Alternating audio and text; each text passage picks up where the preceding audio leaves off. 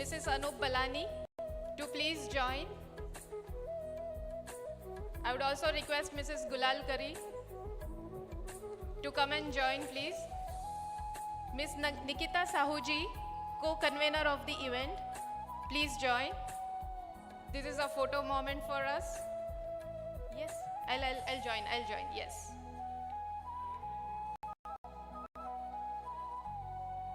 Yes, Ms. Nivedita Jadhav.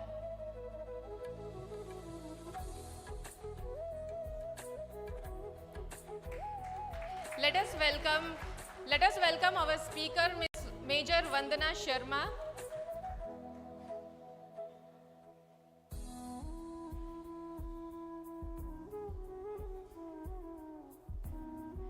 Virendra, why don't you join as well?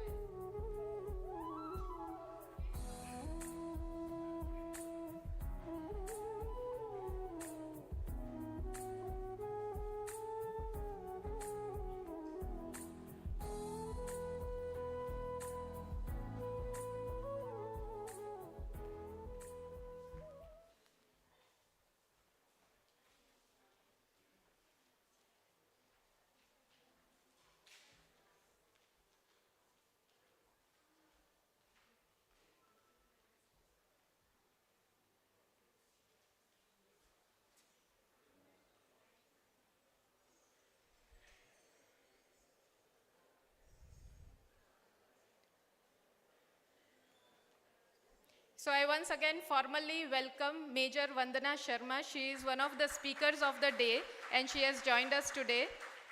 I also welcome Madam Kirti Kelkar. She is also one of the speakers of the day. Thank you, Madam. Thank you for joining us today.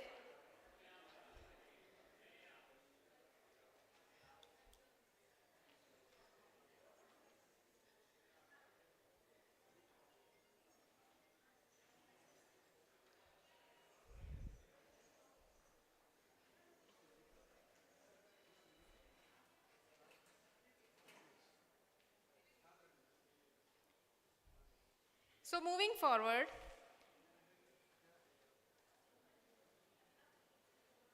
I would like to call Mrs. Simple Jain on the stage. She is the convener of the event today. She is the director of New Era Solutions and an expert in electronic security systems. She is responsible for bringing everyone together today under her collaborative leadership and under the guidance of our National Women Chair, Ms. Jayanti, to put this event together.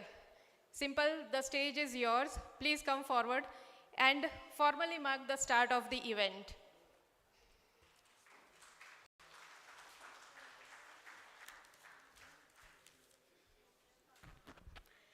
Good morning, Bharat. Not able to hear. Once again.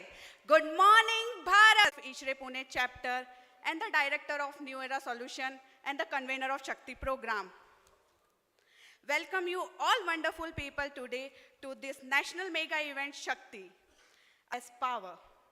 SHAKTI is one of the most powerful events organized by Ishrae. The first edition of SHAKTI was grand success and the first step toward creating a legacy.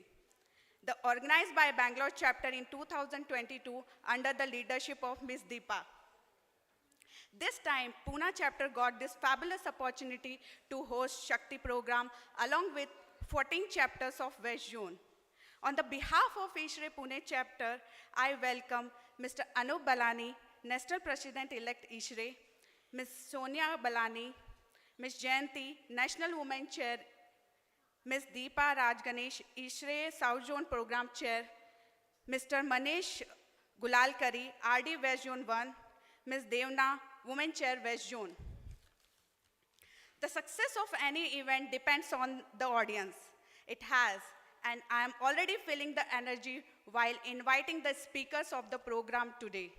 The remarkable responsibilities of their respective fields and the woman icon of our society and inspiration to many. Also, I welcome all our respected sponsors, delegates, members of Ishrae family, and students. Ramante tatra devta yatha tatra naryastu puja sarvastra phala kriya yat sarvestu upasana. The divine are extremely happy where women are respected.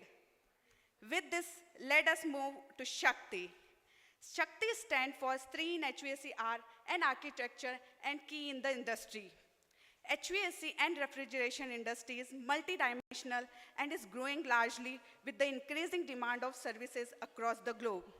Shakti is the fine initiative for increasing visibility of women professionals in this industry. The speech was as gorgeous as you are.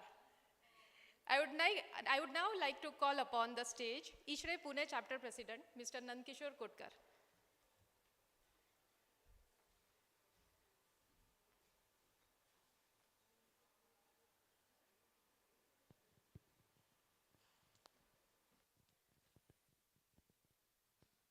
नमस्कार.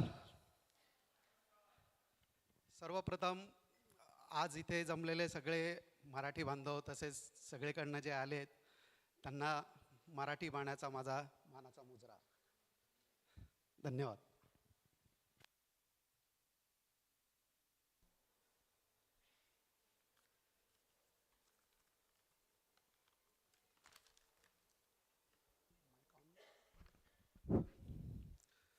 So ladies and gentlemen, warm welcome on behalf.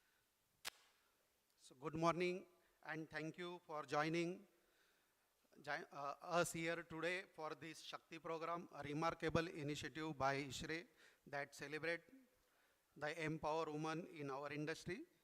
It is an honor for me to address this gathering, and I want to extend a warm welcome to all the wonderful women and of course gentlemen too, who are vital part of Ishrae and this HVAC and our industry.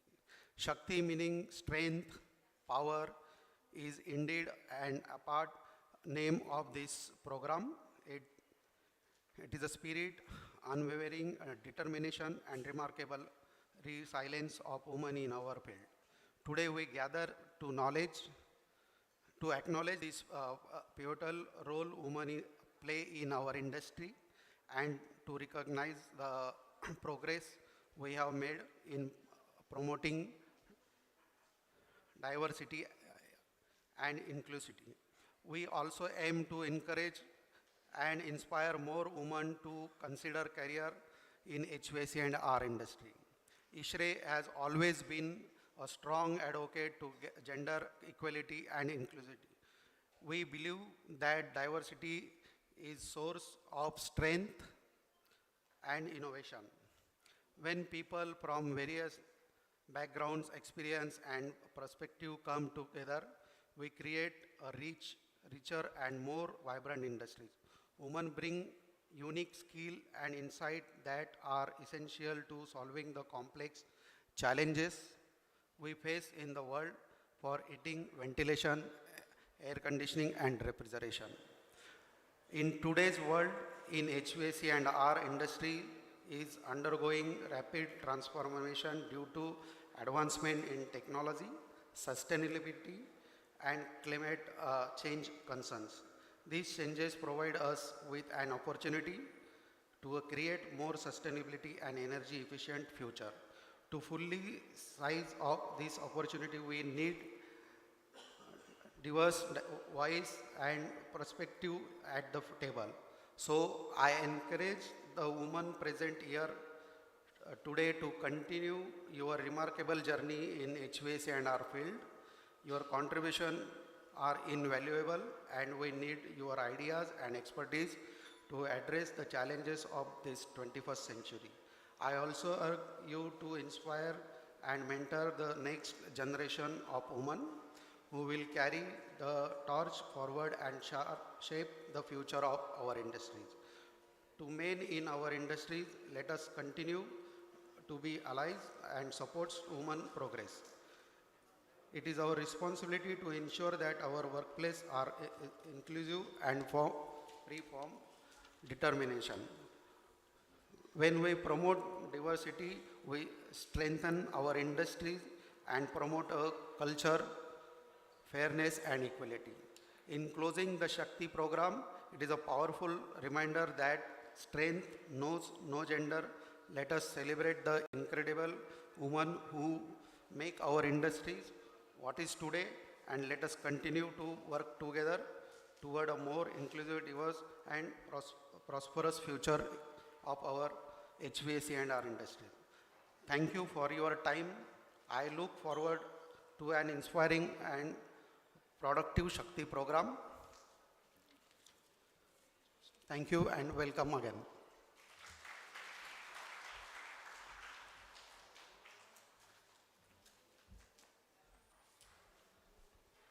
Thank you, sir. Thank you so much. Due to prior commitments, Mr. Yogesh Thakkar, who is our national president, could not join us today for this event. However, he has been very kind enough to share a few words with us. I would ask our media team to please play his motivating video and let the audience hear his message.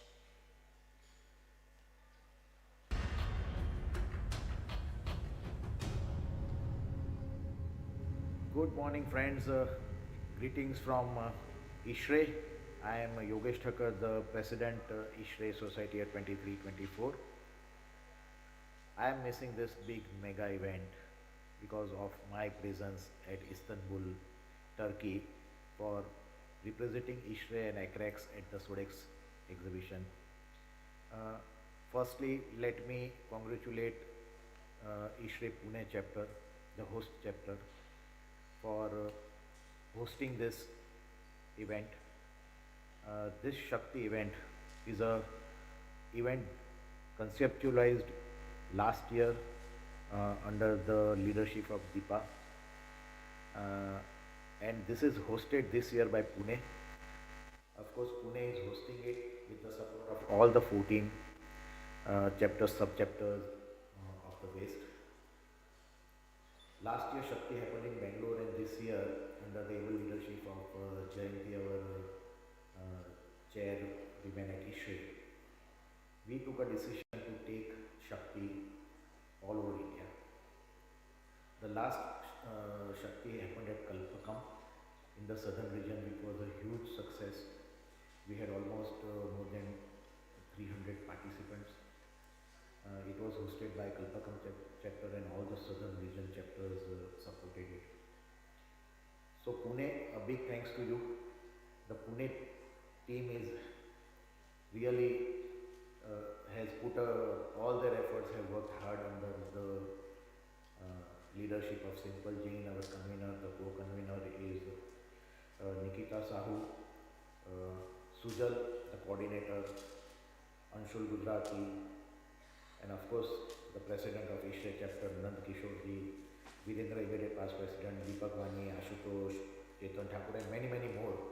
If I am forgetting, please pardon me. And of course, with the support of both the dynamic regional directors of Waste, Mr. Manish Gulalkari, Mr. Akash Patel. We have today the presence from the HQ, also Mr. Anup is there, and many, many more dignitaries all over India are attending this Shakti event at Pune. Once again, special mentions to the women at Ishrae team led by Jayanti. All the zonal chairs have worked really hard this year, and they are really raising the bar for Ishrae, participation of women at Ishrae. So this Shakti basically event next is happening at Delhi, and I will request everyone to attend this. That this will be for the northern part of the Ishrae. So during my presidential theme, the theme is engage, educate, and elevate. This year, women in Ishrae is really helping in really with the participation of all the women at Ishrae. They are engaging all the women fraternity, not only in the HVAC industry but the built environment industry. We are spreading the education about all the prospects in the HVAC industry, in the built environment industry, and we are trying to elevate. We are trying to give all the opportunities to the women at Ishrae. We strongly believe in gender diversity. We strongly believe in women empowerment at Ishrae. My dream is to see Ishrae national president as women. This is really a dream. Wow. I am pretty sure in the coming years this dream is going to become true. Friends, today we have a packed event. The whole day is going to be very, very interesting, very, very good speakers. We have speakers like Meher Padamji from Thermax, Smita Patil from SSPL, Dr. Sunita Purushottam from Mahindra Lifespace, and we have also motivational speakers, Major Vandana Sharma. We have a financial expert speaking about the financial literacy, Alpa Shah, Dr. Kirti Kelkar handling the technical session, and we have also interesting panel discussion. So friends, please accept my apologies of not being present. I am going to miss all this interesting session. I also take the opportunity to thank all the associations who have always supported Ishrae, like Triple ID, IPA, FSAI, IGBC, NAREDCO, and all other associations who are involved in the built environment industry, all the architects, all the interior designers, all the developers, all the professionals, consultants. So friends, enjoy the day. Have a great day today. Lots of learning, happy learning to all of you. And I'm pretty sure at the end of the day, you all will go really happy, more information, more informative, more motivated. That's all from my side. Best wishes for the day. Thank you. Thank you everyone for listening to him. So all the ladies sitting over here, whether or not you are an Ishrae member, Yogesh Thakkar sir has given a very achievable goal to all of us, national president. So whoever is an Ishrae member, yes, we know what we are aiming for, and who is not, welcome to Ishrae, you can join Ishrae, and yes, this goal is for all of us. Wonderful. I am really inspired by his words. And like he said, the next edition of going to happen in Delhi. Delhi dur nahi, chalo Delhi chalte hai. Sir, a very big thank you, though you are in Istanbul. If you are seeing us, watching us live on YouTube right now, a big thank you from Ishrae Pune chapter as well as Women in Ishrae for your wonderful words. Thank you. I'm delighted to introduce Mr. Anup Balani, our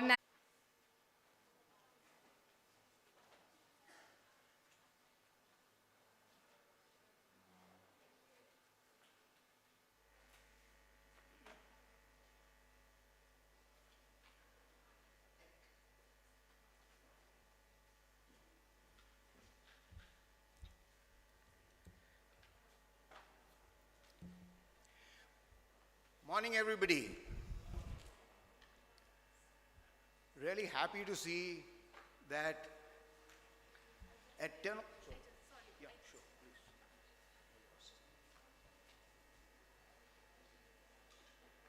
So I would like to announce Ms. Meher Padamji is here with us. Let us welcome her with a great round of applause.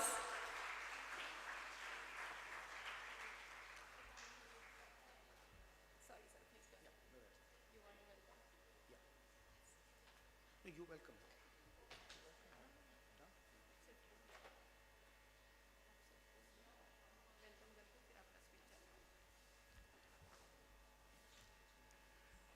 Again? Okay. Good morning, everybody. You know, this is the first Shakti event I am attending. And I'm really, happy, or should I say that, this time, if you see the number of tables, can you believe it, this time, all the tables in Ishrae event, the front tables, or first 6 tables, or 10 tables, or 12 tables are occupied by women only. Isn't that great?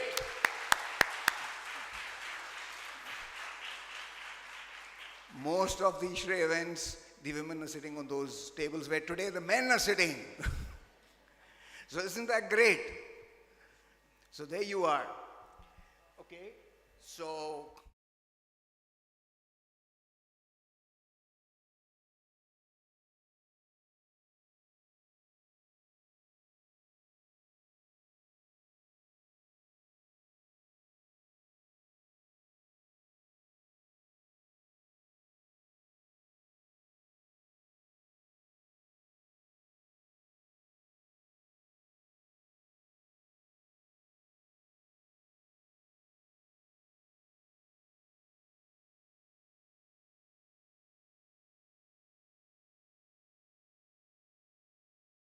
Chotkare, and that was great.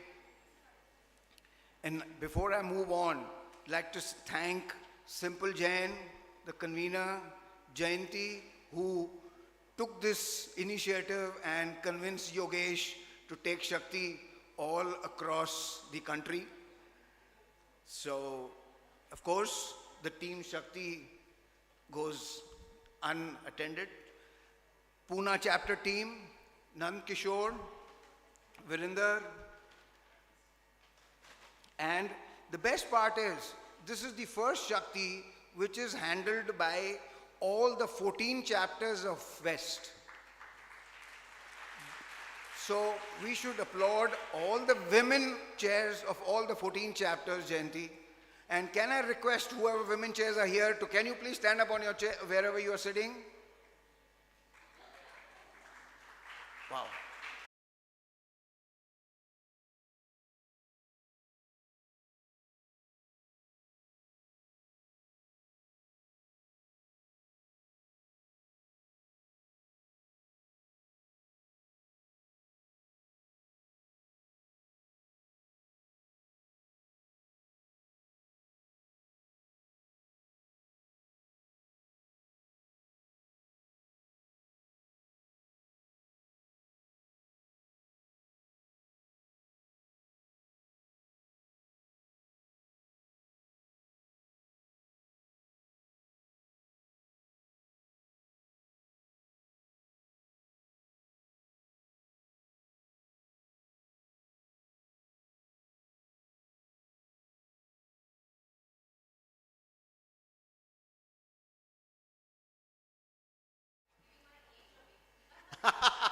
Okay, I'll not reveal that.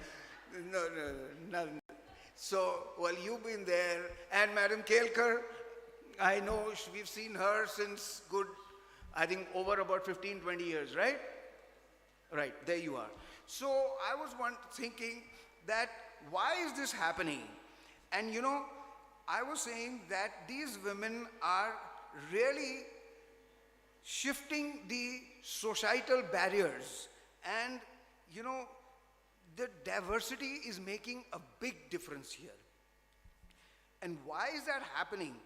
Because all our men are seeing that these women have a skill set of going into the details. Their problem solving ability is much, I feel, is much more than men into detailing. They go into details of the problems and solve it out. So it is, I feel that with this, it's going to take, at least in our industry, we'll see a lot of women get in and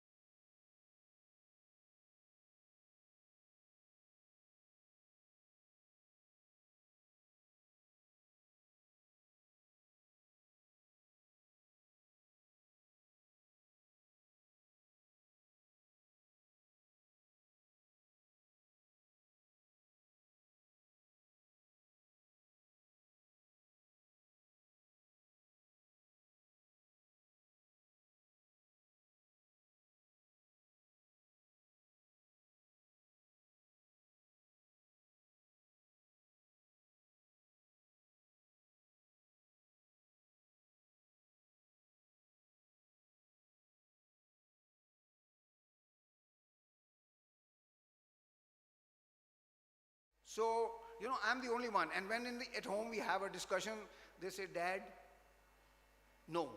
We three are going to decide what we want to decide. So that's what has to come. So that's what I'm going to urge. That's just something I wanted to bring up. It's just a thought which came in my mind probably a couple of days back. Okay, now I'm going to do the job which I've been brought here to do. That is, talk a little about Ishrae. My first question is, how many of you are non-Ishrae members out here? Can you raise your hands? Wow. Pune chapter, take a picture. Where is Pune chapter? President? Well, you've got potential about 30, 40 members out here. Don't let them go out. Okay. Anyway, so that's good. So I think this is the mission of Ishrae. Can I get the other mic, please? Then I can, I can't see that. Hello? Hello? Hello? Can you hear me? Okay. So this is the mission of Ishrae. No. Is it? Hello, hello. See, I did not turn on the power of this mic. I told the woman to do it. This is the power of women. You have to be dependent on them. Okay? So this is the mission of Ishrae. I'm mainly focusing to the women or the men who are non-members, but members also. It is good to know what we do because we keep doing, as at Ishrae lately we've been doing a lot.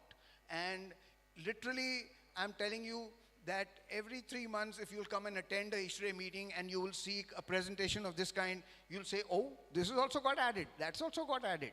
So, of course, this is the standard. Our mission, promoting the goal, protect environment, improve indoor air quality, energy conservation, and many more. Do you have that? No? Okay. So, Ishrae was formed in 1981. And, I am the blessed one that Ishrae was formed by 4 members, and one of them was my father. So, my father in 1981, along with 3 other members, Dr. P.C. Jain, Mr. M.M. Pandey, and another Mr. Jain, they formed Ishrae on a similar platform as ASHRAE in the US. And can you believe it, in 81 it started with 4 members, and today we are 30,000 members across the country. We are going into our 42nd year. So we celebrated our 40th year 2 years back, and we did a lot of events. Now coming, of course, Yogesh has already talked about it. His thing was there. This is his theme: engage, educate, and elevate. And Jayanti modified this theme to the women by saying, engage all the women, educate all the women, and elevate them, right? Am I right, Jayanti? Sorry? Oh, it'll come in her presentation, so she doesn't want me to reveal her presentation. Okay. I will not reveal your presentation, don't worry.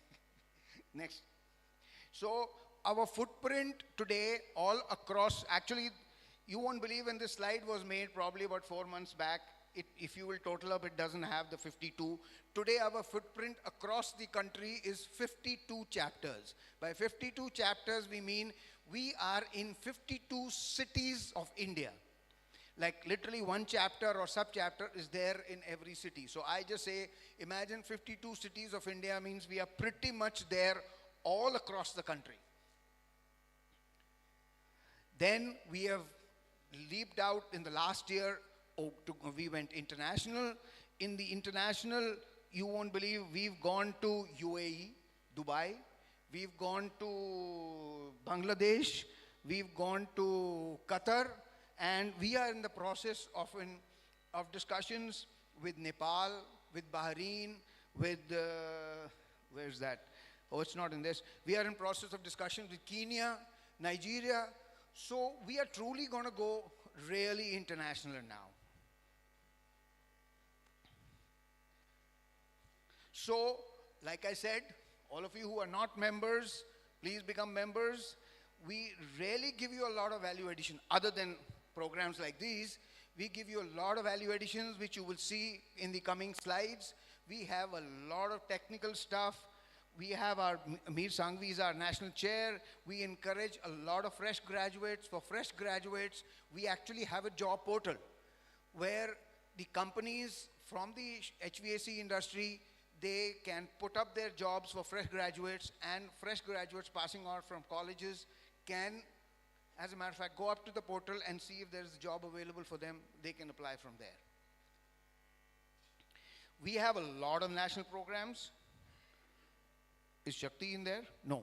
We will have to add this. We'll have to add this. So these are we have our two main flagship exhibitions. Our ACREX, which is our main flagship exhibition. It happens in 3 cities of the country, Bombay, Delhi, and Bangalore. And this year, again, February 24, it is happening in Delhi. Last year, it was in Mumbai. And then thereafter, it will go to Bangalore. So I would again request all of you to block your dates for February ACREX, and please be there in Delhi. And anything else you need, you can contact the Pune chapter president. RefCold. Now, RefCold is another event exhibition which we introduced because, honestly speaking, Ishrae, there is an R in Ishrae, okay? That R means refrigeration. And HVAC and R also has an R there, and that is refrigeration. And Ishrae had forgotten that R. And we had forgotten it till about 10 years back when we remembered, and we were reminded by the industry itself that there is a refrigeration aspect to it also. So we've got this exhibition called RefCold, which happened last year, actually as a matter of fact, a month back in Chennai. And you won't believe, this is the 4th edition, 2 happened virtually. In total, this is the 6th edition. And this time was the biggest one. There are a lot of refrigeration shows across the country. But they are all, refrigeration is a sector which is more of an unorganized sector. So getting exhibitors in a refrigeration show was a really tough job. And we had over 200 exhibitors in this refrigeration show in Chennai, and we covered about 3,500 square meters of space, and it was purely 100% refrigeration. So we did not allow any air conditioning company to participate in that show. Then, of course, we have other national events, ACREConf, which is held by Delhi, Tech First, which happens in Goa, Confluence, Symposium, and many more. You see this Urjavaran. I'll say a few words on Urjavaran. Urjavaran is an event which we started about 5 years back. And this is one event which travels all across the country. And you won't believe, this year's Urjavaran, we have had over 42 chapters who have asked us that they want to hold this event in their, in their city. And when we talk to our partners, this is one place where we go to the industry for partnership, and you won't believe, the partners, we give them the choice to pick up the city they want. We, if X company is a partner, we'll tell them that here are the 40 cities, decide which one you want to pick up. And accordingly they pick up, and this is one event where the partners come even before, for the next year. They give commitment for the next year, because they feel that this is one event they're getting a lot of value. And they can go into the tier 2 cities, tier 3 cities. So these events are giving a lot of mileage. And Pharma Connect, of course, this year Pharma Connect is doing very well. We've got Pharma Connect in about 14 cities. So most of our events are really catching up. Okay, this guy is saying that you cannot talk anymore. So, okay, so I'm going to go fast. These are some other programs which we do: tech talks, seminars, workshops, DLs, IEC and ICP are two courses which I would like to mention about. IEC is the education program, and ICP is again the certification program which we have for engineers. We do a lot for students. Well, I've done that yesterday at the student. We actually, as a matter of fact, yesterday we installed 5 student chapters here in Pune itself.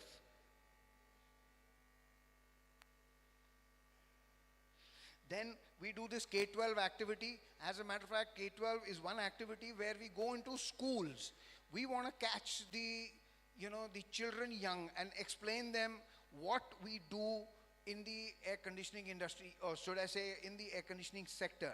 So that, when you catch a kid in the school, a simple example is when a child is told that at home you tell your dad or tell your parents that you have to maintain 25 or 26 degrees in the air conditioner, which in the unit at home, when that kid will go and tell that father or that mother that why is this thermostat showing 23? Why can't we do it at 26? It's going to make a big difference. And that is what we are trying to, we are catching them young and explaining them everything at that stage. Of course, we have I'll move on. We have certification program. We have technical groups. Like I said again, there's a detail of technical groups. We have over 39 technical groups in different fields where you name it. And actually, as a matter of fact, these technical groups are there for, if anybody has any concern, any problems, anything, they refer it to Ishrae, and then Ishrae refers it to the relevant technical group. And these technical groups are people of experts from the industry. So there's these experts, 5 or 7 are there. Then they will study that problem and get back to them with the solution.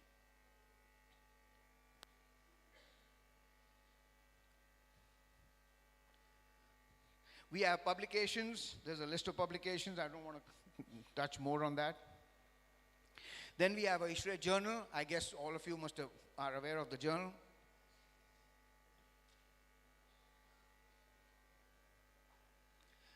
Okay, next.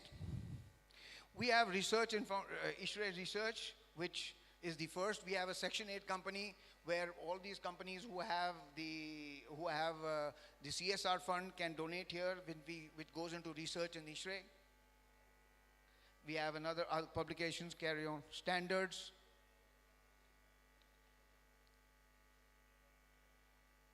This I'll not touch. I touched before. Thank you. I know I took a little extra time.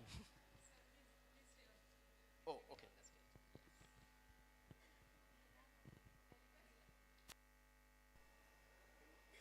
I request Mrs. Balani to please join us on the stage.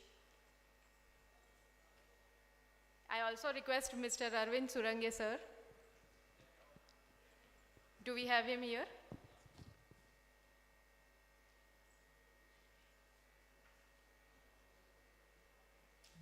Mr. Arvind Surange, sir, do we have him here? Oh, okay, okay. Do we have Mr. Kotkar over here? I request Mr. and Mrs. Kotkar to please come on stage and felicitate Mr. and Mrs. Balani. Yes, so we have Arvind Surange, sir. Sorry, sir. Sorry. Arvind Surange, sir, you are required on the stage. Sorry for the rush.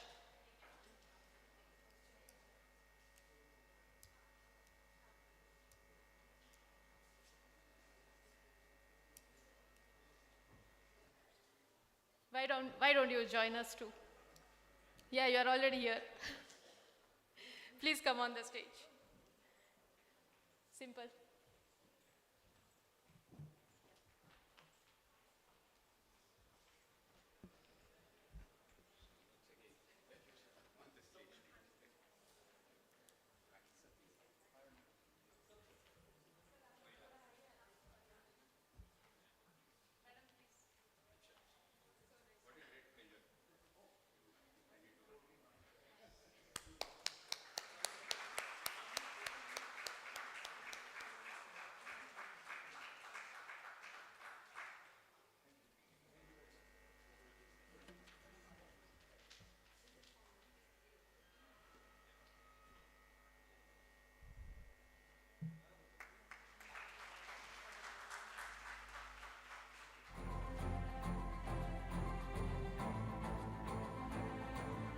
Thank you so much.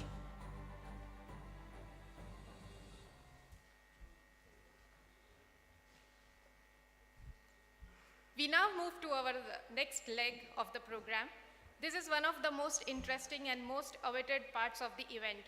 This is Fireside Chat with Ms. Meher Padamji, the chairperson of Thermax. Our very own senior, Ms. Nivedita Jadhav, will be hosting this chat with Honorable Ms. Meher, who is our distinguished speaker today. I would like to request Ms. Nivedita to please come and take over the stage and introduce Ms. Meher Padamji.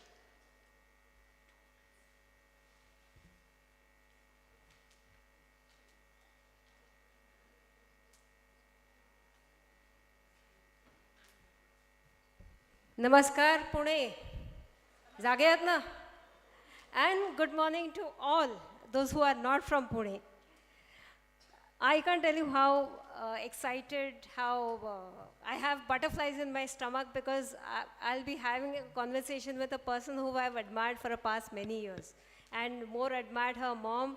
In fact, you know, we talk about women in the industry and there are very few names that really come up, and Thermax is one company which has had two distinguished leaders. One is Meher ma'am and one is her mom, Anu Aga.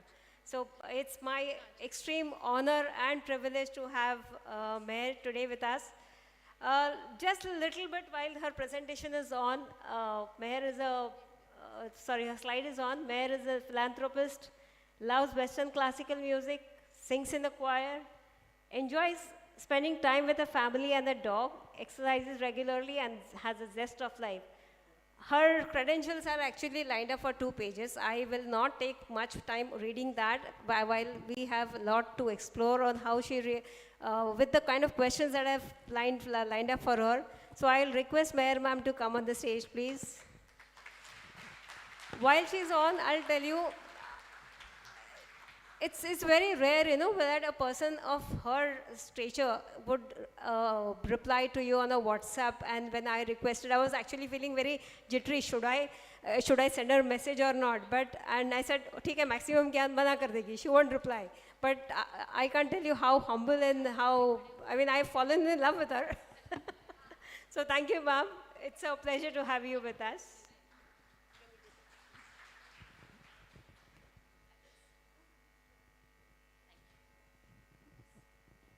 Hello. Thank you very much. Thanks, Nivedita, and thanks very much for inviting me here. And I completely agree with you. What is the worst that can happen? You can say no. That's the worst. So it's better to try and fail rather than fail to try. Yeah, so this is something that, of course, I've learned over the years that, you know, you can, until unless you try, you won't get to know that it's really viable or not. So, Mayor ma'am, once again, thank you. And I know she's actually had a very tight schedule. She traveled 1 hour only to come here, and I know how difficult it is for a person as busy as her to spend 1 hour just traveling here, then go back. No. It's just that we have our board meeting next week, and therefore, this week is really, really busy. So sorry about that. Okay. So I'll straight away go to the questions, ma'am.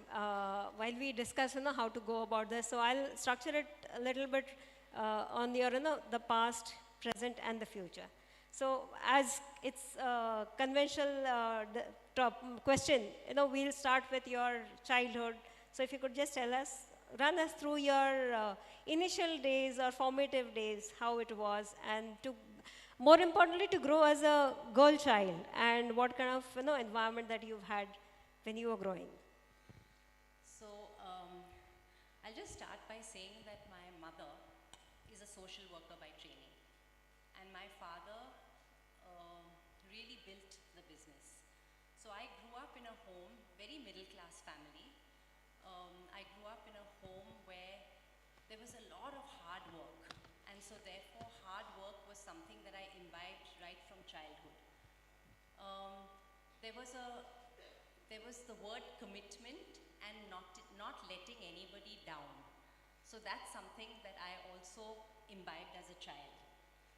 Because my mom was a social worker, she would take us to Mother Teresa's home, she would take us to Ishrae in Pune. And so I volunteered from being a little kid. And so much so that when we were little, we put up plays. So there was this other couple, brother and sister, and my brother and me. We used to put up these various plays, invite our parents, their friends, sell cookies and limca in the break, and sell tickets, of course. And they had to sit and watch us patiently. And the money that we collected, we used to go and give to one of these homes. So I think that was something that was very much a part of me right from the start.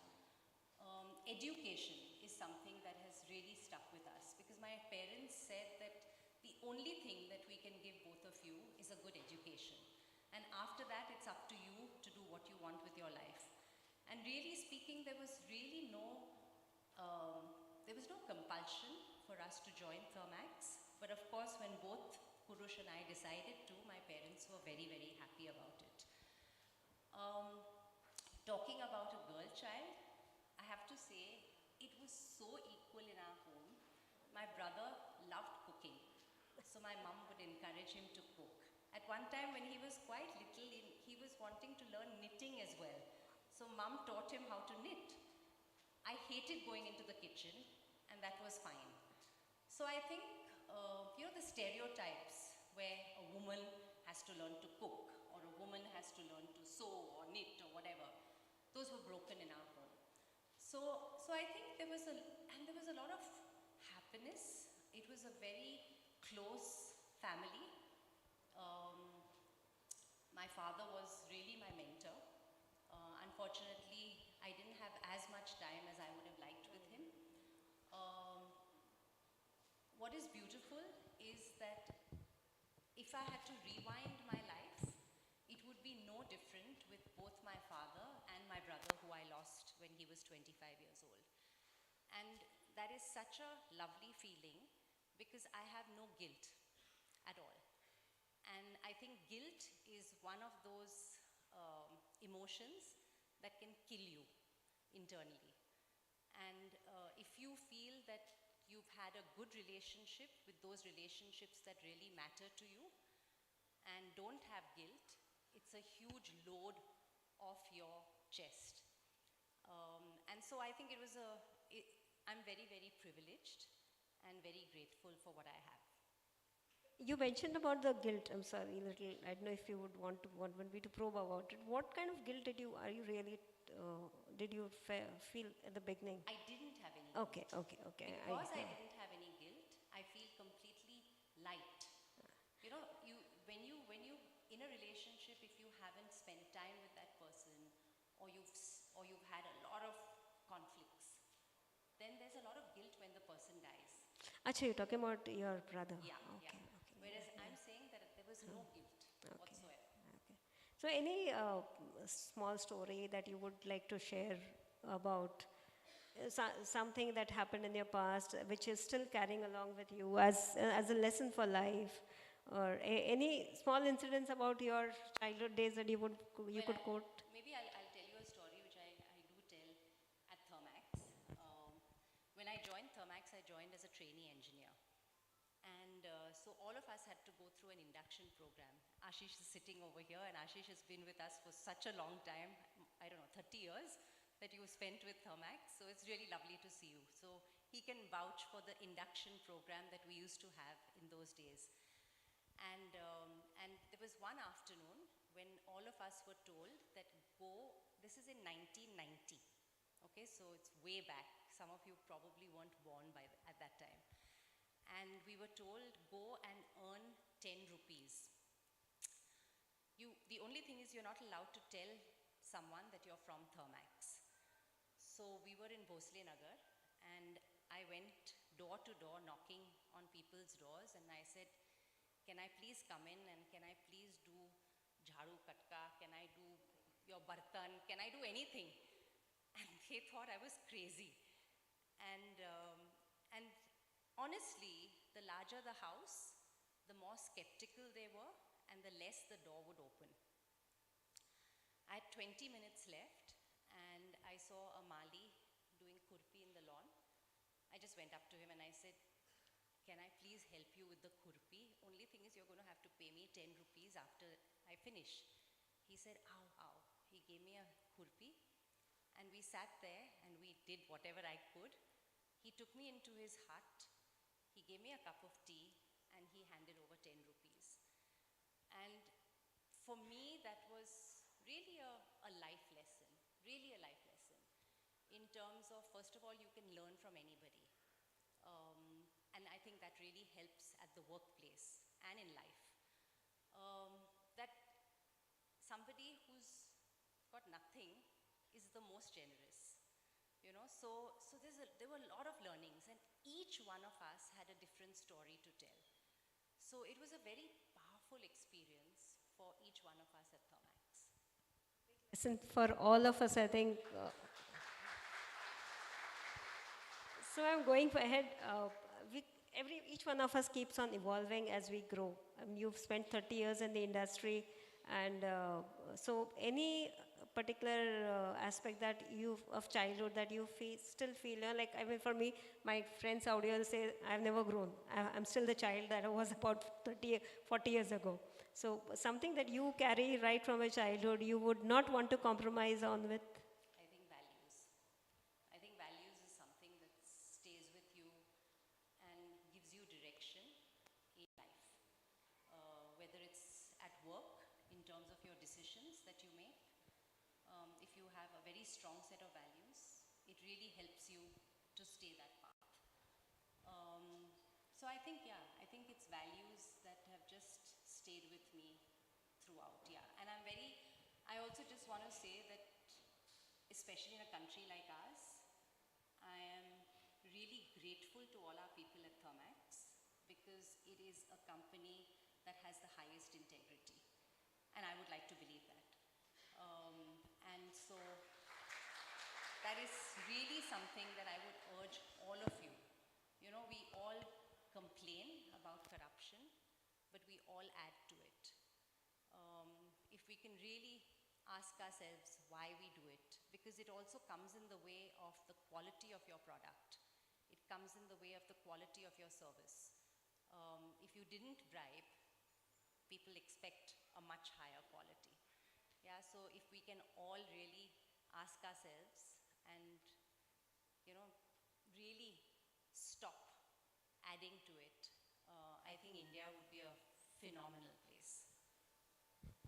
Philosophy is one, ma'am, I'm sorry. But what I wanted to actually probe is, some basic nature of being very naughty, or I don't know how you were as a child. Were you a brat or sober kind, simple? No, I think I was more the sober, boring type. I think probably responsibility in some ways came to me quite early in life. Yeah, yeah. Okay, so besides your family, Sorry. yeah. And I'd also want to say that just talking a little bit about the corruption bit, you will have less business. Yes. You will have less profits. Yes. So be it. Yeah. I think, and this is where the values help you take those decisions. So I believe in it very, very strongly, and I would really, really urge all of us to. I'll also give you one other example. We started a build, own, operate business about, I don't know, 10, 12 years ago. And at that time, it came to the board of the company in terms of should we build, own, operate business on fossil fuels, or should it be purely green? And I took a very strong stand that it should be purely green. And people said that you're going to miss out on so much turnover and therefore so much profits. And I said, it's okay. I don't mind. But I think unless some of us take a stand in some areas, the world isn't going to change. So even though it's tiny, at least it's something that we're doing. So we've always heard about the Tata philosophy, but then now we have the Thermax family philosophy that we can always start giving an example about. The next question is, ma'am, we generally, when we ask who are the people who have influenced your life, so besides your family, your father or mom or any maybe close kin, is there anyone else that from the industry or your immediate connect, whichever way, someone who you've been following or going up to whenever Yeah, required? I think a lot of different people for different things. But I think, and through books that you read as well, they've been like your role models. But I think closer to home, a couple of people on my board who I consider I respect very, very much. I've also had coaches or mentors, and in two different parts of my life at Thermax. And that's another thing that I just feel that a coach can make a huge difference, huge difference. And just in terms of putting a mirror to you and making you think and making you get answers to many of the questions. So, so I've benefited hugely from two people, yeah. So you mentioned a coach as, I mean, as a, like we, I don't know, it's not a psychologist. I mean, someone you actually, they're professional coaches who, you go for business guidance, or it is a personal guidance, I mean, emotional. I'll tell you where I had the coach.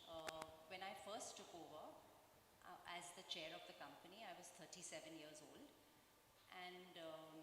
And so I was young, I was a woman, and I had a male CEO. And so it's not easy for men to accept women as their boss most of the time. And so I also took over as a non-executive chair, even though I had been in the business as an executive for over 10 years. And so understanding what my role should be, understanding what his role should be, understanding the fact that ultimately I am the boss. And so I think those areas really helped. So this coach actually came in and helped both of us, and spent a lot of time with each of us in terms of our roles, responsibilities, and how we can work together to make Thermax a success. So it's a kind of a business support. Purely Oh, okay.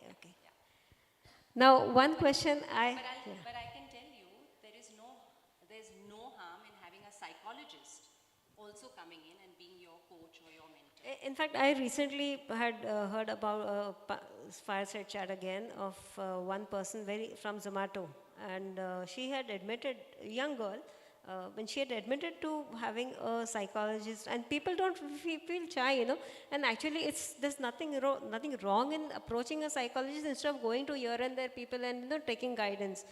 So there's a kind of a stigma in admitting or even going. They would prefer to go in a depression rather than go to a coach. So that's one thing which I really felt was very strong of her to admit it in an audience of around 1,000 people.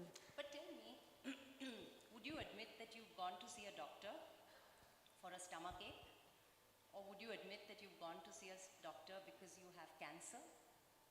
We don't bat an eyelid in terms of saying that. So why are we so shy and have such a stigma in terms of going to a doctor where we have some sort of depression, which is to do with the brain? It's just another part of the body.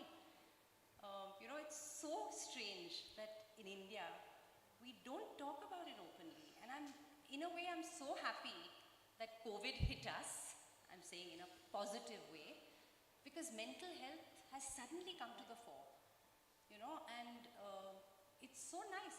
I wish more and more people would talk about it. I have a lovely, lovely friend who talks about it very openly, and she goes to companies, she talks about it through Zoom, or if she's invited, she can come and talk about it. And if anybody wants to know more about it, I'd be very happy to introduce you to her, because she's so open with her own life. We need such people, to talk about it openly. Otherwise, everyone, our family is normally not always supportive. So then where do you go? You go to friends who probably may not have information. You Google out information. So we tend to get misled. So we know you as a chairperson of Thermax. We know you as a philanthropist, but if you have to define yourself as who is Meher as an individual, how would you describe yourself? Ask Ashish. No, I think if there was one word probably that I would like to use, it's authenticity. And again, that word, I always feel that you are the same person, at least I am the same person, whether I'm at home or at my workplace. Okay, so I don't try and put on a mask at the workplace. Okay, so I am who I am. And again, I feel that because I am authentic, I feel a sense of huge lightness, no burden at all, because this is me. So take it or leave it, you know, that kind of a thing. So, so I think that's the word that I would probably describe. I would, For myself. I'm sure Ashish would also say the same about her. Poor fellow, I don't think he'll say anything different. So, ma'am, now we segue into your professional journey. So, you joined in 1990 as a trainee engineer, then in 1996 to the board, right? And then at 2004, you became the chairperson. So, how perplexing was the journey? Very, very tough. I think in 1990 when I joined as a trainee, I remember the first thing was that I used to feel embarrassed about my surname because I was Meher Aga. And I said, oh God, if I've got this surname, then everybody's going to treat me differently, like the boss's daughter, you know? And I hated that. I was very lucky in that I had a boss, top boss, called Mr. Nitin Varti, who was the head of our water treatment division at that time. And he was a no-nonsense guy. He couldn't care whether I was the boss's daughter or not. Luckily, he put me through hell, you know, in terms of an induction program. That's the positive way of taking even Yeah, these things. It was very, very, very good. I really thank him for that. And so I did that for 2 years. And then in 92, my parents, I got married in between. I was very happy because then my surname changed to Padamji. And then in 92, we were sent, my husband and I were sent to the UK to turn around this small little company that we had over there. And I think the maximum that I learned was in those 4 years because it was so tough. We had Dr. Joshi, who at that time was a board member, and Mr. Chidambar, who was one of our engineers, who today actually is the CEO of Tata Autocom. And so they both came with us to the UK and really helped us in terms of understanding what is the marketplace, what does a customer want. We thought we were selling stuff from India, and suddenly we went out there and found that the lag time for shipping is so high that it didn't make sense importing stuff from India. So we started actually manufacturing goods in the UK to sell it to our customers so that we could give them what they really wanted in the time that they wanted. So we came up with very, very innovative products and I mean, really fantastic products at that time. And unfortunately in 96, my father passed away, so I had to come back to India. Again, it was quite tough because I had gone from India as a trainee, and when I came back to India, I came onto the board of the company to help my mom. And so I think just very tough, both professionally and then of course personally. And of course, I say it was tough for me, but I don't know how my mom did it. She was the one who had to be the chair of the company and take very, very tough decisions at the time. Feroz and I were just there to support her and to help her. Yeah, it was 29. And then I got into finance because I just felt that I need to equip myself to understand how to read a balance sheet, how to read a P&L account. And then I looked at the air pollution control division. I looked at our joint venture. I was overseeing our joint venture for bottled water, which we had to close down eventually. So I think a lot of changes. In '97, my brother passed away suddenly in a car accident. So again, it was a setback for the family.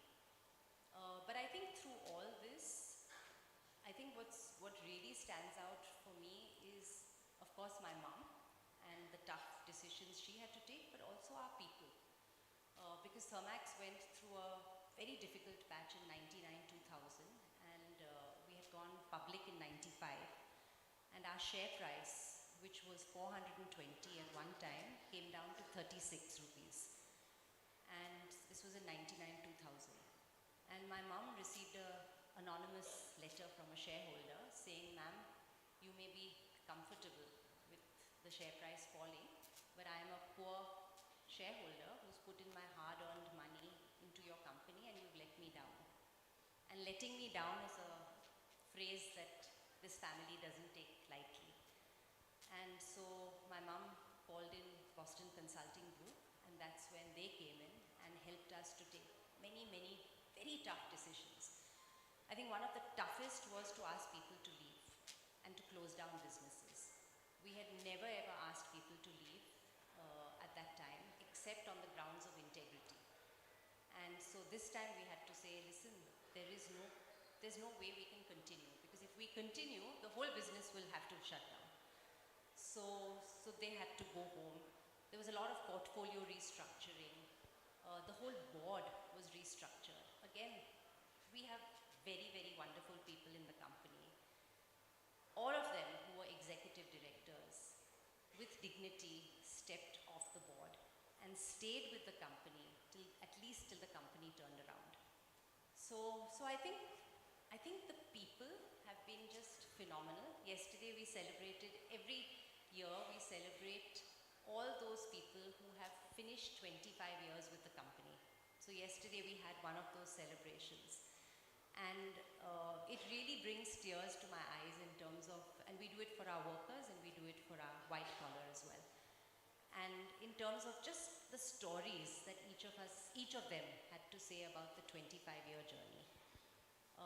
So that happened, and then in 2004, my mom said, "I'm 62 years old, I've had enough, I've turned around the company, now it's your turn to take over." And it's strange, but this is the way my mom is. She went and told the press before she came and told me. And I was very angry with her. And I said, "How the hell can you do something like this?" And she said, "I've done it exactly like this because then I cannot go back on my decision. You know? Because if I come back and I tell you that I've decided to quit, you'll say, stay on for another year, stay on for another 2 years." And I felt very inadequate, to be honest, at the time to take over.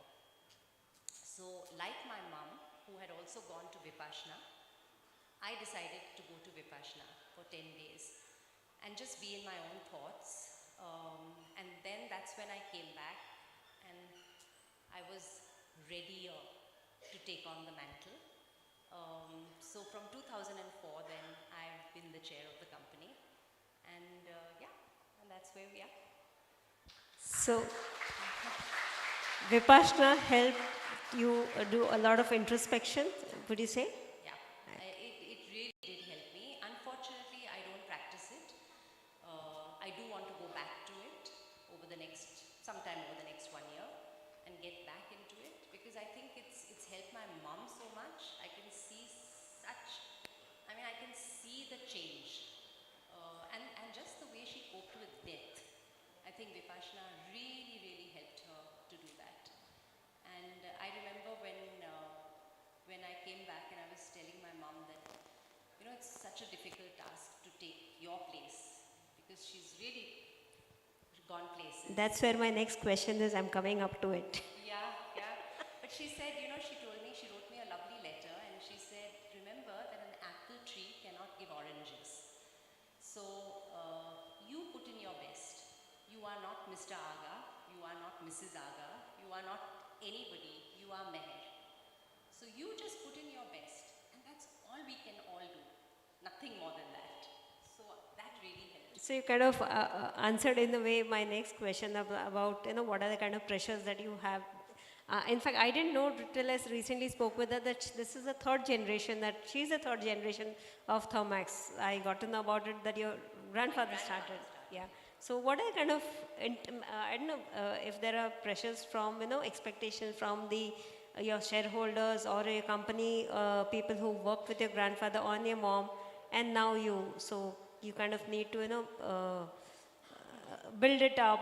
So what are the internal pressures that you face? You know, really speaking, to me, share price is an outcome. Okay, I don't work to enhance my shares. That's not the way I think about it. I think about the shares as I often say that it's like a tennis game. If you're constantly looking at the scoreboard, you're going to mess up your game. Concentrate on your game and the scoreboard will reflect the game. Similarly, our share price reflects the way we perform. And therefore, honestly, if shareholders have certain expectations, of course we listen to every stakeholder, whether it's the shareholder, our employees, our customers, our communities, everyone. But ultimately, we do what we think is right for the business. And so therefore also, in some ways, there's no real burden because we're doing what's right for the business, We'll take all the inputs and we'll do what's right. So ma'am, I just saw the watch. I could actually talk with her for a couple of hours also and my questions will never end. I've got a long list and I'm sure there are a few questions here also, but I'll just take quick 2 or 3 questions. Okay. So, ma'am, can I take just one more? Because I want you to talk about your TFI and Akanksha. Yeah, maybe I'll end with that. Yeah. Okay. So one question beyond that. No. because Okay.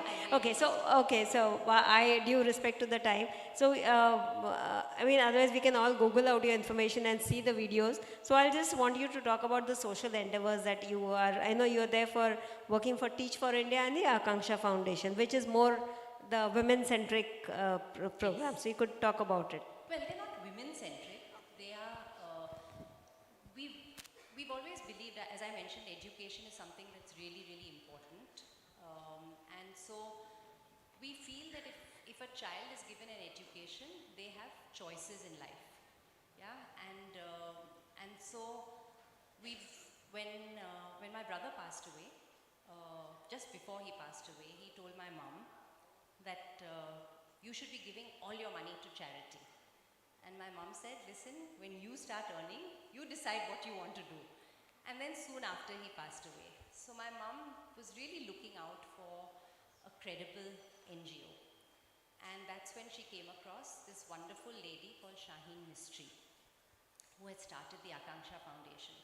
Akanksha started as a community center, which was an after-school center where poor children went to schools and then came to the centers where they learned English, math, values, and just had a lot of fun.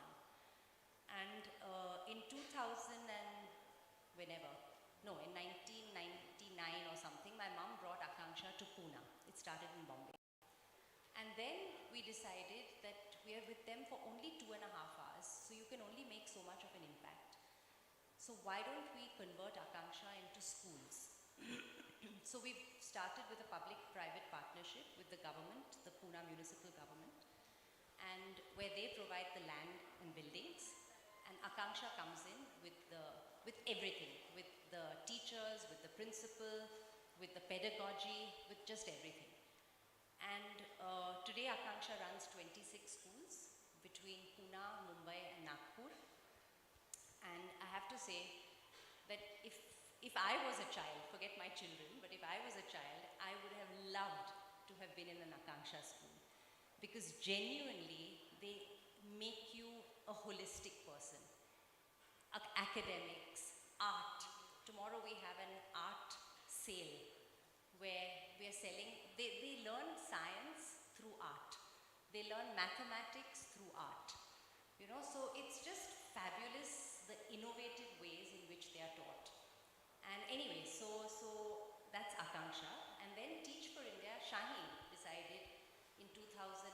7 or 9 that I need to do something bigger, where I influence many, many more people.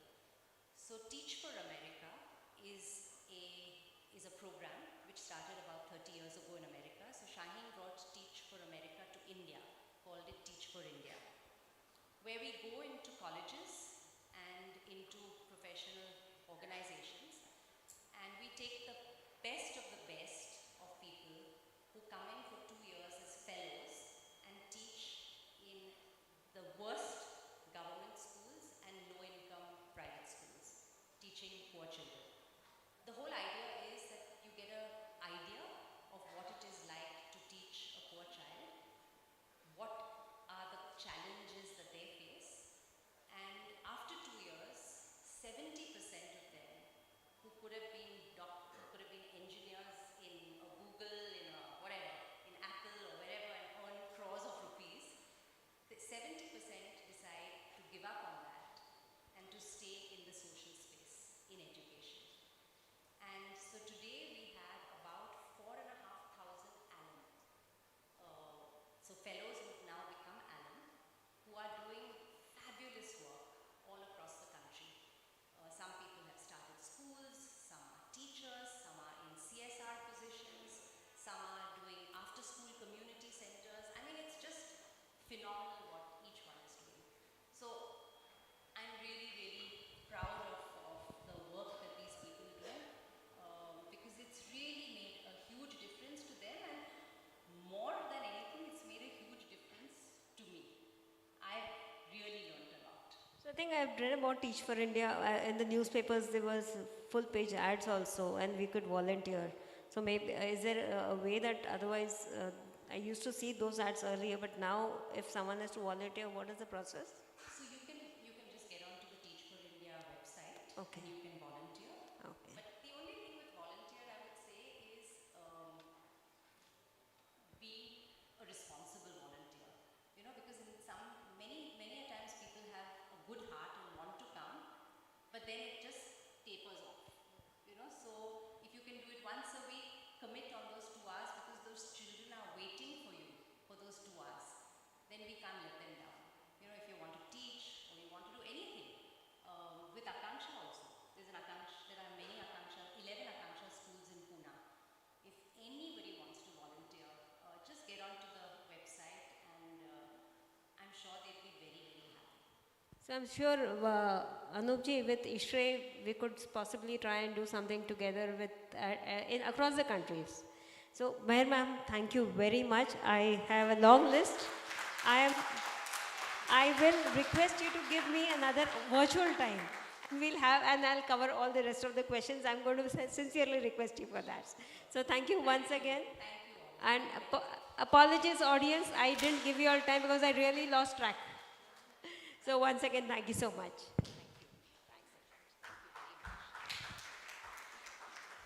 Wow, that was wonderful. So this was like, you know, when you are on a roller coaster ride, and just when you start enjoying it, you get so engrossed into it and you want more of it. I'm sure everybody has experienced this, and phew, it gets over. So I did not realize, madam, that 30 minutes were over, and this is one of the most timeless experiences for all of us sitting over here. Thank you so much. We are really awestruck to not only have you here, but listen about, you not only as chairman of Thermex, but as an individual. Thank you so much. Having said that, I know you are running out of time. I'll be very quick. I request Ms. Jayanti, our National Women Chair, to please come on stage and felicitate Madam Meher Padamji. A big round of applause, please.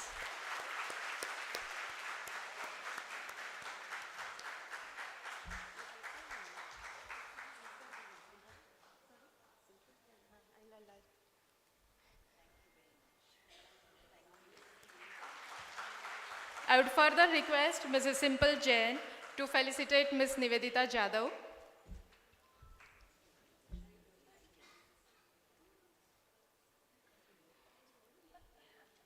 Oh yes, Nivedita, that was a big responsibility.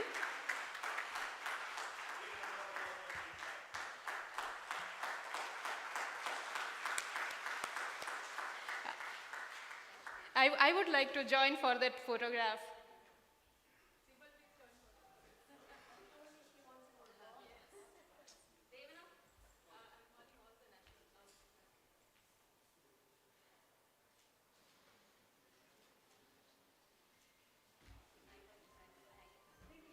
Madam, I still want to be on the stage, please.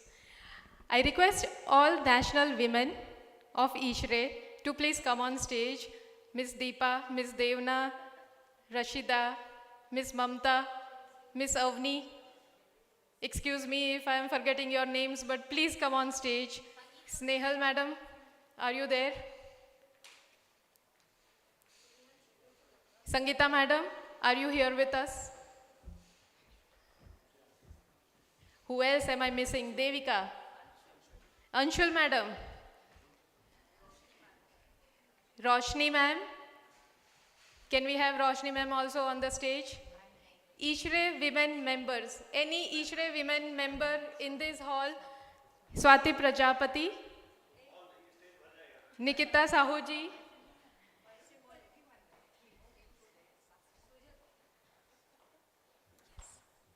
Quickly, we will, please join us very quickly.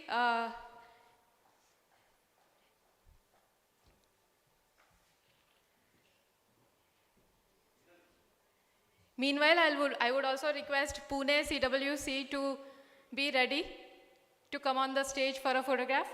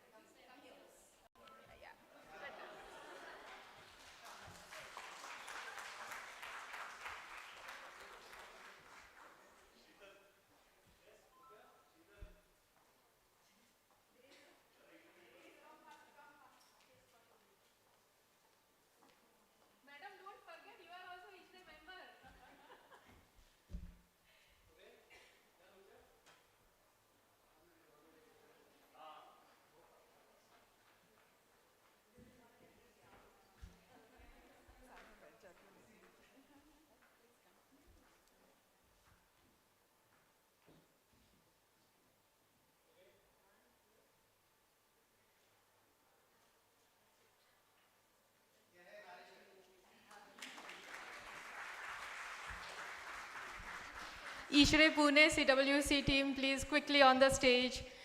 We only have 2 minutes now before madam will leave us.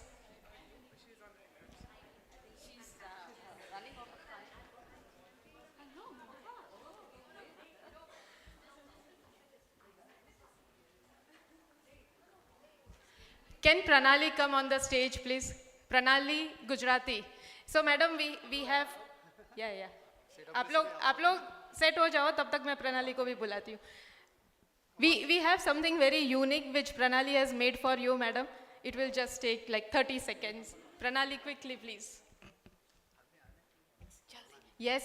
Pune team on the stage, please. Pune team.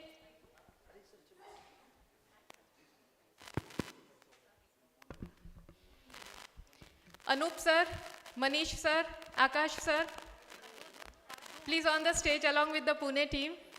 Jayanti madam, aap bhi.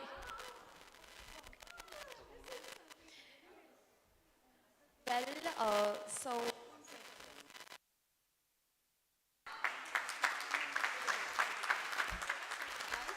what makes me do this? Right in front of you, you are having personality, great personality.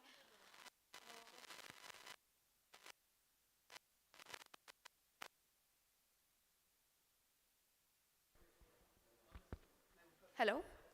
Right here. So, right here we are having a great personality which has inspired generations, even me, even my own generation, which I'm really proud to say that we are having someone from India to be such a great woman, such a great inspiration for all of us, for all women, for all little girls like me. Yes, I am small.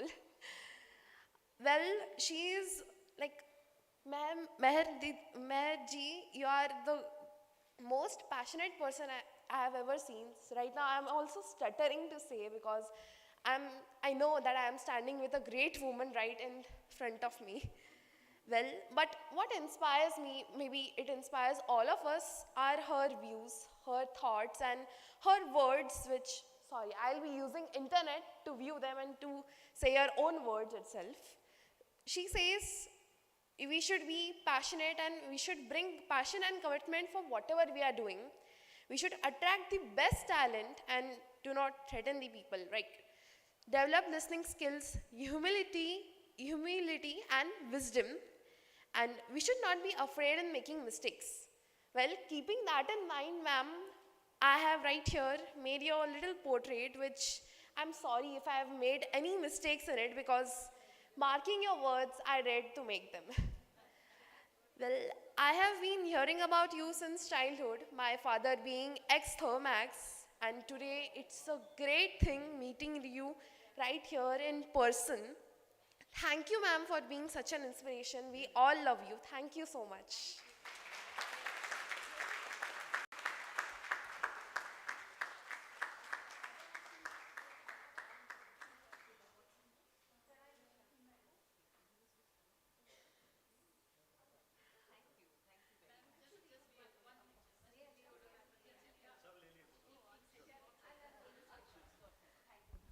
CWC members, please join on stage.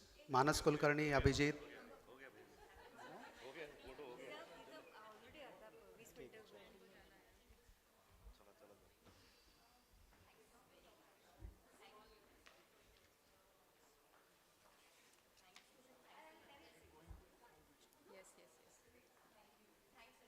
Thank you, madam. Thank you so much.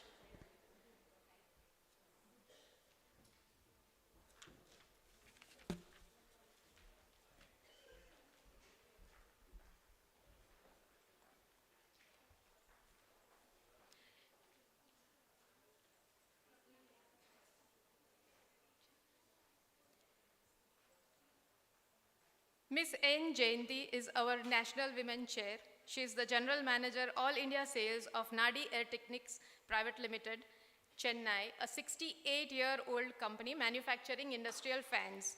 With her vast experience of 3 decades in the industry, she heads 850 plus women members at Ishrae across 54 chapters. It was a wonderful initiative of Madam Jayanti this year to conduct this national event in different regions for greater reach of audience, which encourages more participation and in turn motivates more women to pursue their careers in HVAC&R. I would now like to request Ms. Jayanti, the lady with vision, to please come on stage and share her thoughts with us. Thank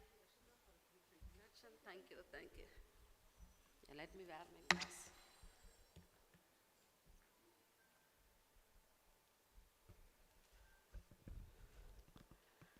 Namaste सर्वांना, तुमचे स्वागत आहे.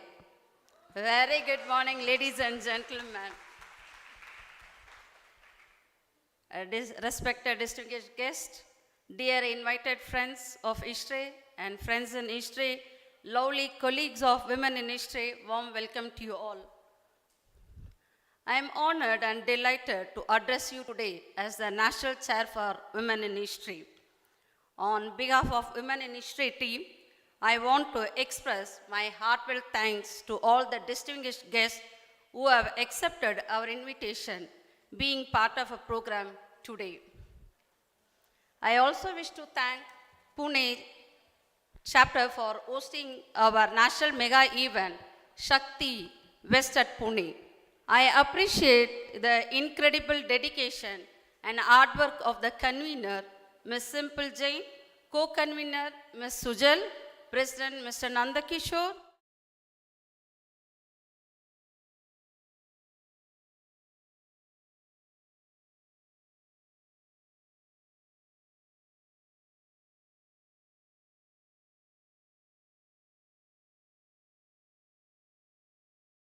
powerful movement from West and also past women chair Nivedita and Anushri for brainstorming the Shakti West in all rounds.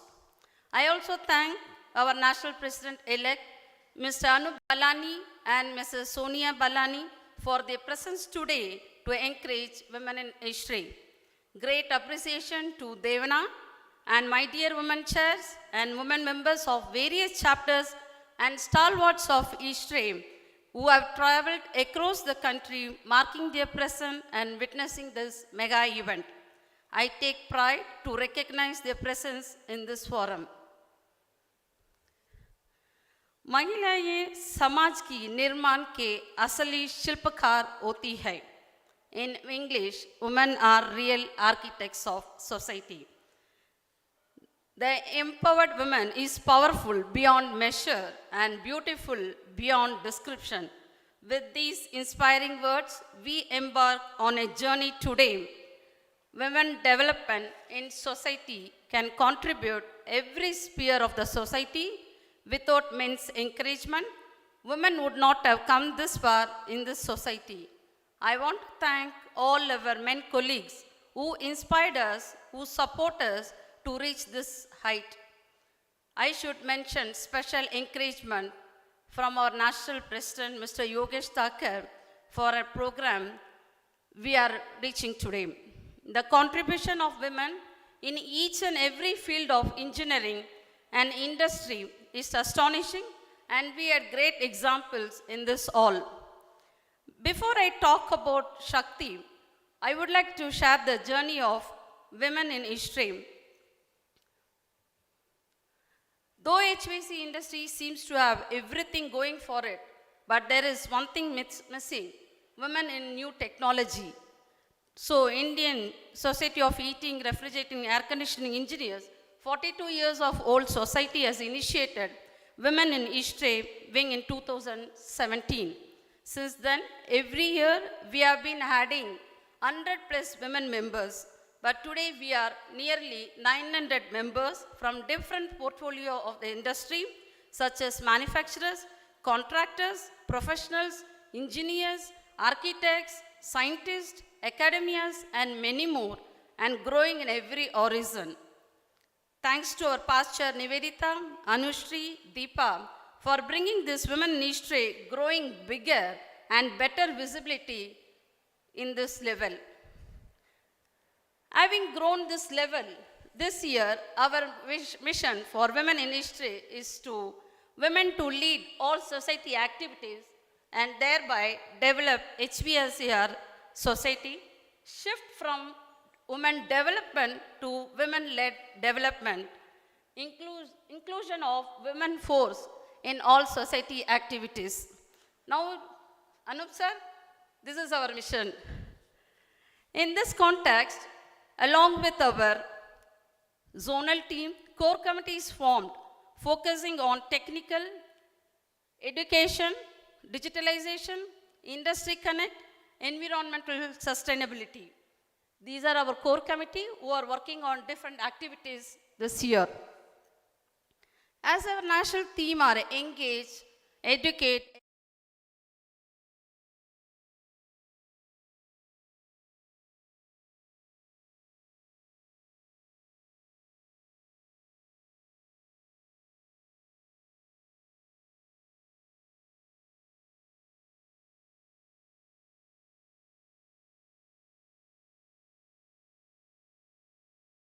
by Ms. Deepa.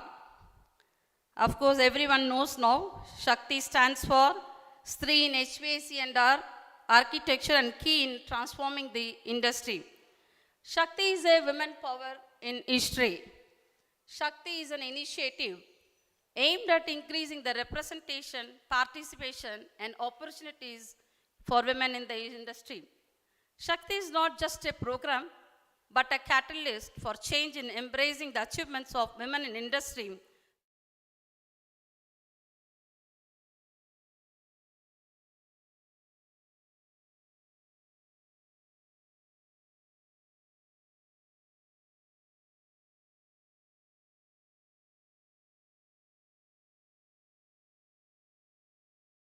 South at Kalpakam, in collaboration with Indian Women Scientists Association, on 26 September at Indira Gandhi Atomic Research Center at Kalpakam in the presence of our National President, Mr. Yogesh Thakur, under the theme Women in Technological Advances, where 300 plus delegates of scientists and engineers joined us. We had distinguished guests, Dr. Rajalakshmi Menon,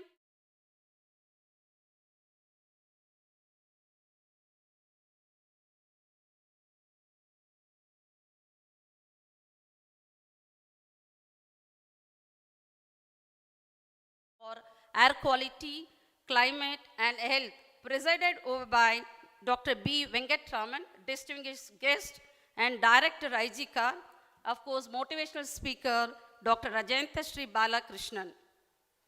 Today is another milestone in Women in Ishrae's history, having Shakti at Pune.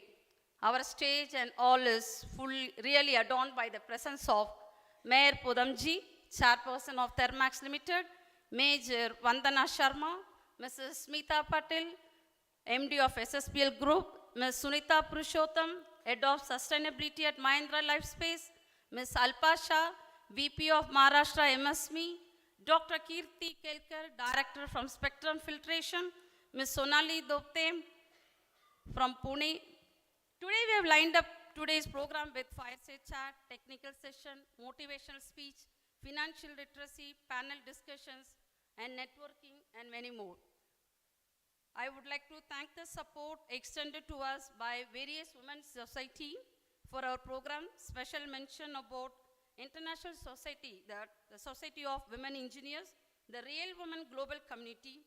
These are women-led organizations.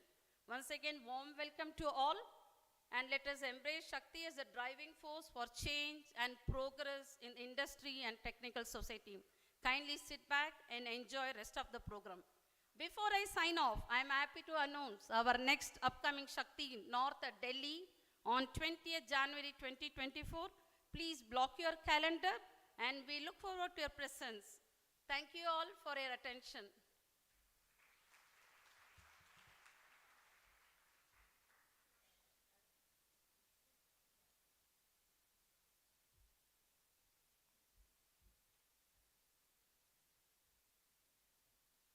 That was really amazing to know that we have Nivedita, we have Deepa ma'am, who were part of, this thing, National Women in Ishrae thing. It's wonderful. Wonderful, Jayanti ma'am. Your speech was really enlightening. Thank you so much. I would now call upon stage Mr. and Mrs. Kotkar to felicitate Jayanti ma'am, our super duper guest today, and also the host, wearing multiple hats and also the feta. A quick one, yeah. Thank you, madam. Thank you so much. Okay, yeah. Ms. Payal Jain is an Indian fashion designer born in New Delhi and graduated summa cum laude in 1993 from Fashion Institute of Design and Merchandising, California. She is the daughter of Dr. Prem Jain, who is the father of the Green Building Movement of India. Dr. Jain founded Ishrae in 1980 with 5 members. Today it is the world's largest HVACR society with 50 plus chapters and 20,000 plus members across the world. Ms. Payal sends a message for all our audience today, which I request the media team to play to all, please.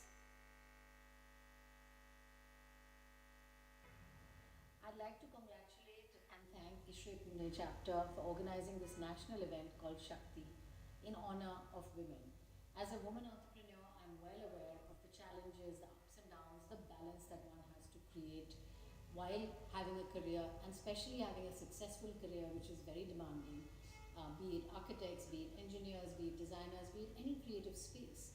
There's a lot that you give into your work every single day. And to manage your family, your home, your parents, your siblings, everything else together, I just think every woman to me is Shakti. Every woman finds that balance. Every woman achieves success based on this balance. So today I applaud all women for this amazing feat and the amazing balance they maintain during their lives. I would like to specially mention that my father, Dr. Prem Jain, had this vision of starting Ishrae in India. Back in those days, there was only Ashrae. And I remember the first meeting for this Ishrae chapter started with two people in the basement of our home. I was very young in those days, but my father believed that there had to be an Indian context to the society. That's how Ishrae was born. And women was something he always believed in respecting. He worshipped his mother. And he worshipped Janani Janmabhoomi, which he considered to be the Mother Earth and his mother. I remember his relationship with my mother, with his sister, with me, with all the women in his life. He empowered us. He made us strong. He made us follow the path that truly was for us. Feel delighted to get wishes from Miss Payal Jain. Thank you, madam. Thank you so much. We have Miss Kashish Methwani with us, who is crowned as Miss India International. Please come on stage. I would welcome you on stage. She is also a TEDx speaker and All India Best Cadet in NCC, founder of NGO Team Critical Cause. At a very young age, she has achieved a lot. I would request Miss Deepa Rajganesh and Madam Jayanti to please come on stage and felicitate her.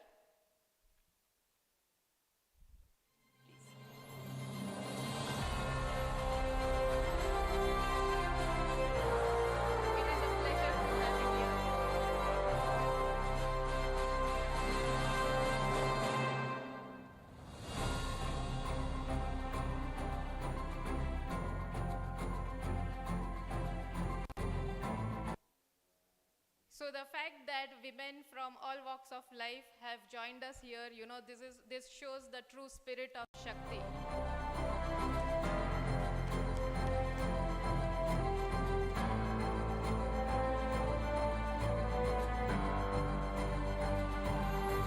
Thank you so much. Thank you, Kashish.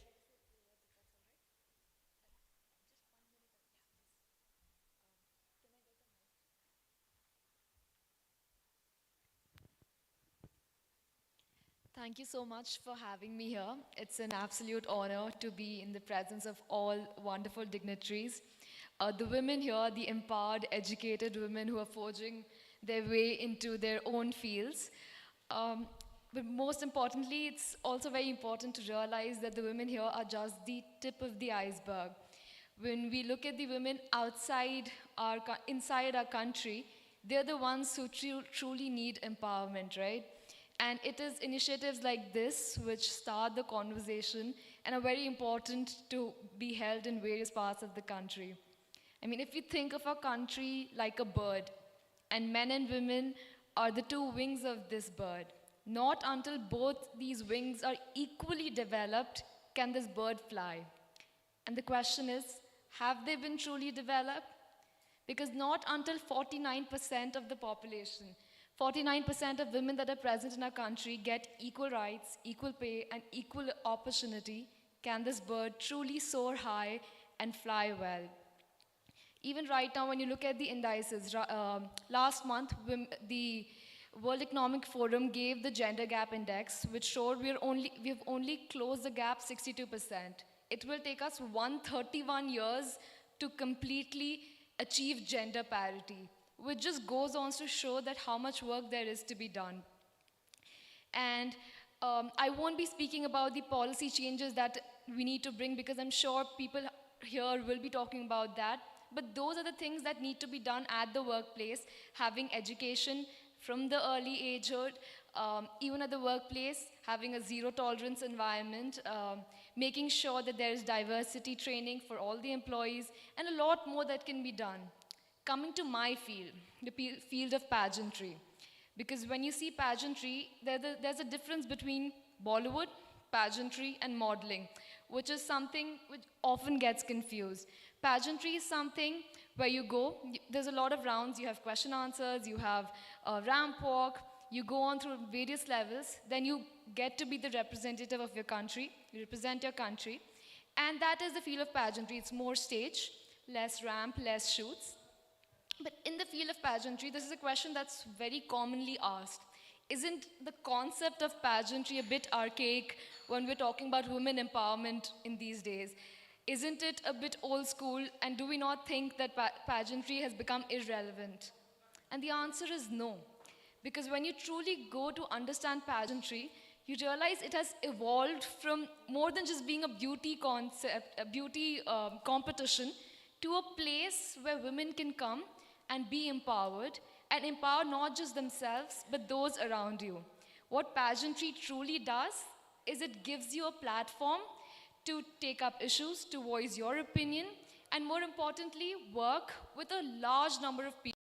I too, I have my own NGO, as I said, it's about blood donation. It started during the Corona time where we were helping patients with plasma donations. It was just me and my friends in NCC who came together, started it. But Sorry, but I'll be you really finishing. need to I'll be quick wrapping because- it up. Thank you. So through pageantry is all I'm saying, that I got to take this NGO to a larger place. And overall, I think we all women have come a really far way. Women have not just broken the glass ceilings, but we have shattered them. But there's still a long way to go. And I hope all the women present here bring about this change, contribute to this change, and together we can see a future when there will be true gender equality, gender parity, and where everybody lives in a society where there's equal rights, equal pay, equal opportunities, because that would be the dream. Thank you so much. Thank you so much. And sorry to rush.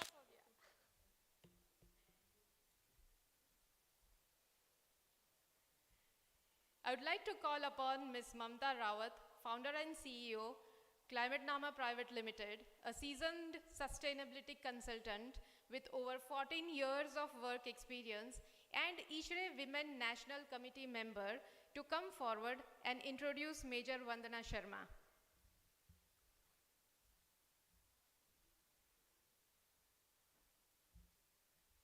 Thank you so much, Sujal.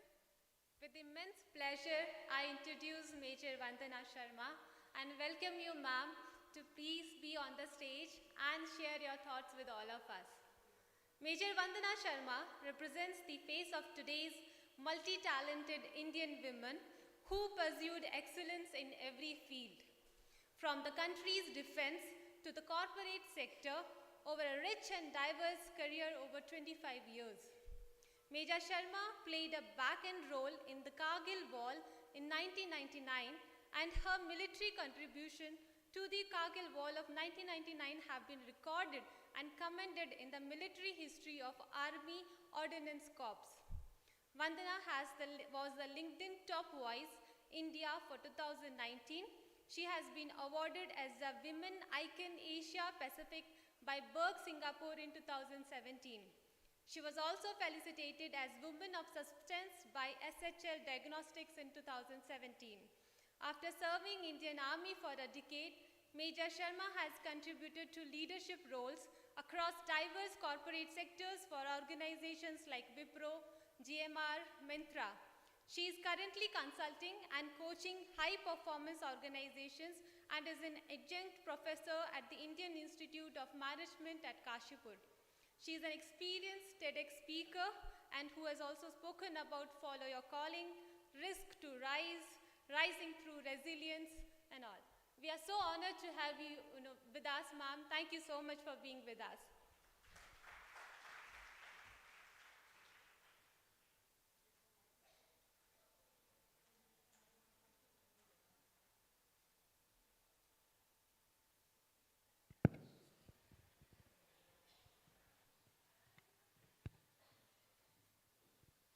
Jai Hind. I'm going to ask you guys one question, and the answer would be either high or very high. How is the Josh? Perfect. I'm sorry, I think the whole schedule is delayed by half an hour, so probably I am taking your break. But I'll try and make it very quick and meaningful for all of your time. So thank you for having me, Shakti. It's wonderful to be here. Can I have my slides, please? Oh, you have this, okay.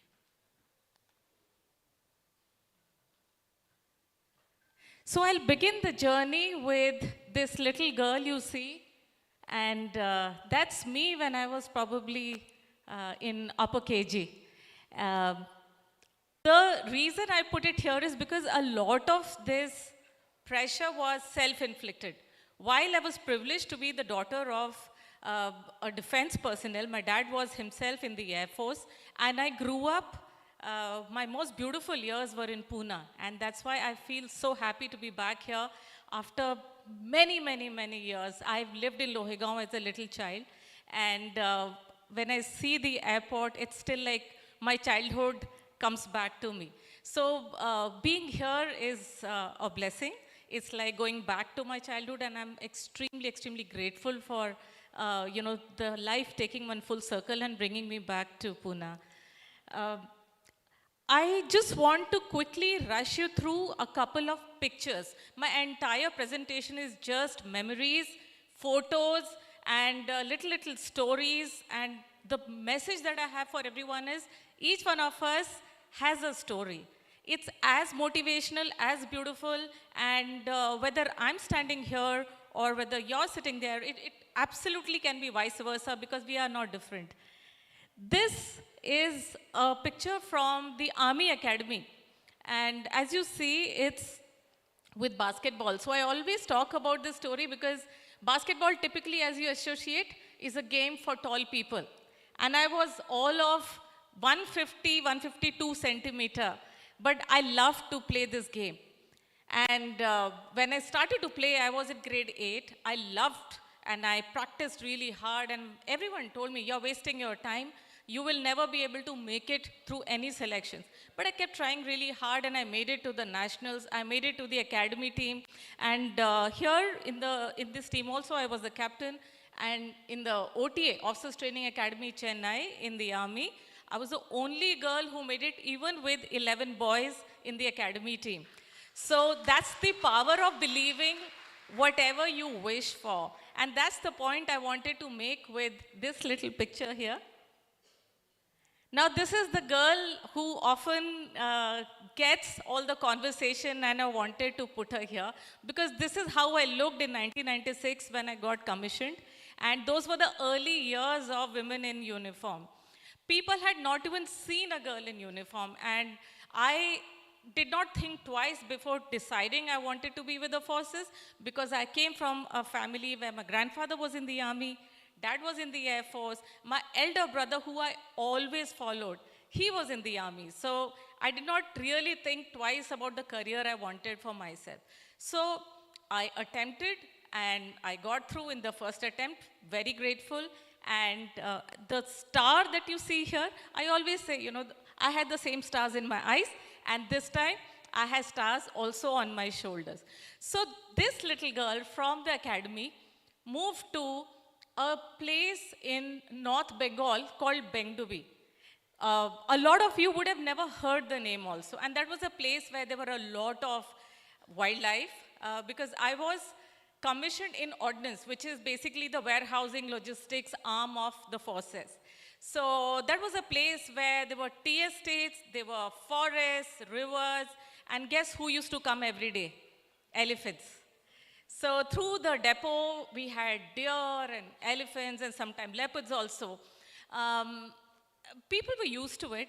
The fun part was when my mom came to visit me, and she saw how far it was from the civilization, and I was the only girl in that place. She said, how do you live here?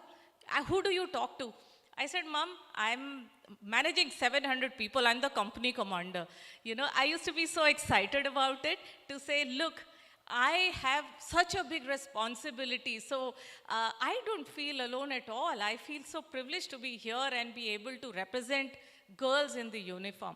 Having said that, there was a lot of pressure because, even when I got commissioned and I went to Bengdubi, I used to notice a lot of people would just walk across my office, casually, trying to catch a glance of who this new lieutenant is in the unit, and then they would see this small, frail girl, and often I heard, comments like, "Ye 7th grader ko kisne uniform pehna di?" Because I used to look that tiny. And you take it in your stride because you understand they've never seen a girl in uniform. You need to prove yourself over and over again because it's not just you that is getting tested, but also ladkiyan kya kya kar sakti hain.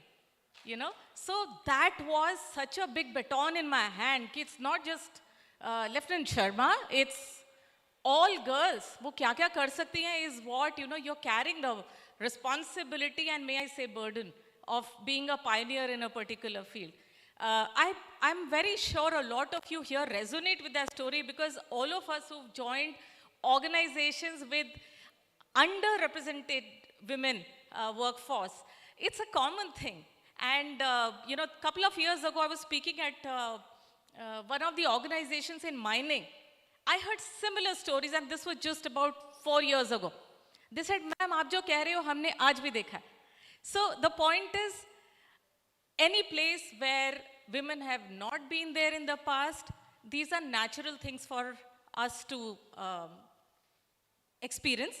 But, you know, we all trailblaze and then we make all the difference. And we open the doors, open the gates for a lot of young girls who can be in these spaces and pull more and more, right? I think any organization now should be meritorious, and it should be meritocracy and not really a gender that should decide who should be where, right? This is a picture from Academy. The first time ever probably we held an actual weapon. So I was all of 21, and that's a carbine machine gun. During the training days, I was not an officer then. These are some pictures from my album, exactly how it is in my album today. And I looked at it and I said, hey, you know, these are the 4 phases of my life while I was in the uniform.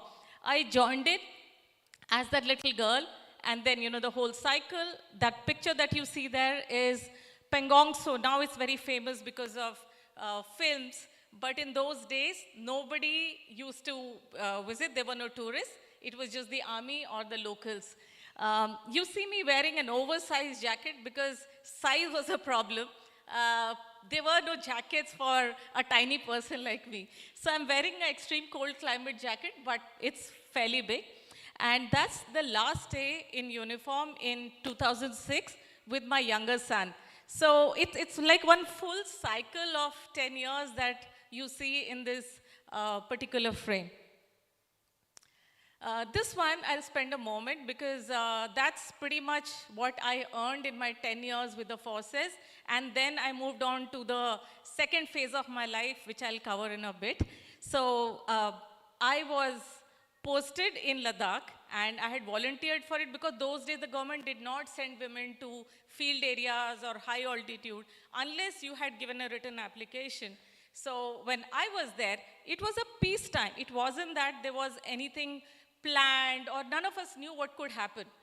But the war happened and it took everybody by surprise. I was the youngest officer and a girl in my unit, which was 3DOU. And that kind of changed me as a person and whoever I am today. So there's just one small story I want to talk about. I've already talked about it in my TED Talks, but I think that's the one that resonates with the person I am, and I want to leave that thought with all of you. So when the Kargil war started and all the units started to move their stores from Leh to Kargil, I was still in the rear, which was the head in Leh, and all the gentlemen with the trucks and logistic stores, everybody moved forward.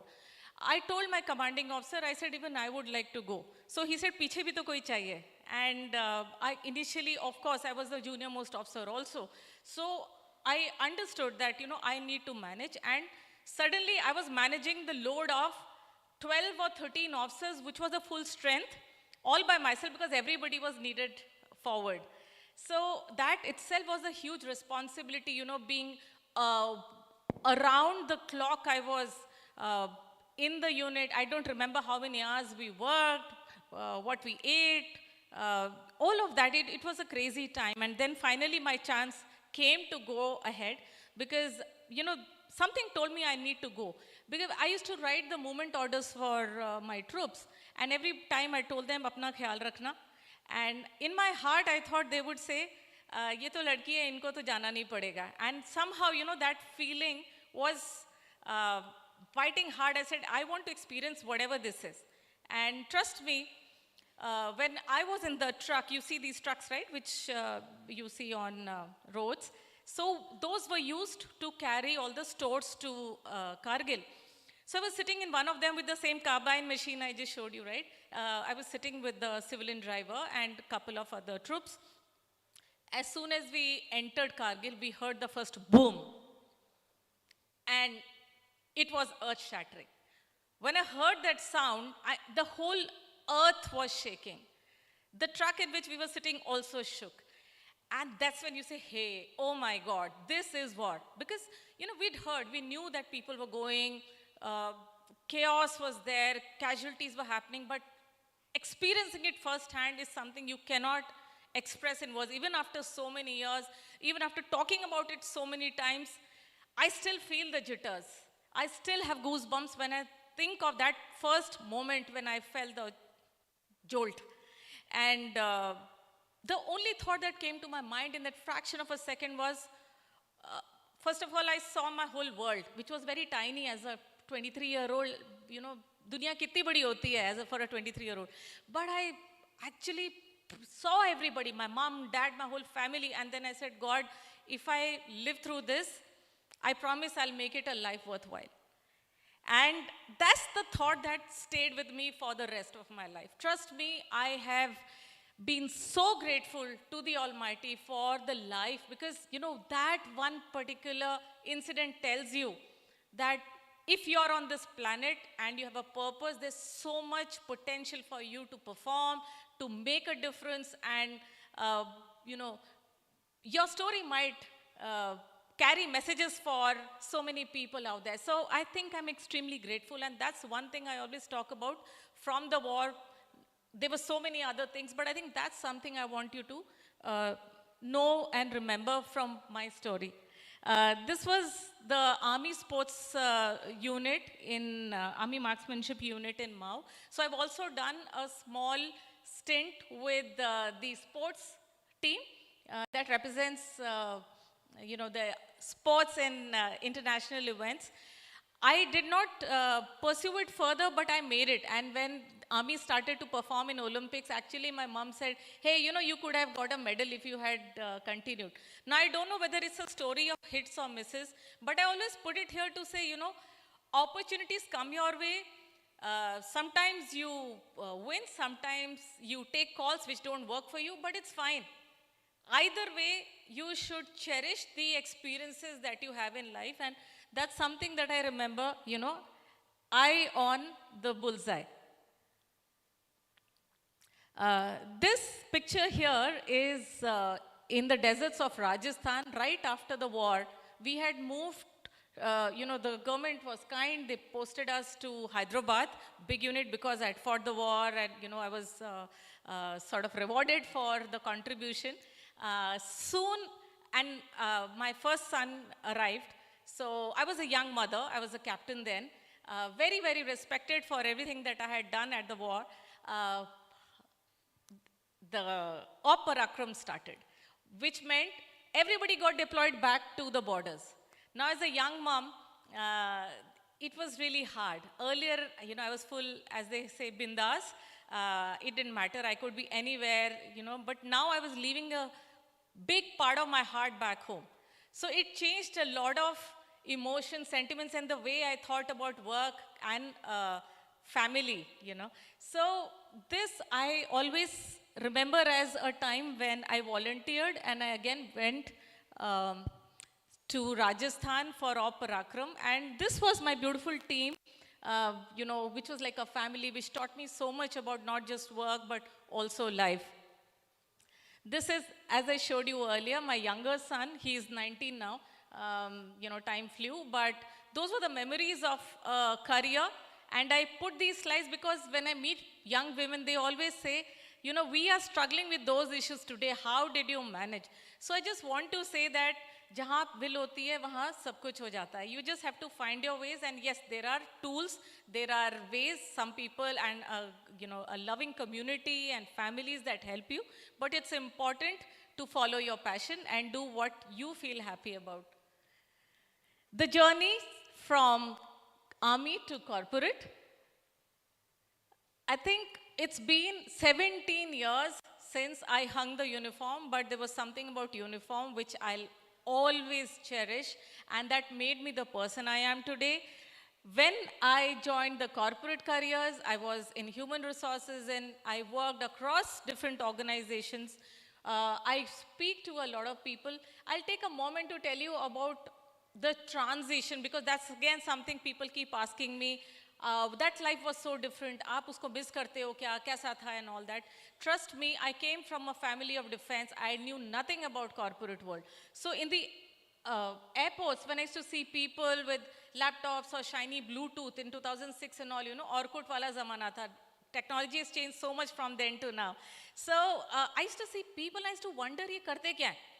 So it's been a journey from there to where I am today, and I joke about it that, you know, I used to wear beautiful Ray-Bans and, you know, drive at 120, 130 in places like Bikaner and Leh, and suddenly I landed myself in a place like Bangalore.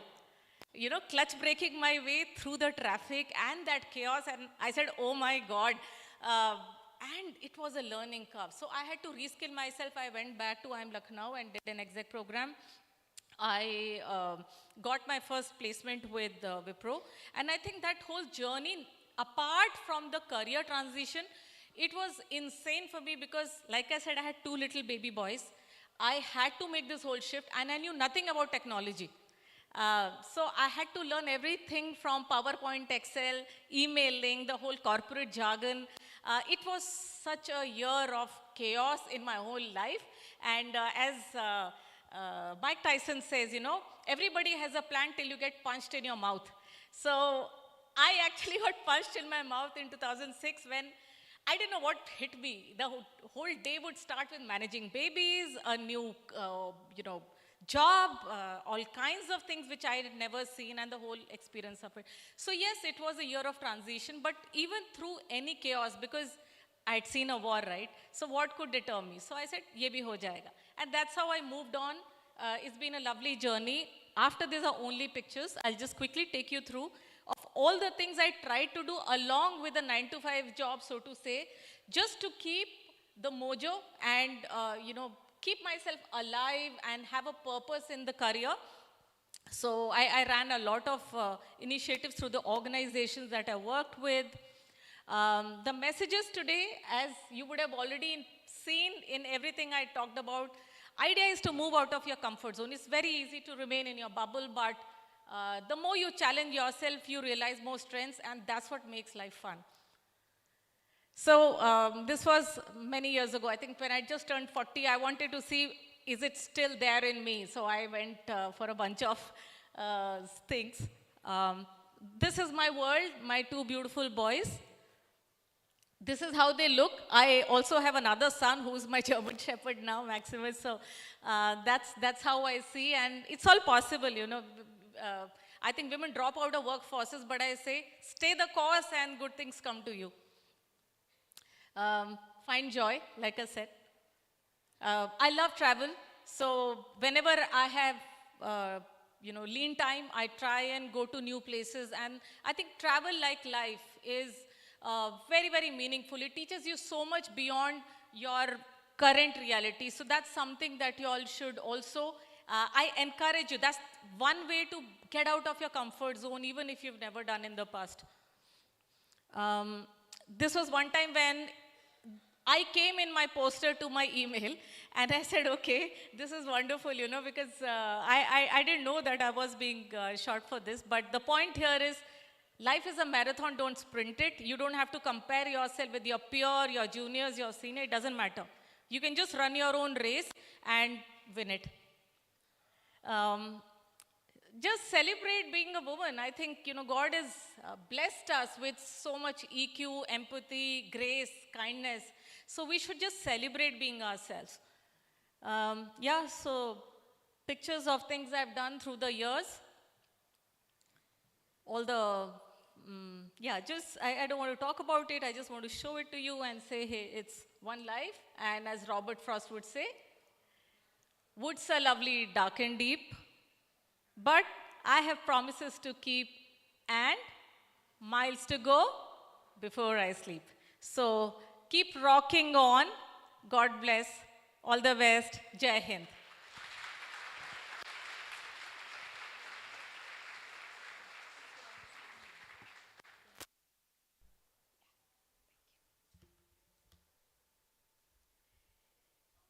So now are the time. Can you start this? Yeah. Now are the times where, real heroes are not Sushmita Sen or Aishwarya Rai or, let's say, Amitabh Bachchan or something else. Real heroes are people like Major Vandana Sharma or, let's say, Meher Padamji. And thank you so much for that round of applause. That was really inspiring, madam, and for reminding us the power of determination and resilience. I request Mr. and Mrs. Gulalkari to come on the stage to felicitate Major Vandana Sharma. While they come on the stage, I like to share a very small incident. How did we get in touch with her? So when I say she is a real hero, there is a small story behind her. When we decided कि ये event के लिए हम किसको बुलाए, and then we bumped on her profile, and then we were asking all of us committee members, we were talking and we were asking each other, अरे आप जानते हो क्या? नहीं, everybody said no, we don't know, we don't have any connect. I just sent her one message on Facebook. I had absolutely no expectation कि कोई madam जैसा कोई मुझे जवाब देगा, but she responded in half an hour of time, and she was so kind enough to share her mobile number. So yes, you are one of my heroes for sure. Please, yeah, thank you, madam. Thank you for joining us today.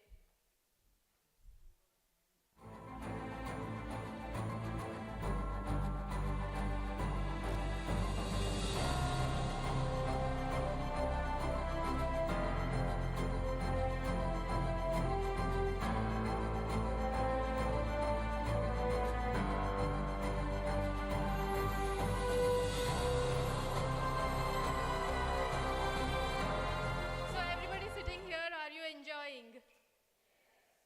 Oh, can we be a little louder if you are really enjoying? आवाज थोड़ी तेज होनी चाहिए. Are we enjoying? So for all those who are enjoying the day, we have just begun. I request Ms. Anshul Gujarati, Sustainability Chair of Ishrae Pune chapter and the founder of Eco Solutions Private Limited, to come on stage and take us on the journey where she will throw light on the careers and ideas of two remarkable individuals who are not just breaking the ceilings. Yes, you heard me right. They are not just breaking the ceilings, but also building them. These two extraordinary women have made their mark in the world of construction with their dedication, skill, and passion. Anshul, the stage is all yours, or let me say the floor is all yours. Hello yes ऐसा आवाज़ चाहिए. How is the जोश? अरे खाने को time है अभी. How is the जोश? Very bad. Do women really need empowerment? Do women really need empowerment? Yes, Ashwini ji. Not separately, it's an internal, already the empowerment is already. No. My answer is no. Women need empowerment? थोड़ा और जोर से. So how is the Josh? अभी ठीक है. And yes, people who know me, I never go on the stage directly. And that is why the Sujal madam rightly said, the floor is yours. Are we superior to men? No. Are men superior to us? No. Why are we doing all this women-centric program? I really feel bad for men. Anup sir, you have to launch Men in Ishrae very soon. And yes, absolutely, absolutely. And that's how when we say सौंदर्य लहरी या योग वशिष्ठ या कोई भी चीज़ देखेंगे, शक्ति 9 days of Navratri we have just experienced. We are celebrating womanhood, and yes, our speakers rightly mentioned, we are no less, no more than any other gender. Do we really need reservations? No, we don't. So what do we need? We just need the right support from each other. May that be man or a woman. Yes, a woman is physically, mentally, psychologically, intuitively, and of course I would say emotionally different from a man. That's it. That's it. Everything else goes by your own caliber, your knowledge, the brain you have, and the hard work and passion you hold. Looking at the same thing today, I am so glad to be standing in before all of you to take you through a journey with two such women members. They have to be women. No, it's not like that. They have done the best in their fields.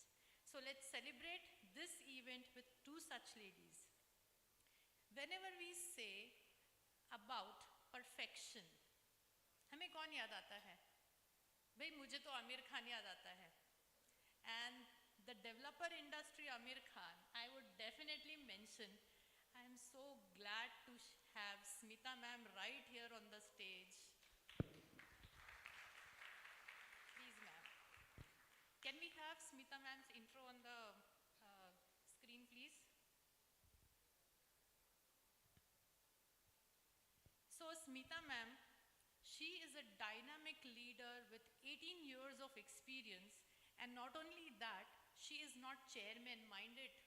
She is the managing director of SSPL Group. She is President-elect Naredco Mahi India, and everything a woman leader should be. Smita ma'am, please, on the stage.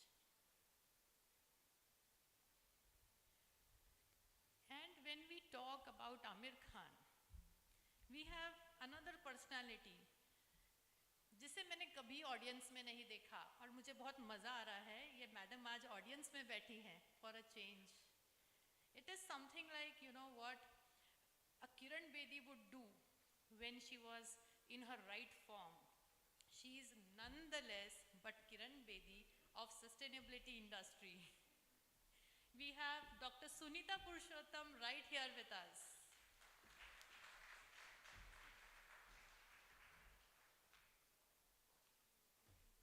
And so, as we walk on the stage, yes, Sujal did mention to me that we will name this session as Fireside Chat with Smita ma'am and Sunita ma'am. It was difficult for me to understand why Fireside Chat, because it is really difficult to handle fire, but we need it. If we use it right way, it is the most efficient thing to happen. But if you are not able to control it, then of course we need people like Sujal. So, welcome all to Shakti, and yes, I am right here with my two Shaktis for this event.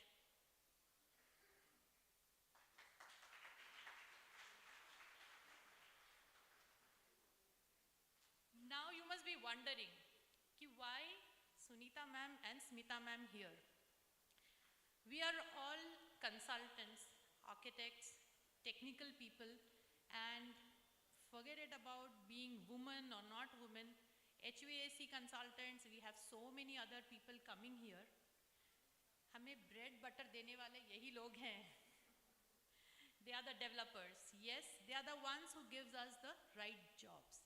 And that is why I take pride and I welcome both of you here on this dais. And let's have 30 minutes, tune into us.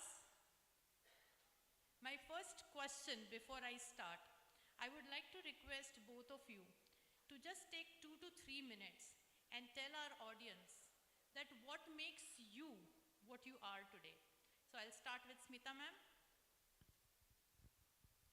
Thank you, Anshul, for the question and giving me this opportunity to share about my journey and myself. Whatever I am today, it is because the fire in me to be here and my family who supported that fire to be here. It was difficult for me to join the family business and be there as a managing director. I was working in HR and admin for years, for decades. Actually, I was the first lady from both the families, from my father's side, even the sasural, the first lady working.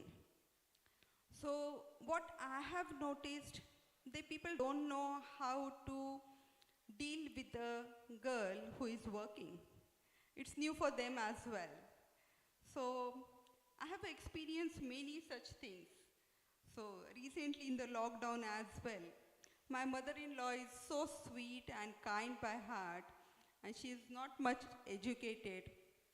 What she understands is to handle the family properly and handle everyone's choices at the right moment. And I was getting bored in the lockdown, and I am a workaholic person. So I said, let's start the series of webinars. So let's give something to the people sitting out there and just thinking what will happen to the real estate after the COVID. And in this pandemic situations, many of them have invested a lot. Many of them were waiting for their home, possession, the EMIs were getting deducted, the salaries were getting deducted. So everyone, lots of kiosks were there. So out of all those thoughts, I thought then I was at my native place at Nanded, and I thought then let's give a guidance to this industry, calling all the leaders of the real estate like Hiranandani ji, Kalpesh Mehta ji, and I just brought them all together virtually and started a series of webinars. So one fine day my webinar was there. I was actually having the goosebumps ki there will be a very grand actually people, the kind of people I'll be talking with, and I was in all that thoughts, and my mother-in-law came and sweetly said, "Can I have a bengan bharta of your hand? Aap mere liye bana doge?" I was a bit paused for that moment. I know she likes the food what I make.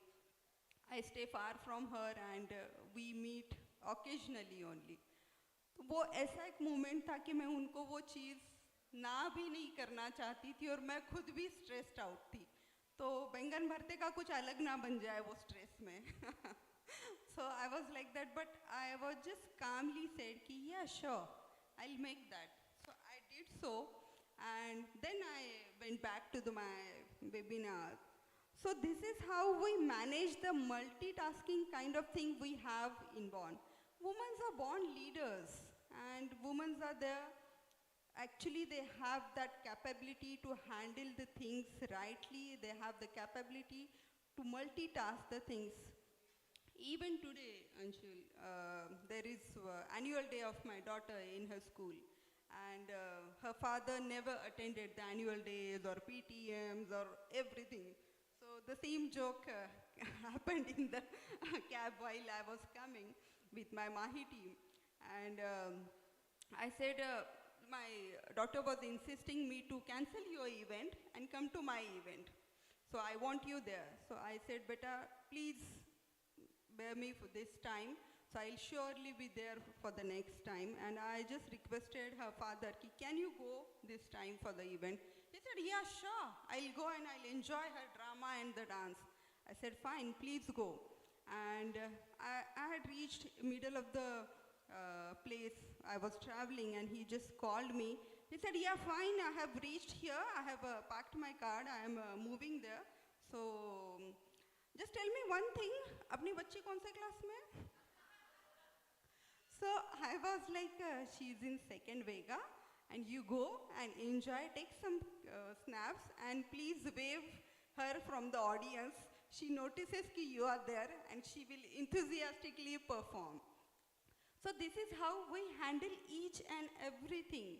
We actually, my family, they are new to the thing that the woman from our family is working, but they are dealing with it. They are adjusting with it. Even I am adjusting how to make them understand that I have certain responsibilities.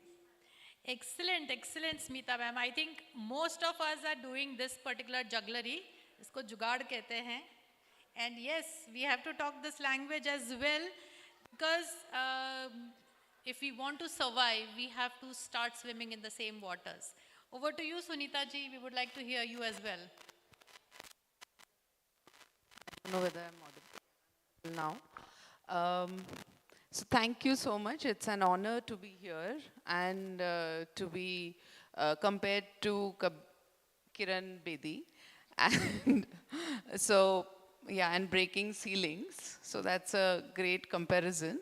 So the question is how I am here amongst in a technical field and the domain that I work in currently with life space developers. So it's been a journey over 25 years, I would say, but there are three men and three women who are instrumental. First is my grandmother, who used to be awake when I used to study. And she used to say that, you know, education is very important and this is a so that message of hers and her being with me really helped and in the educational journey. So 11th, 12th, she used to wake us up, and every time I didn't wake up in the morning, she would say, "Why did you tell me that you had to be woken up?" So, but she was there all the time. The second one is my PhD guide, who I dreamt to be at IIT Bombay, and my topic of research, my PhD research, was almost formulated in the National Environmental Engineering Research Institute. Yeah. Thank you. So I met her in a conference, and I thought that there was an exact match of my research topic and madam's topic, Professor Rashmi Patil from IIT Bombay. And I thought that, you know, मुझे इनके साथ ही काम करना है, क्योंकि तभी मुझे PhD का guide नहीं मिला था. And it so happened I got married, I got the fellowship, and then my husband moved to Bombay, and then I took admission, and I approached ma'am कि आपके साथ मुझे PhD करना है. The fact that she accepted me with my topic, so no PhD guide accepts a student with a topic because the topic is given by the PhD, you know, it's mutually decided. But I had a lot of work done. And so she was instrumental. The other is my mother-in-law, who often told me, don't listen to your husband, do what you feel. So every time I would complain to her, usne aisa bola, so she would tell me, mat sun, you know, don't listen, do what you want, and you know, go about your work. So she was a great supporter and very, very inspiring. And the three men are my grandfather, my father, and my husband. And now my son, that's the fourth one. So the other people playing a huge support role in my life. Absolutely, Sunita ji, very much agree. So it's of course said that behind every successful man is a woman. Behind every successful woman is a big team, is a big family, friends, motivation, and of course maid. Without maids, nothing happens. So yes, going ahead. Smita ji, my next thing to you is you are handling staff, I think more than 150 plus people, and being into the construction field and not being the chairman sitting on the chair, but being the managing director. How do you handle that? Including a man who's senior to you in position when it comes to your profession, and 150 plus other people, men and women, who are junior to you. Yes, ma'am. Actually, I feel whoever is the leader, male or female, that person should have the determination, the knowledge, vision, an ability to show the path to others where that person is leading, and they can walk with that person and reach there. Initially, it was very difficult for people to accept me as a leader. I joined their business, and I was looking into the HR admin things. Initially, I started taking interviews, and when it was like that the final interview is taken by a ma'am and then only the person gets approved. So that was the first task to accept them. That will be a hiring process, new hiring process.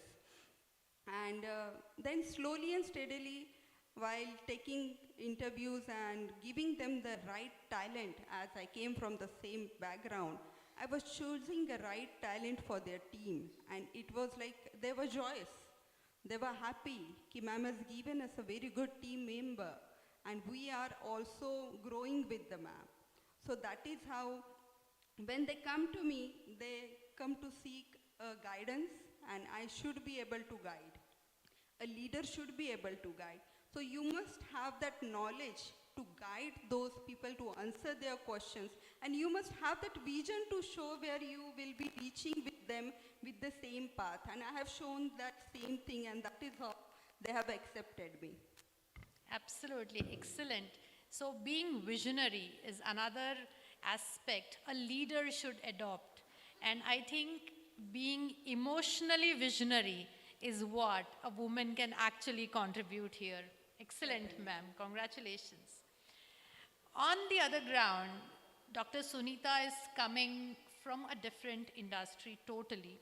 But Sunita ji, sustainability is one of the most talked about word, not around India, but around the globe. And I'm so proud to say that our marketing, I cannot even mention head, I'm sorry, but our marketing principal is our Prime Minister here. He's actually taking sustainability around the globe, taking India to a very, very different level. And on similar grounds, Mahindra Life Spaces stands at a very prestigious position when it comes to sustainability. And minded audience, she is the one who is heading, guiding, and not only taking it to places, but retaining it, which is one of the most difficult things to do. Success one time is very easy, but retaining it is a very, very difficult thing. Sunita ji, what is your experience on this? So I would say persistence, because we are all technically adept. Where we drop off is the persistence piece, because sustainability, the burden of proof is on us, right? People are not convinced, if I put this much money, what is the benefit? So you will have to continuously prove why a particular thing needs to be done. So when I brought in climate responsive design in high-rises, even changing the orientation, the building material, size of the windows, I kept at it, that, this has to be done. And it's not just a single team that you have to deal with. It is the marketing, the market perception, it has to be the design team, it has to be the construction team, and each one of them feels that, ab Sunita ye bhi bolegi. So I have heard rejoinders like that. Why are you giving comments on this? Okay. Why are you involved in this? Okay. So it is the persistence, it is the technical expertise that you bring onto the table. So you have to bring the science, marry it to the business, present it persistently till people listen and make it happen. So that's what is needed. Excellent, excellent. Wonderful, wonderful. So Smita ji, coming from a very small place, entered an urban area, but you have reached the national level. Firstly, I would like to congratulate you. Thank you. Smita ji is President Naredco Mahi, India. We are not talking of small, we are actually being visionary on national level, and I won't be surprised, very soon we'll see her on the international level as well. So Smita ji, your journey has been definitely not easy, but I won't say it difficult because your smile, I think, sets the things right. So I would like to ask you, what is your vision for Naredko Mahi with India perspective? And most important question, how you would include women in Ishrae and how you would take both of us collaboratively together. True. As you said, I came from a small urban area and now I am handling a national role.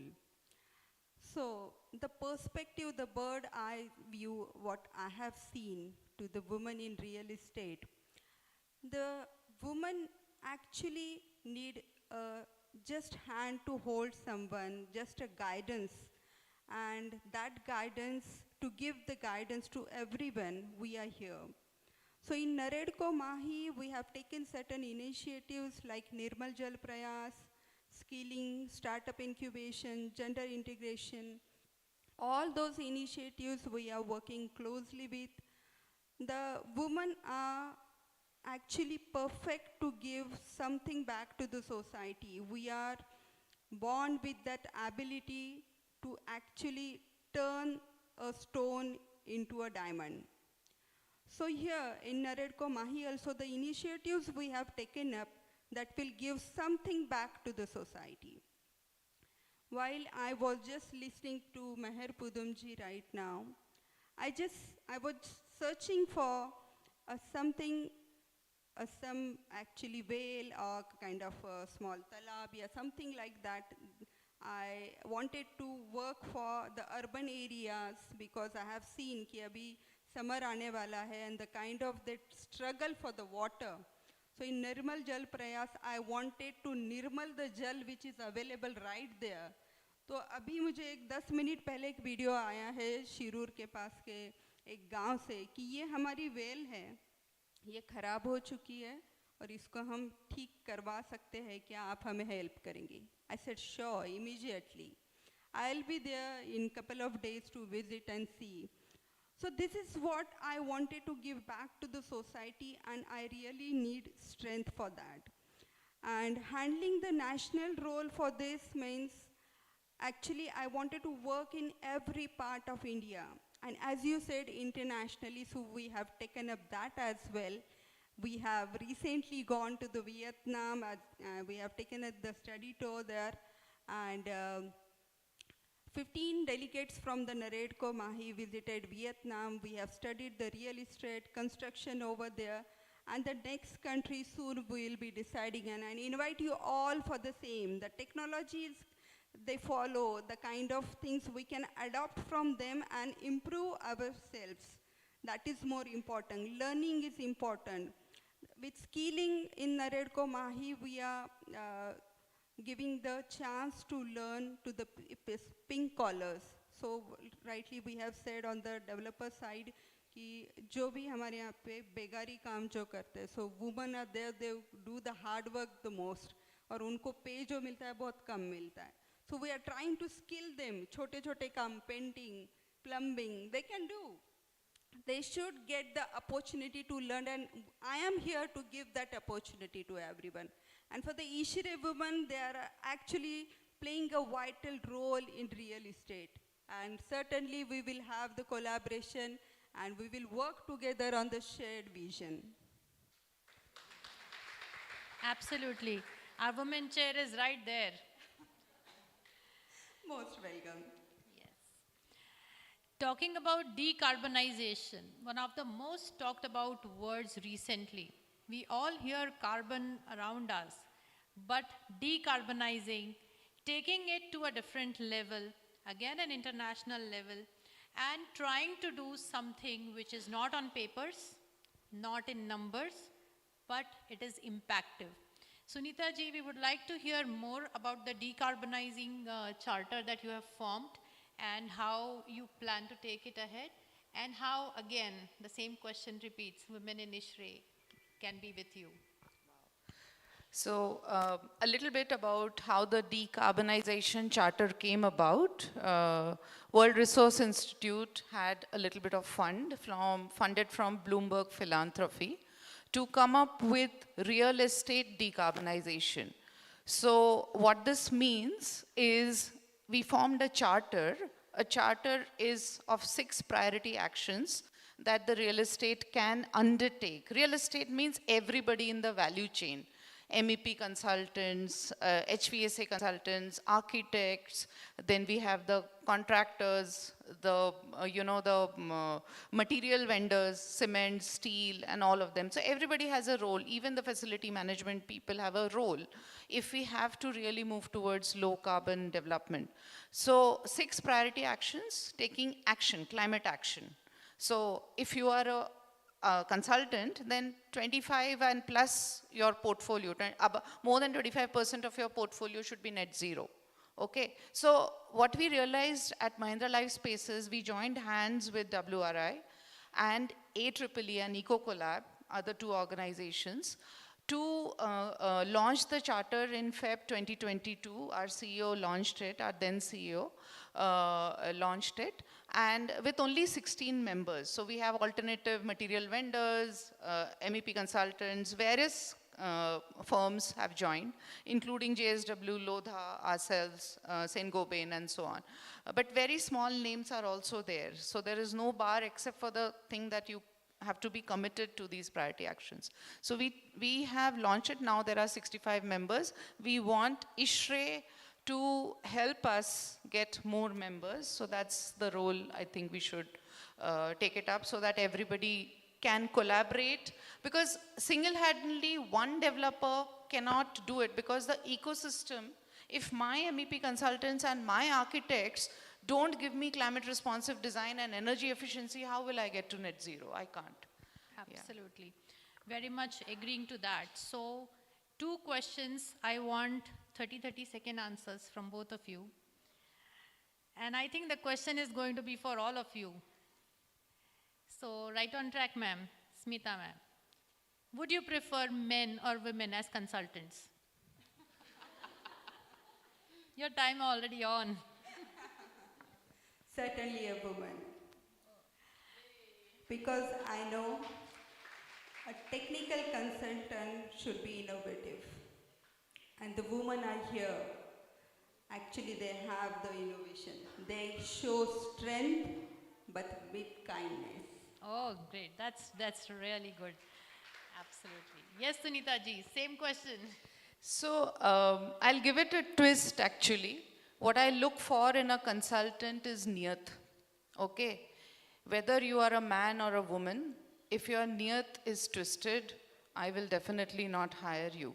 But women are preferred because I feel that we have a different viewpoint. And with that, I have a message actually. It's an impromptu one. Save your views. You have a viewpoint. Stick to it. As others can't see what you can see. Save your voice. You have a voice. So voice it out. As others are mum about issues you can view. Excellent, excellent. In fact, she has already answered my second question. And yes, the question is, what is your message to this gathering here? I would like to tell everyone that we all speak about the woman empowerment. And I don't think the woman needs to be empowered. They are, as we are here for the Shakti. So we actually think our society is like that. In childhood we have heard to the songs ki गोरी है कलैया ला दे मुझे हरी चूड़िया वो क्यों ला देगा भाई खुद ला लो ना खुद काम करो so that is what the thing I really want to make understand the men out there ki we are capable and we can do anything but surely it's difficult for you to handle the things what we handle. So we are not competing with men, we are complementing each other. So just be there with each other and we can make a difference here in the society. So don't compete with any men out there. Women and men are not equal, they just complement each other. Excellent, excellent, ma'am. Thank you so much. That has been a wonderful half an hour. These people did not give me much time though. Yes, but definitely in my 23 plus 5 years of journey, when I used to see my mentor, that is nothing else, none other than, yes, Millie Majumdar ma'am in sustainability. She was always there.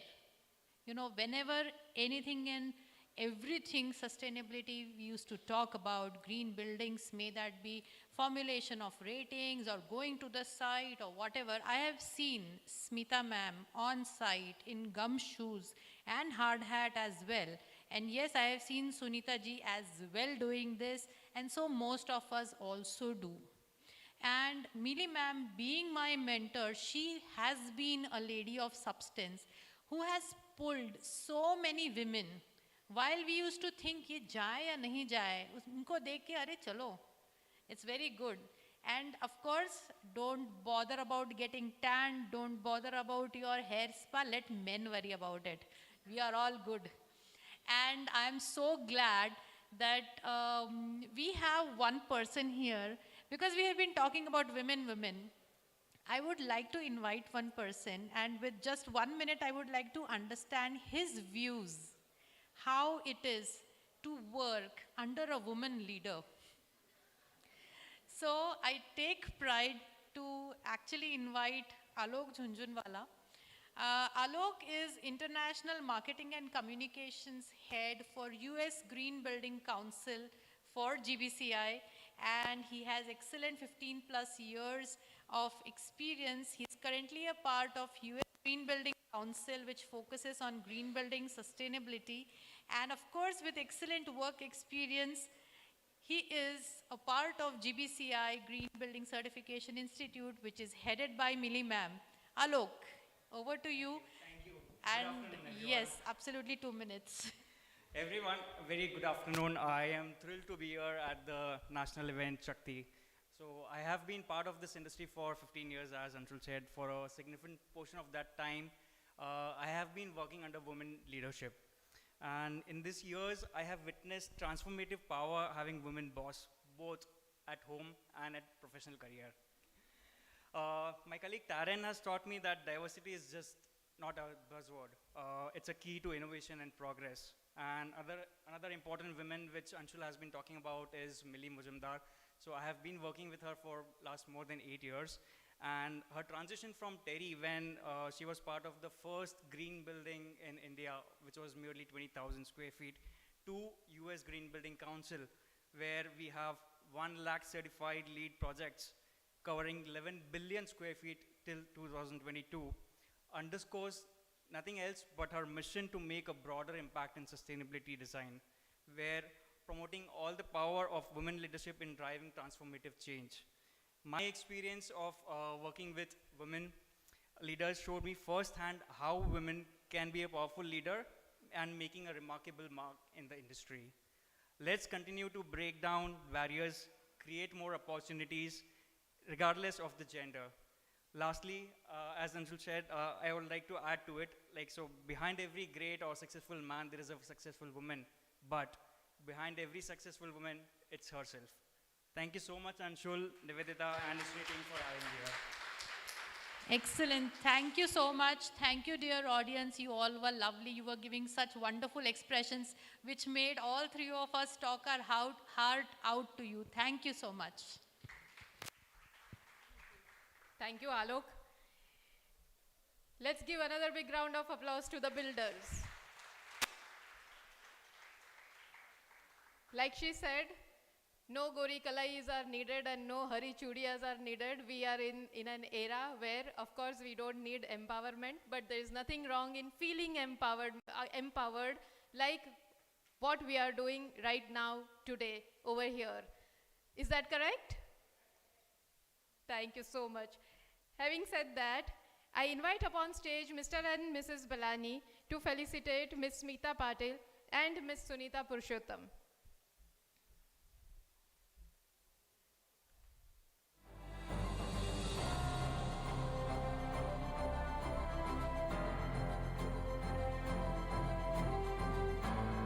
further also invite on stage Ms. Devna Vyas.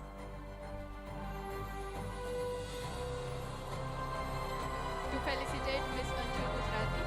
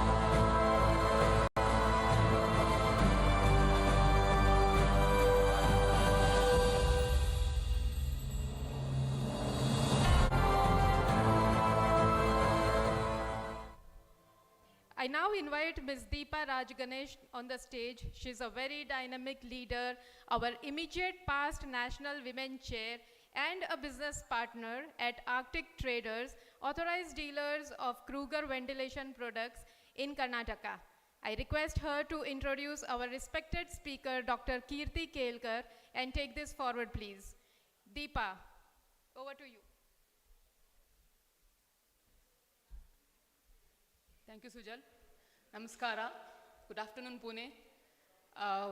Shakti, which started last year when I was the National Women Chair. And the whole idea of initiating Shakti was to get all the women together.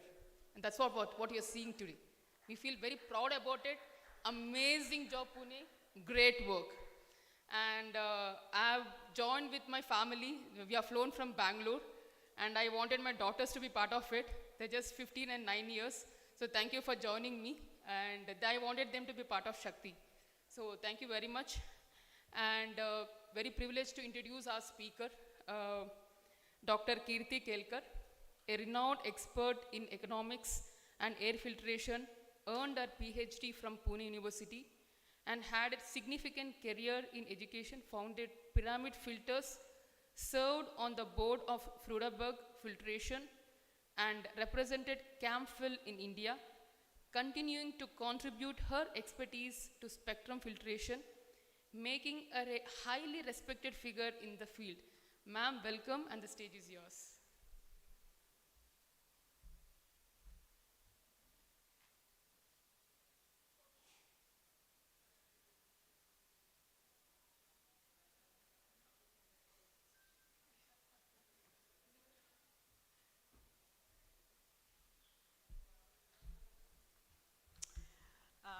Good afternoon, ladies and gentlemen. It's a pleasure to be here to be part of this event of Pune Ishrae chapter. Thank you so much for giving me this opportunity. Now, it's been said that I'll be taking a technical session. I do generally take technical sessions, but I don't think today's event asks for any technical session. We are celebrating women, right? Absolutely right. So, technical sessions I take wherever we have very technical deliberations going on and when we have a captive audience who is interested in the technicalities of air filtration. But who is interested in air filtration here so much? It's such a prosaic topic. So since we are celebrating women, I shall briefly talk about my journey as an entrepreneur, my journey in the field of air filtration. And that could have something interesting for you rather than the prosaic topic of air filtration. So when I met Simple few days back in my office, I was told that I have to speak for 15 minutes and I won't exceed that, so don't worry. So I thought I'll talk about my journey as a manufacturer of air filters. How did it start? I'll share some of my struggles, some of my highs and lows, some yeses and some nos through this journey. And let's see whether you can find some common threads in it. So about air filtration has been a very intrinsic part of HVAC. Whenever there is an HVAC, filters are always required, but unfortunately filters never get their dues as much as they deserve. They are often the last priority and the first one to be cut if the budgets are a bit tight. And as a filter manufacturers, we are always in a situation where we are guilty unless we prove ourselves innocent. If you are into clean room or if you are into any comfort air conditioning, HVAC, and imagine a situation where something goes wrong. Airflows are not coming right, particle count is not coming right, pressure drops are going high. There are some leakages through the filters. What's the first thing that is done? Filter wale ko bulao. A filter person is summoned and we reach there with our team. And what do? We don't try to prove how our filters are innocent. We know they are many a times. But we try to see where the problem could be. My people go to AHUs, they see where the flows are coming right, where the pressure drops are right, where the blower static is right, whether there are no leakages through the filters. And when everything is proven, they come to the user and say, sir, there is nothing wrong with the filters, we have checked everything, there's some problem with the blower. Then we are told, oh no, you be there. Till everything works out fine, you be there. When everything is fine, that's the time you're allowed to go. So these are woes of some of the filter manufacturers that we have. So how did I get into this journey of air filtration? Actually, when I got into this, I was rather innocent and very naive when I got into this industry in 1996. Why do I say that? Because basically I am an academician. I have been teaching to graduates and postgraduates in economics and guiding MPhil students. I have been pursuing my PhD. That was a very comfortable life. No stresses, not too many challenges. Cozy and comfortable life. But some accidents do happen in life. And because of one such accident, I was driven to a filter manufacturing company that was started. My husband, he started it, but he didn't have any time to look into it. A lot of money was invested. So I had to join the bandwagon. I had to take the plunge. And I had to make all efforts to be all out to rescue it from rough waters. It was time to rally the troops, brainstorm like there was never tomorrow, and put our thinking caps on.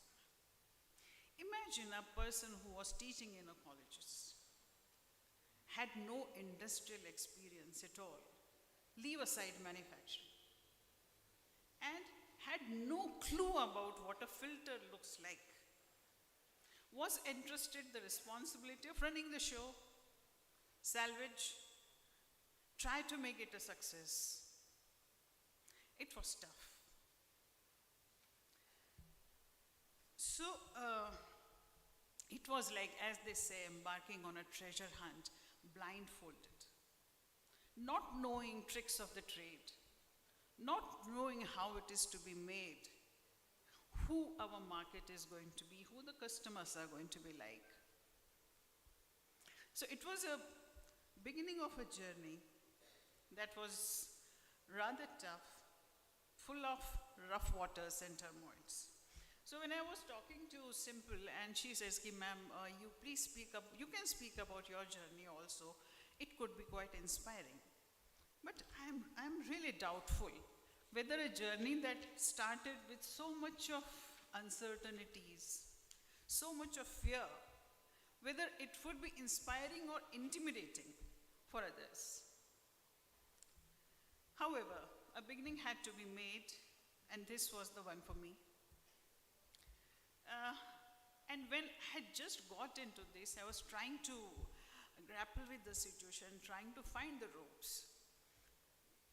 This international leaders, Camphil, they came out in the market, to the Indian market, and they wanted their representation.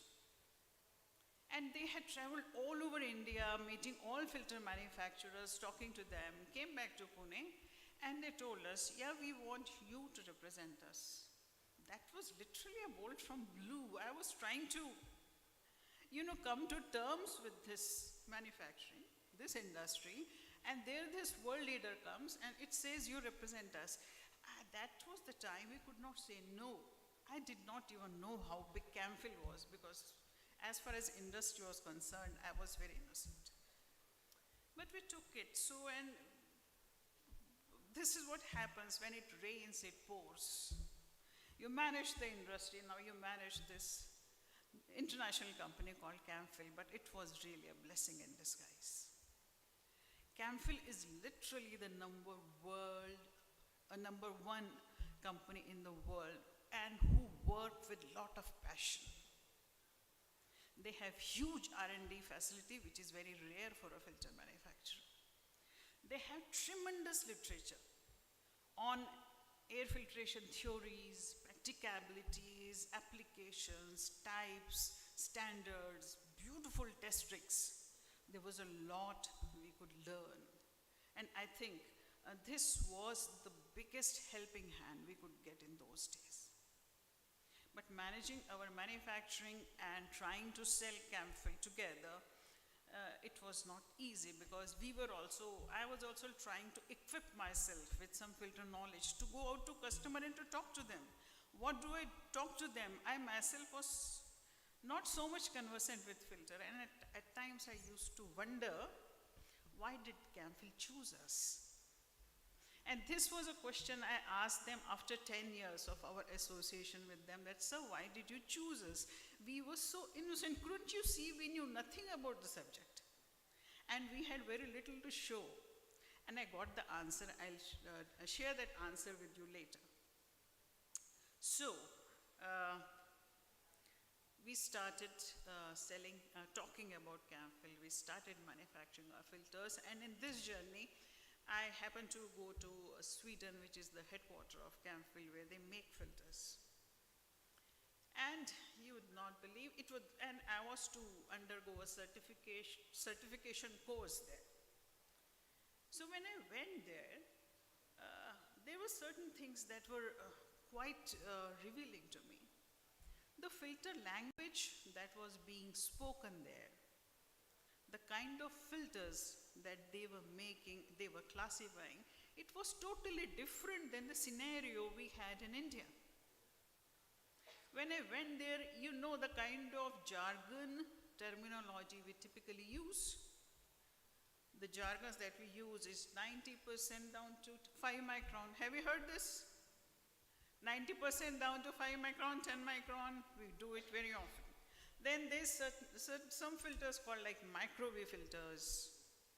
Then we had something called 50% HEPA and a minor HEPA and a junior HEPA. Remember, you just imagine the time this was seen 25 years back, 25 years back.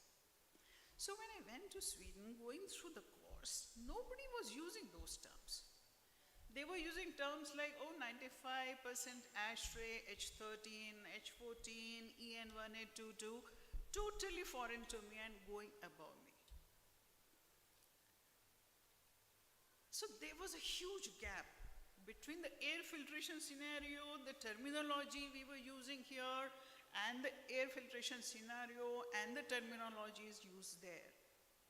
But you know something, we don't have any Indian standards of filtration. There are international standards only. The standards that govern Europe, the standards that govern US, the standards that govern any other country, the same standards govern our filters in India. Classifications are same, gradations are same, then why this different language? And our industry knew only that language. So can you imagine, I went to Sweden and I was listening to all the kind of filters. I said, oh, we have a typical filter in India, you don't have it in your range. See how naive I was. I said, we have something called 50% HEPA. You don't have it in your range. I said, what, Mrs. Kelkar? There's nothing like 50% HEPA. I said, yeah, let me sort it out. Why there's so much of difference? So that was the starting point.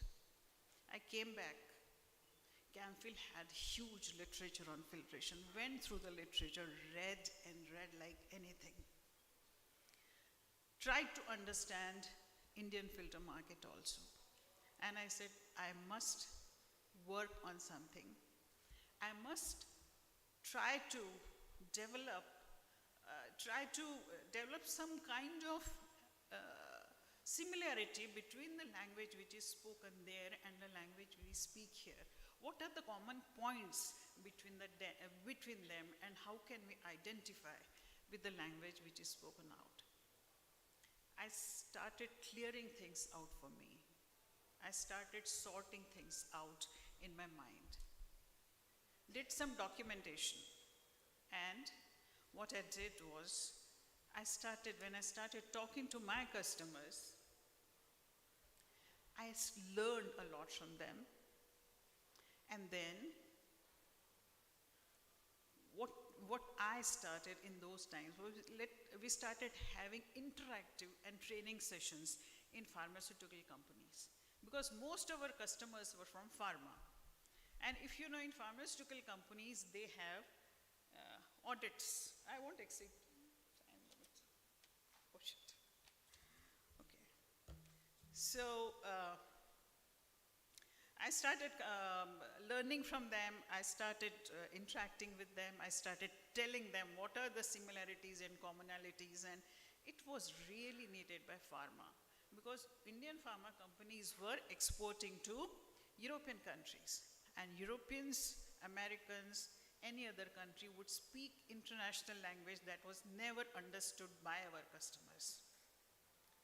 So this was the way we started interacting with many of our customers, and they were somehow convinced that they are dealing with someone who could make them understand what filtration is all about, and who could make them comply with the auditor's requirements. So this is how we made inroads. I'm left with 2 minutes, so I don't know how to wind it up. So, but this is how the association developed with customers. And it's been now last 25, 27 years that we have this relationship with them. My customers know, and we also tell them, that we are not the best filter manufacturers in the world. We have our limitations. But customers always believed us. They knew we were not the best, but they knew that we were honest. As Meher Padamji said that she believes in this word authentic. I think we as women, when we go out, when we talk about our subject, we speak from the heart. So authenticity comes with women. And this was where women could find that honesty in us, and that this is how this business grew over the years. So one thing that I will share with you, that when I asked Camphil people that you had gone around the entire Indian market where you had many big players, why did you choose us? The only reason they told us that, Mrs. Kelkar, we found you guys honest. So if we could convince our customer that whatever that we are telling them, we are being honest with you. If we are not good at something, we are not, and if we are good at certain things, we will assure you about the quality and about the service. This is what strikes a chord. So I'll just like to wind up now. There were certain things I'm skipping because of short of time. To sum up my journey in air filtration, it has taught me that being strong, flexible, and always willing to learn is essential. It shows that we can adapt to new things even if they seem strange at first. Remember, even if we don't have the answers, the journey itself can teach us a lot. So thank you so much for giving me those 15 minutes, and thank you so much for listening to me patiently. Thanks a lot.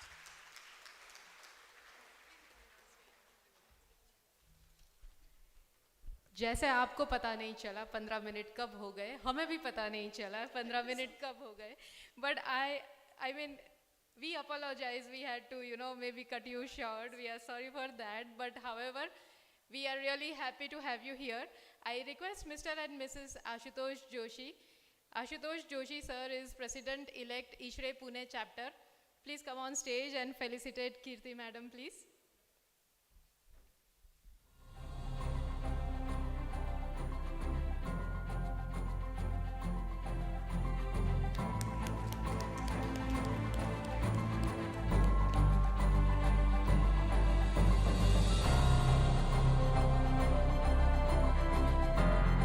Thank you, madam. Thank you so much.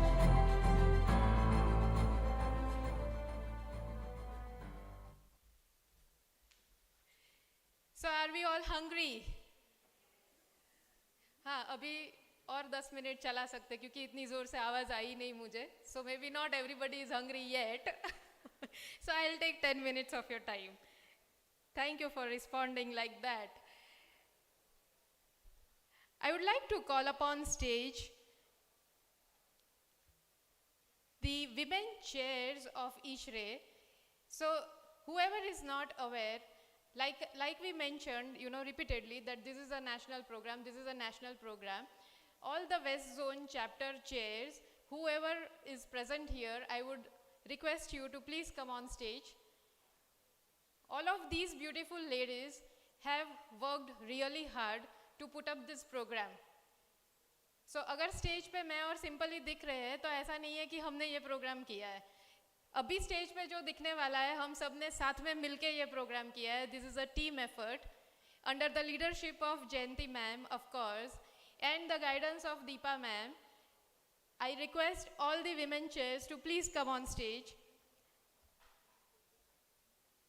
Miss Avni Parikh, Miss Reenal Veera, Miss Neha Varpe, Miss Khyati, Miss Swati Prajapati, Miss Sangeeta Jangiani, Miss Savita Vijapure, Miss Bhavna Chittavar, Miss Mamta Rawat, Miss Devna Vyas, Miss Nikita Sahuji, Miss Simple Jain, and of course, Miss Deepa Rajganesh.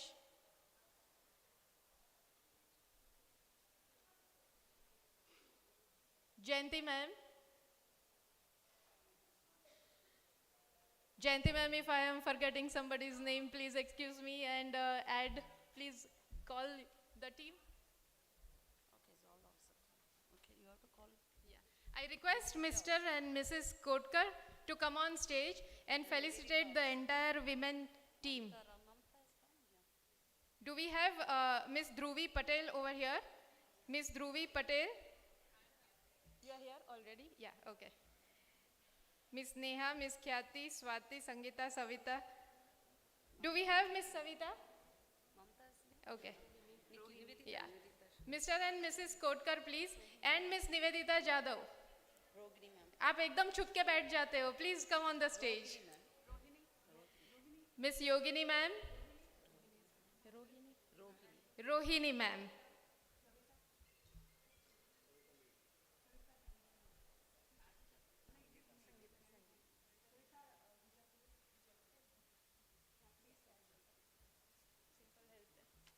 Can we have some music, please?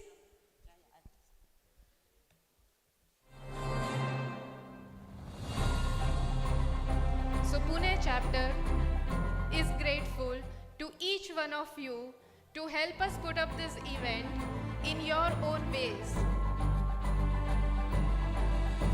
Everybody pitched in. जो भी काम कर सकता था, जहाँ पे भी बैठ के, there are people over here who are from Nasik, Aurangabad, Baroda, Ahmedabad, Surat, etc., etc. So they all helped us put this program together. We thank each one of you.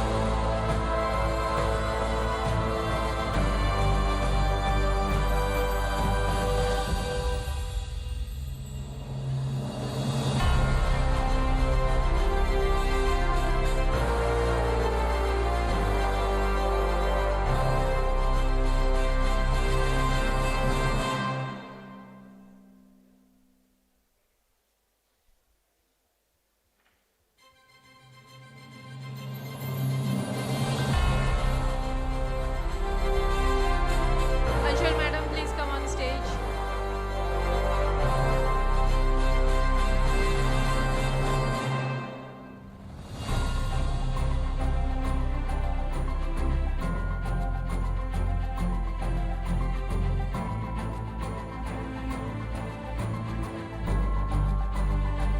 Nivedita madam. This is reminder one. You understand emails, right?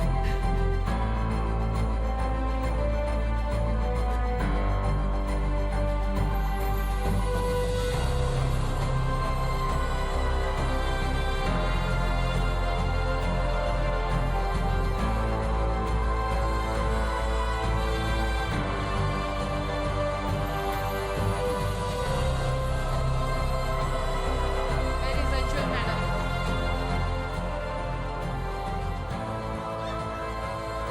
Where is Anshul madam?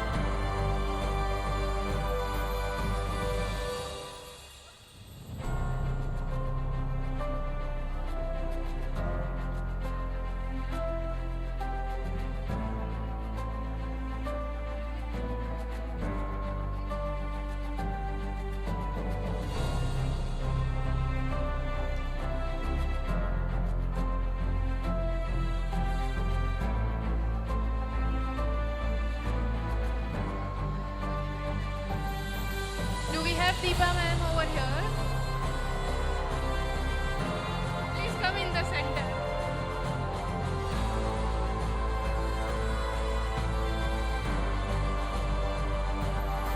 I want all past national women chairs in the center. And of course the present one. She should shine like a diamond.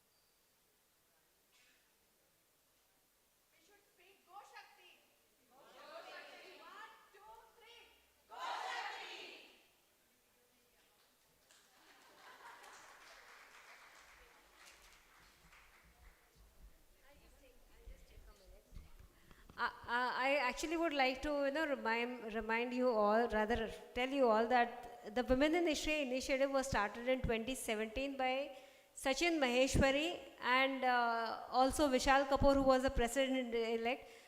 Sachin was the president that time. So we need to really remember them and thank them for having started this initiative, without which we would not have reached here. So thank you, Sachin and Vishal, wherever you are, and convey our wishes to him. Thank you. Thank you for throwing light on that fact, Nivedita. Thank you so much. So we have a little wonder over here who already performed in front of her. I would request Harsha Chinchore to please come on stage.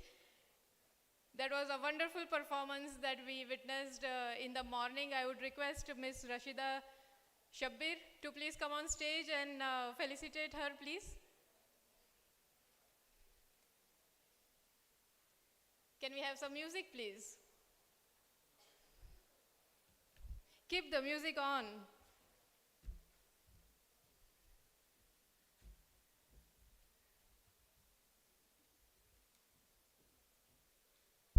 A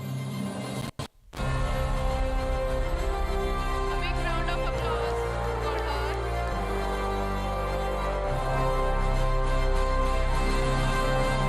That is a beautiful attire, and the fact that you are wearing that attire for 4 hours itself is, wonderful. Thank you so much. Congratulations. Yeah. So we had a debate competition last week. We had a debate competition last week. The topic of debate competition was very interesting. So all those people who are standing right behind there and talking, I request you to please pay attention for like only 5 minutes. I want 5 minutes of your time. Then we will open the floor for lunch. So the debate competition topic was very interesting. For a building to function efficiently, who is the key stakeholder? Is it an architect or an engineer? Oh, I would love to be part of this debate, I'm an engineer myself. The winners of this competition are Nishikanda Sarkar Dande, Shriya Bhave, and Karuna Ratnakar. Do we have these girls over here? Please come on stage. So all 3 of you are here?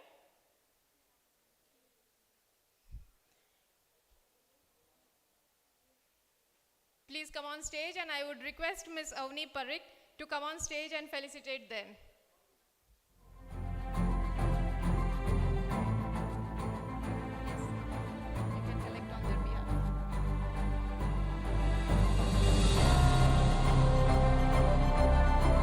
A big round of applause, please. It is unfortunate that, we did not witness the debate, but the debate was like a real debate, We felt the girls would fight. They did not fight, of course, but it was very interesting.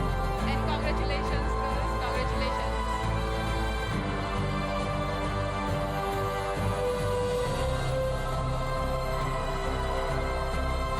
Okay, thank you so much. So that was the first part of our event, and we will open the floor for lunch for everyone.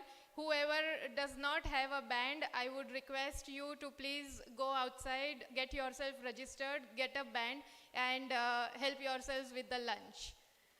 Thank you so much for being such a nice audience. Thank you.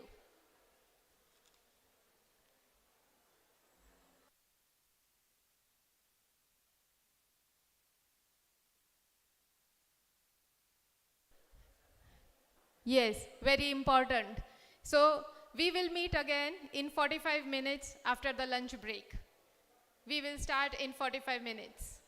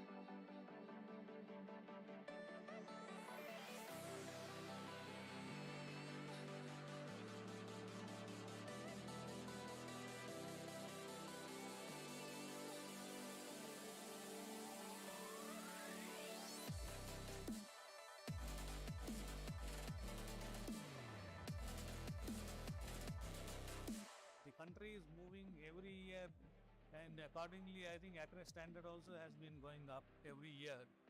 And no doubt that, Mumbai has organized it very well. I met so many other leading consultants. I met my dealers partners.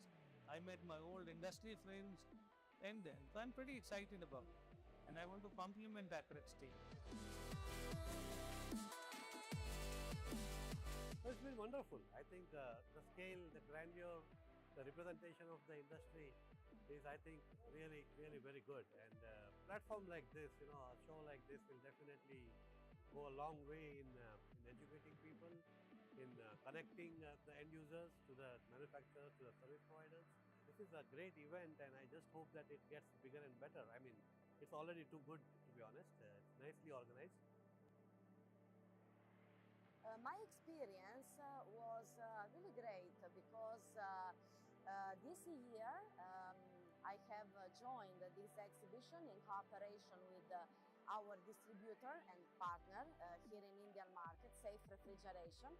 So we have the possibility to get a deeper insight in Indian market. Acrex shape the industry in future in a way that the major OEMs, Indian OEMs are exhibiting here, and also the distributors. So of course it is a good occasion to meet the major player of the Indian market.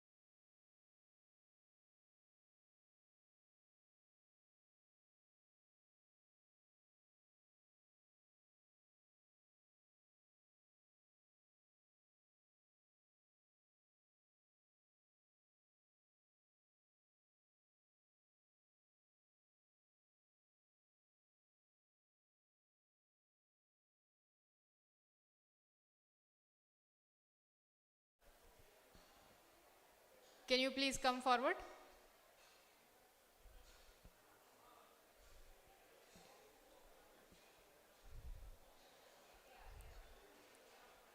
Dear guests, whoever has had your lunch, please come forward and please be seated. We will be starting in another 4 minutes of time.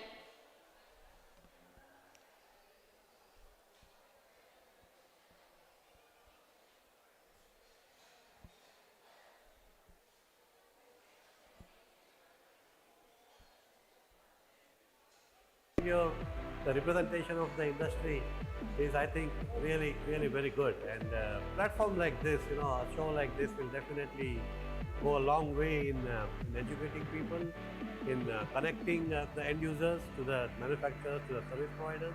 This is a great event, and I just hope that it gets bigger and better. I mean, it's already too good, to be honest. It's nicely organized. My experience was really great because this year I have joined this exhibition in cooperation with our distributor and partner here in Indian market, Safe Refrigeration. So we have the possibility to get a deeper insight in Indian market. Acrex shape the industry future in a way that the major OEMs, Indian OEMs, are exhibiting here, and also the distributors. I request Anshul Gujarati to come near the stage, please. I request Ms. Anshul Gujarati to come near the stage, please.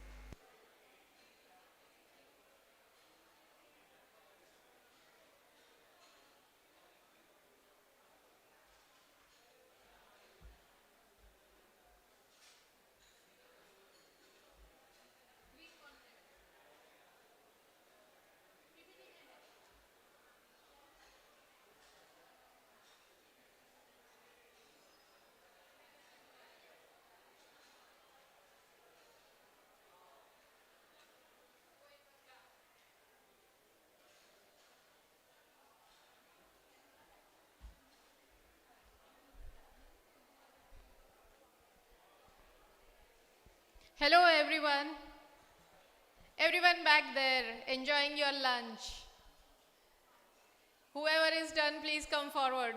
We will start in another 2 minutes of time.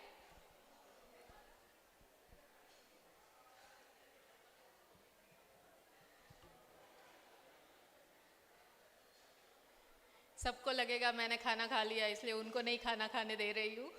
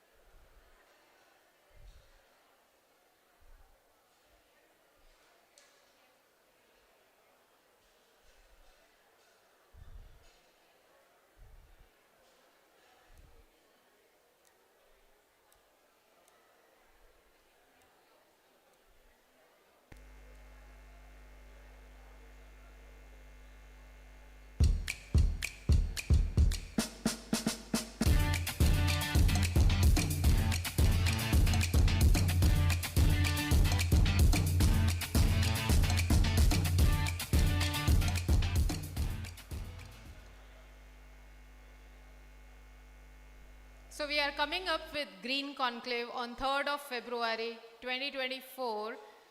This is a program where the theme is going to be carbon, and this is again going to be hosted by Ishrae Pune chapter. Whoever has registered today, we will be sending you the information by email.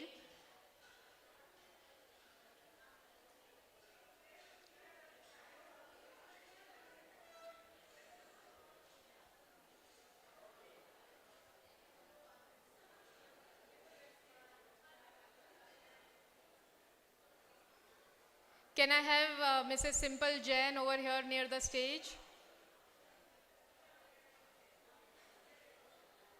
Can I have Simple Jain near the stage, please?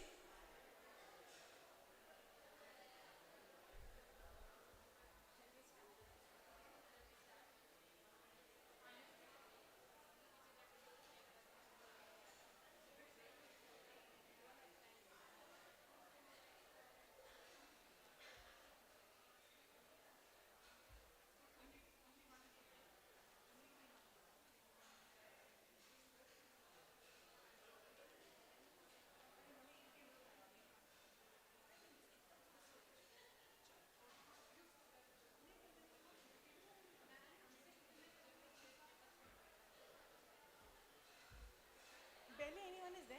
Nobody can play. You start in a such a way कि gifts है ये है वो है मतलब in a different manner. लोग ही नहीं है कैसे खेलेंगे? ये बात तो है यार. You understand? Okay चलो ठीक है.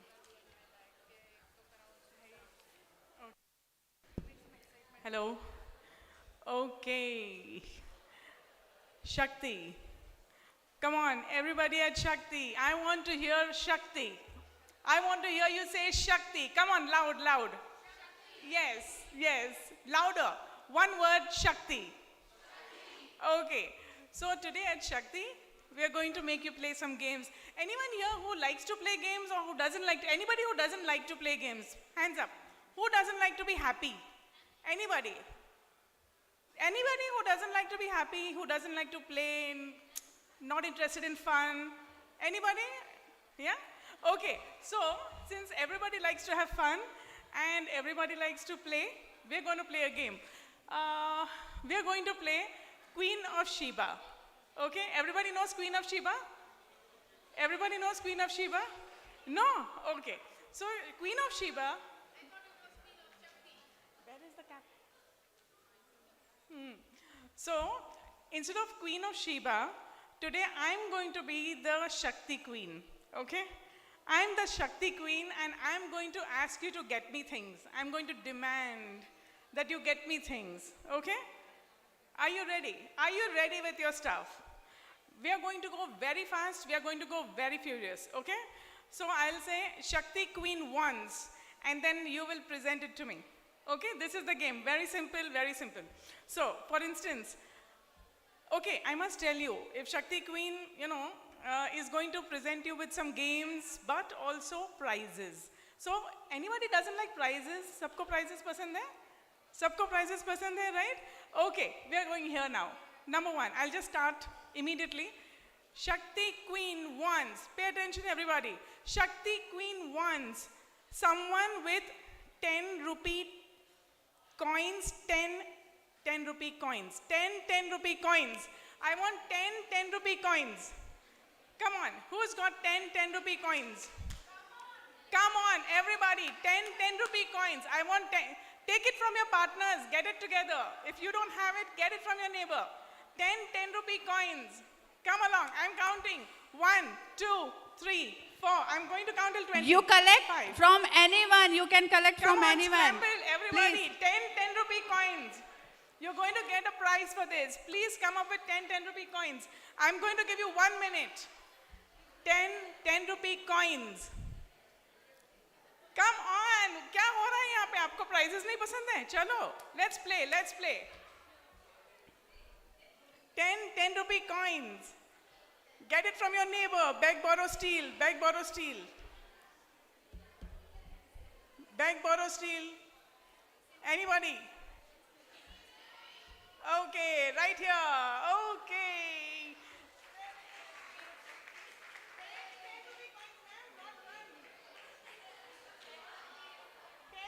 rupee coins. Okay, you got the gist. I want 10 rupee coins. This is one coin. I want 10 of these. I want 10 of these. Okay. All right. So I'm going to go to the next. I'm going to get to the next. You understood the game? Everybody understood the game?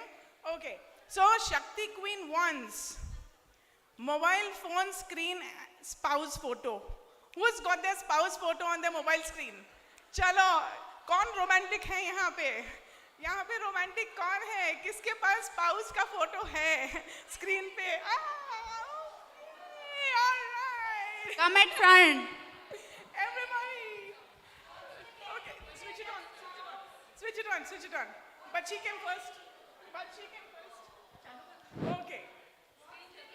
अरे चालू करने? वो gift लाओ ना cup वाले. मैं guarantee इसका तो स्पाउस पता है मेरे को. Okay, all right. So she's got her spouse, her own spouse on the screen. Okay. Sujal, please come on up.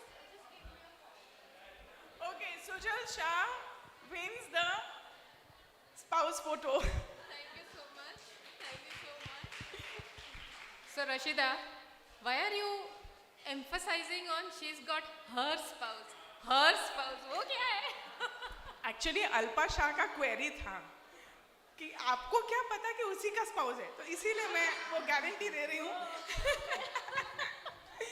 Okay, all right. So you're getting the gist of it. Okay, we're going to go fast. Okay, I want a person with the max number of tattoos. Who's got tattoos? Who's got tattoos? Max number. Max number of tattoos. आ जाइए. Who's got 1, 2, 3, 4? How many tattoos? Please, tattoos. please, come. Please come. Tattoo people. Women, men, whoever has tattoos, put up your Yeah. hands around. How many people have tattoos? Oh, we have one more contender. All right. Okay. Woo! My God. Come. How many do you have? Okay, ma'am, you also come. I want to see your tattoo. दिखाओ तो सही. अच्छा, Durga. My God. Shakti. Wow, she's got a Shakti tattoo. Shakti Durga tattoo. Thank you. Everybody clap your hands. How many tattoos, ma'am? How many tattoos, ma'am? 2 tattoos. Okay, please explain your tattoo first.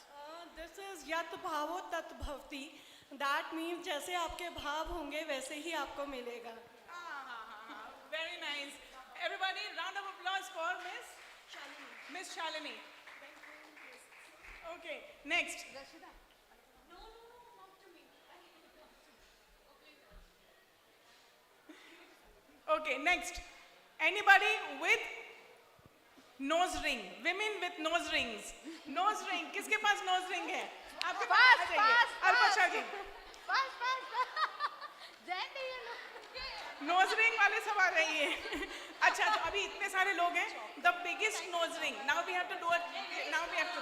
नहीं, biggest nose ring. Let me see who's got the biggest nose ring. Chennai. आपका nose ring बताइए please. मेरा भी है. Okay, आपको बताइए इसका कौन सा size? Sujal, check out the sizes please. Nose ring. Okay, everybody fast. कौन है? Okay, you're the winner. Youngest. Winner for the nose ring. Winner for the nose ring. Okay. One more for women. Shakti contest here. So one more for women. Anybody who's got the beautiful nail art. किसके पास सबसे बेहतरीन nail art है? Come on, engineers. Mehndi नहीं चलेगा. No, we want nail art. Anybody with nail art? You have nail art? Come on. We have an architect who's got. It has to be an architect. First of all, only architects have good nail art. Have you noticed? All architects, landscape architect के पास सब बेहतरीन nail arts होते हैं. It is my own experience. So, come fast, Shamika. Come fast.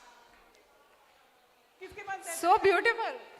Oh, wow. Sujal, you will do the judging. चलो जल्दी करो. किसका nail art बेहतरीन है? हाँ. We have one gift. Come on, fast. We don't have time. So ये दोनों के लिए. Okay. Giving one more. Okay. Nail art contest के लिए. Nail art contest. Okay. All right. Another one for women. The largest bindi, run. Largest bindi. I've got the smallest one. Chalo, largest bindi. Come on, women. Come on. We are talking Shakti. Ladies, largest bindi. Run. Bhage. Bhag milka bhag. Come on. Yes, you have largest bindi. They also have. Please, both. I think she also qualifies. We want largest. Largest bindi goes to Miss Kavita. Mrs. Kavita ko largest bindi award. So, Rashida, to her as well. Beautiful bindi award. Okay, all right. Shakti Queen wants what everybody wants. What does everybody want? Money. Max number of credit cards. Run. Max number of credit cards. Who's got the max number? Rummage your pockets, rummage your wallets. Max number of credit cards. Credit card wale kaun hai yahan pe? Come on. Why guys and women? Both. Sabke liye hain. Who's got the max number of credit cards? This is last question. Run. This is last chance for everyone. Last question, max number of credit cards, please run to me. Yes, sir. Come on, someone. Women have to compete with him. Oh my God. Subodh ne sare banks ko loota hai. Subodh It's ji, almost ye 10. Come on, max number of credit. Yes, we have a woman. Max number. How many do you have? Two. Subodh ji has many. You come late. Max number of credit card goes to Mr. Subodh, I think. और no, कितने हैं आपके पास? Please check. कितने हैं आपके पास?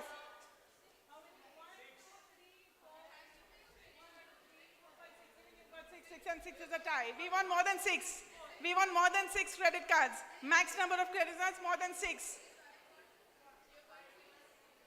More than 6 credit cards. How much has he got? Anybody with 7? 7 credit cards, 8 credit cards. Come along, ladies. Ladies, we have to... 7, I'm just counting. 8. We want 8 credit cards. Ladies, 8 credit cards. We have to beat the men. We have to beat the men at this. Come on. 7. We got maximum number 7. इनके पास 7 है. आपके पास कितने हैं? Satish. Mr. Satish. Mr. Satish have 7 number of credit No, cards. ma'am. How many you have? How many you have? 8. We want 8. Come on. Anybody with 8 credit cards? 8. We have. Namrata. Miss Namrata, I have 8 cards.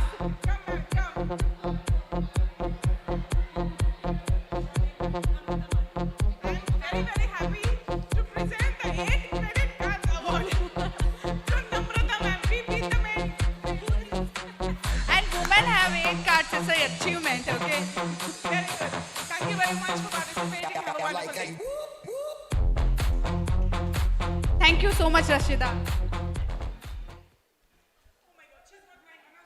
Oh, she's got 9 cards. My goodness, wow.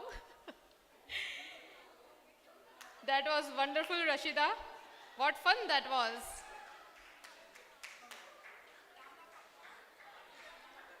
A big round of applause for Rashida over here.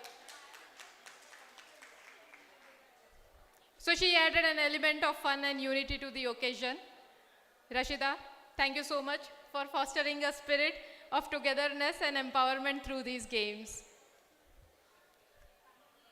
So I hope you all enjoyed the delicious lunch with an utter symphony of flavors with some Marathi specialities as well. Now that the tummies are filled, to ensure that the minds are not drifted, we bring to you a very enlightening session of the day.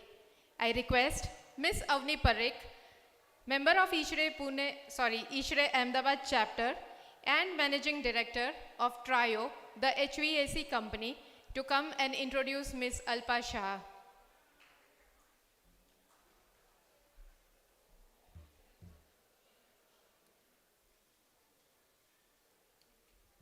Good afternoon, Pune. I think I cannot hear. You all have done lunch. Please Loudly. Shakti.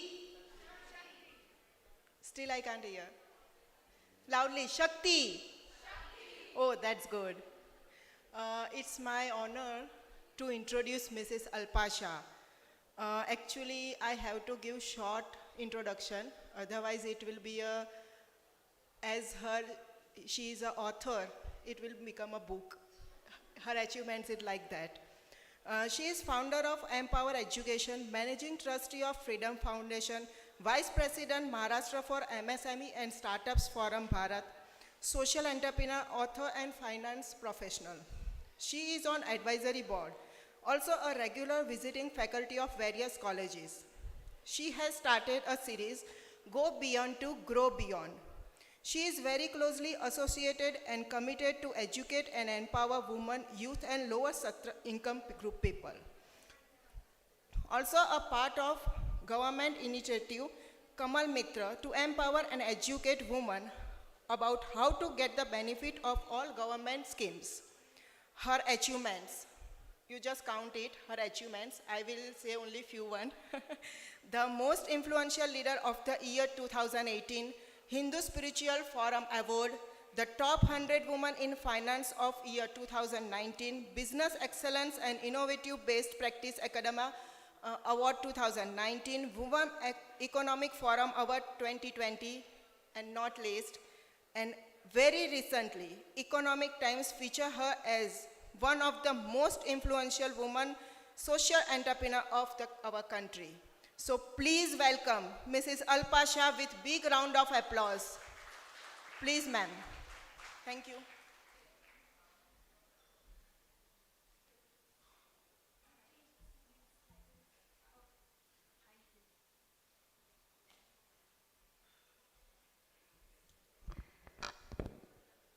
नमस्कार, good afternoon.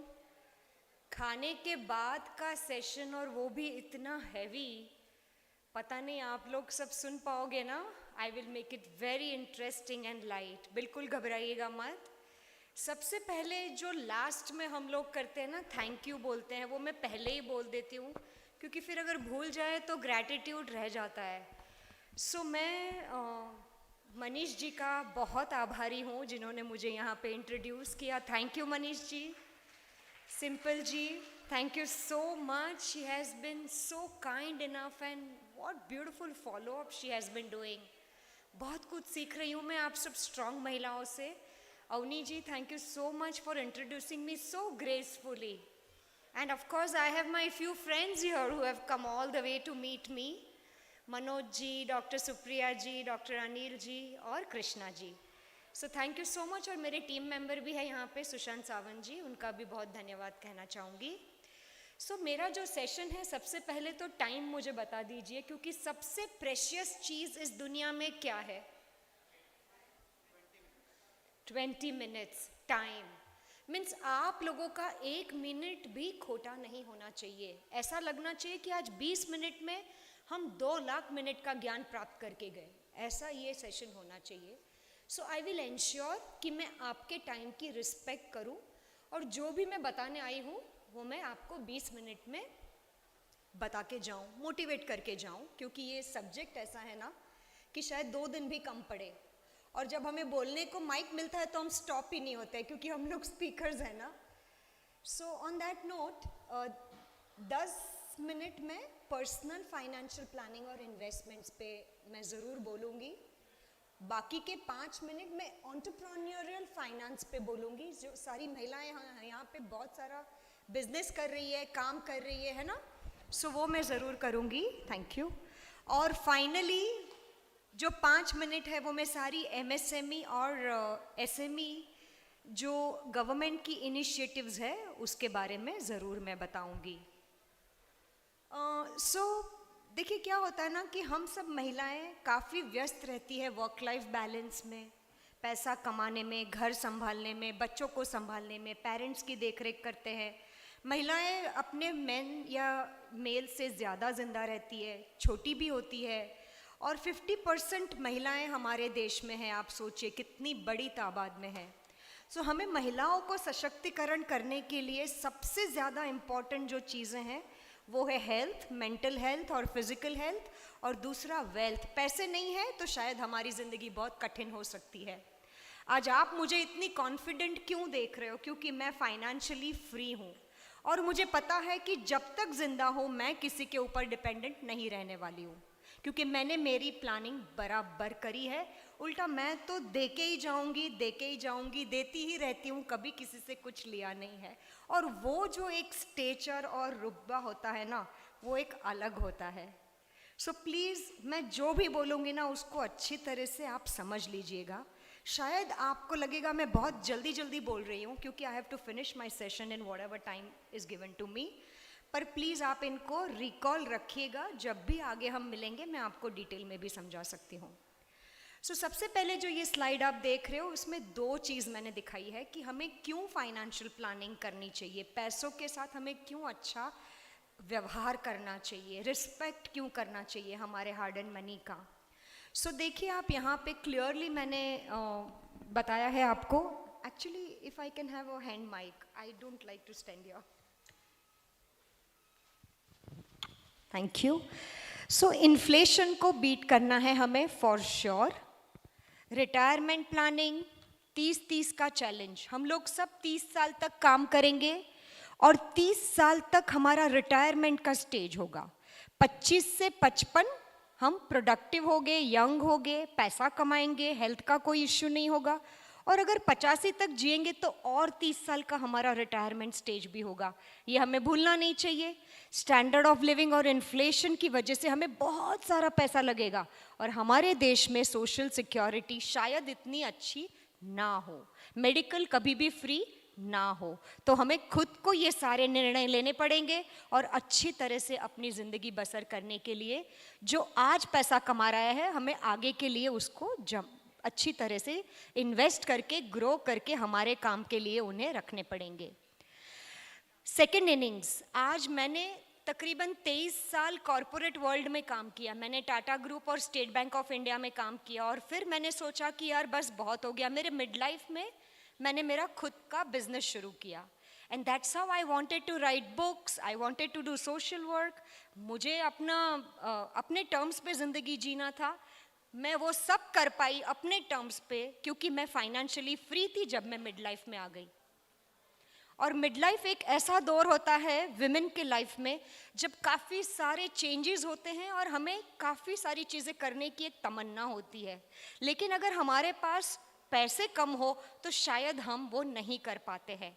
So please follow your passion with the help of financial literacy and money management, extremely important subject for all of us. Well, अपने dreams, goals, आशाएं, अगर आपको sky diving करनी है तो ज़रूर करिए। केप टाउन से ऑस्ट्रेलिया जाके करनी है तो ज़रूर करिए। ऐसा ना हो कि फिर लोनावाला भी ना जाए और हम ना कर पाए। So financial planning will help you achieve all your dreams and goals. So please उसको अच्छी तरह से करिएगा। और ऑफ कोर्स मैंने यहाँ पे एक रेशियो रखा है, अगर आप देखो तो 50-30-20। जितना भी आप कमा रहे हो 50% आप अपने नीड्स में लगा सकते हो, 30% आप अपने वांट्स में डाल सकते हो और 20% at any point of time you must invest for your future financial planning. 30-30, 40-50 and 50-100, ये कितना अच्छा रेशियो है ना। जब आप 30 साल के होते हो आपको 30% इन्वेस्ट करना ज़रूरी है। जब आप 40 इयर्स के होते हो आप 50% तक इन्वेस्ट कर सकते हो, और जब आप 50 इयर्स के होंगे शायद आप अपनी 100% सैलरी इन्वेस्ट कर सकते हो। बताओ क्यों, कैसे? पैसिव इनकम समझते हो आप लोग? वॉरेन बफेट को फॉलो करते हो? मुझे नहीं, आप उनको तो ट्विटर पे ज़रूर फॉलो करिए और उनकी बात ज़रूर मानिए, because he is a very successful investor. He is still alive, he is not outdated and he is a fantastic guru as far as investments planning are concerned. तो मैं ये बताना चाहती हूँ यहाँ पे कि जो पैसिव इनकम होती है ना, जो आप 20 साल तक एकदम प्रोसेस ड्रिवन अच्छी तरह से जो इन्वेस्टमेंट्स कर रहे हो, उसकी वजह से शायद आपको रिटायरमेंट के 10 साल पहले कुछ भी अपनी सैलरी को टच करने की ज़रूरत ना पड़े, क्योंकि आपको एक अलग सोर्स ऑफ इनकम मिल गया by way of returns on your investments. आप सब महिलाएं बिजनेस करती है, एंटरप्रेन्योर्स है, कोई जॉब भी करती होगी, सबको पता है कि रिटर्न ऑन इन्वेस्टमेंट क्या होता है, पैसिव इनकम क्या होती है। जब हम ज़्यादा काम नहीं कर पाएंगे तब हमारे आगे के पैसों से ही हमें बहुत सारी मदद मिलती है ना।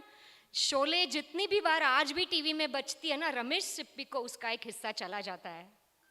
That is what is passive income, and we all must definitely am during our mid life और नियर आवर रिटायरमेंट।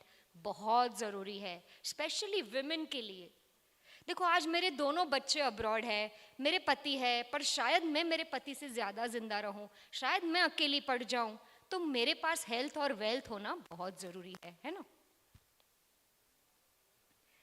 क्विकली मैं बताऊंगी, देखिए ज्ञान तो बहुत हो जाता है, लेकिन केवल ज्ञान ही आपको आपका हक दिलाता है ना, वो बहुत ज़रूरी है। पर उसके साथ practical approach, process driven approach, discipline, long term, किसी एक्सपर्ट के साथ बैठ के ये सारी चीज़ें करिएगा। मुझे नहीं लगता है कि हर चीज़ हम खुद कर पाएंगे, हम लोग सब सुपर वुमेन है, सुपरमैन है, लेकिन जिससे ये फील्ड का थोड़ा ज़्यादा नॉलेज हो, आप प्लीज़ एक अच्छे फाइनेंशियल प्लानर को, या जिससे आपकी अच्छी दोस्ती हो, या जिसको आप मान रहे हो, जिसके ऊपर आपको ट्रस्ट है, उनकी एडवाइस लेके ये सारी चीज़ें आगे बढ़ के करिएगा, वो आपको बहुत मदद रूप बनेगी। सो मैं यूजुअली 3 बास्केट्स में अपना पैसा डिवाइड करती हूँ, जो आपके साथ शेयर करूँगी।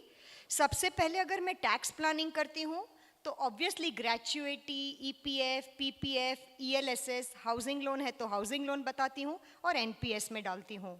अगर मुझे प्रोटेक्शन प्लानिंग करना है, मुझे खुद को प्रोटेक्ट करना है और मेरे घर वालों को भी प्रोटेक्ट करना है, तो मैं 6 महीने का मेरा जो खर्चा है उसको मैं इमरजेंसी फंड में साइड में रख देती हूँ, कभी भी टच नहीं करती हूँ। या तो उसको मैं लिक्विड म्यूचुअल फंड में डालती हूँ या गोल्ड में लगा देती हूँ, क्योंकि वो any time I can across the counter in the middle night also I can take that money. So please remember, आपको इमरजेंसी फंड रखना चाहिए।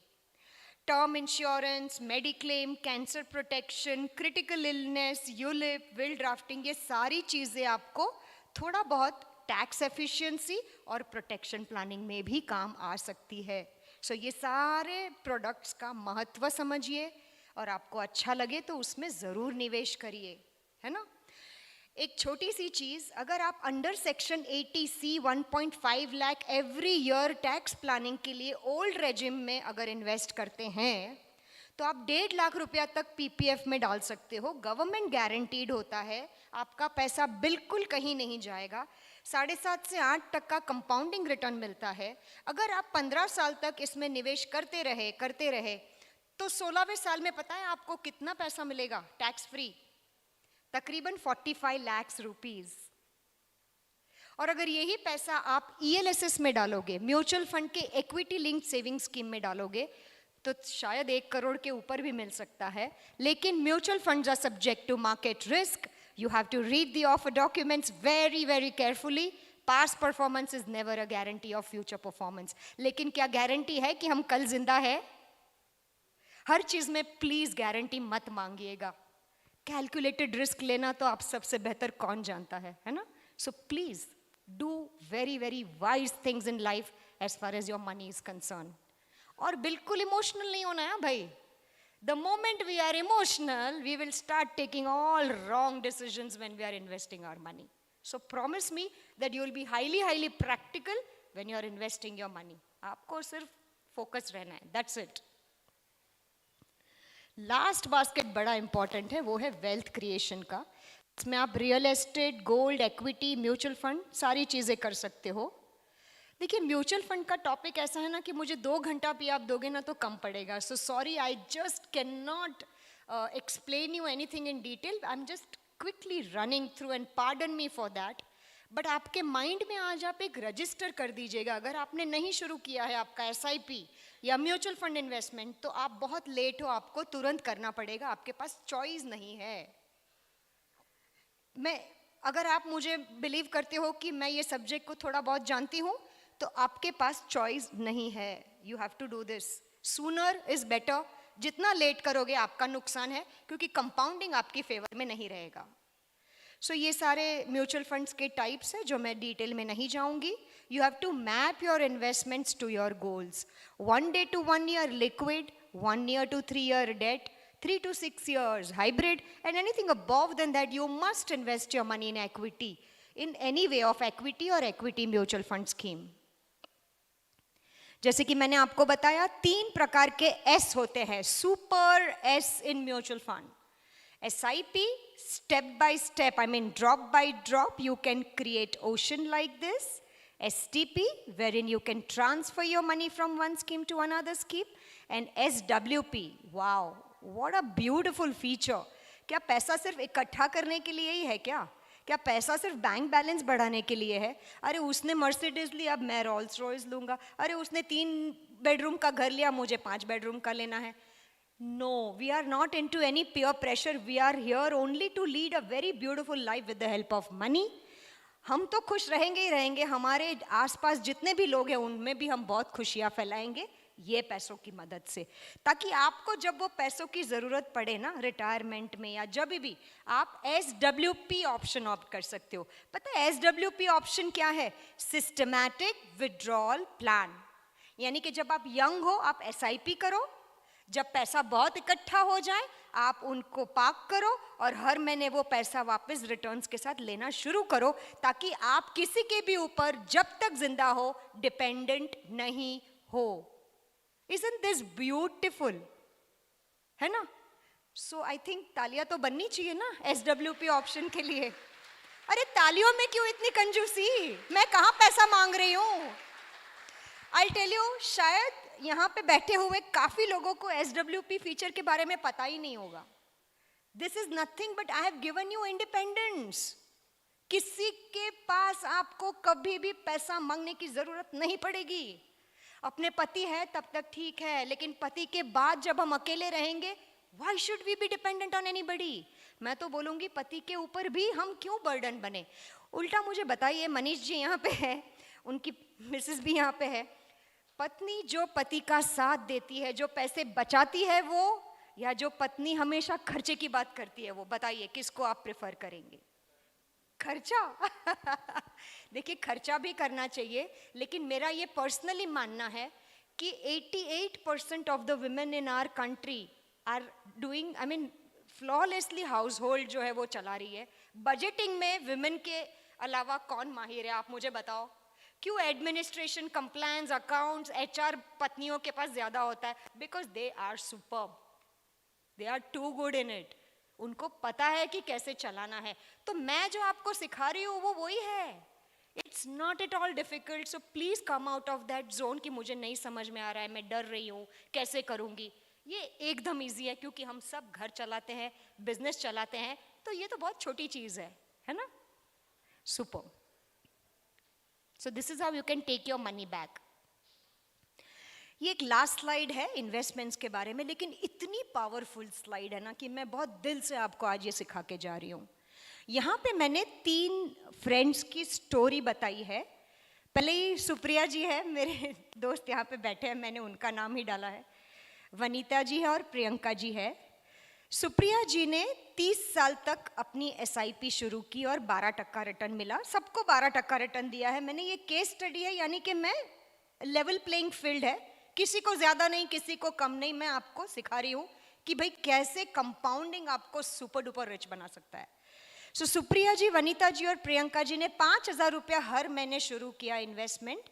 सिर्फ सबको रिटर्न भी सेम मिला 12%. पर फर्क एक ही चीज में है कि नंबर ऑफ इयर्स का जो इन्वेस्टमेंट्स है ना, नंबर ऑफ इयर्स, ये थोड़ा गड़बड़ है. सुप्रिया जी ने जल्दी शुरू किया, 30 साल के लिए किया. वनीता जी ने थोड़ा लेजी एटीट्यूड रखा, 5 साल लेट शुरू किया सुप्रिया जी से. और प्रियंका जी तो थोड़े और कंफर्ट जोन में थे बेचारे, तो उन्होंने 10 साल वनीता से लेट शुरू किया, 10 साल सुप्रिया जी से लेट शुरू किया और 5 साल वनीता जी से लेट शुरू किया. अगर आप देखो यहाँ पे तो प्रिंसिपल अमाउंट कितने, सिर्फ 3 लाख का फर्क. ये बहुत इंपॉर्टेंट स्लाइड है, प्लीज पे फुल अटेंशन. यहाँ पे प्रिंसिपल अमाउंट कितना फर्क है? हार्डली 3 लाख रुपया. कितना फर्क है? 3 लाख रुपया सिर्फ. लेकिन नंबर ऑफ इयर्स के वजह से गड़बड़ हो गया. Power of compounding is the 8th wonder of the world.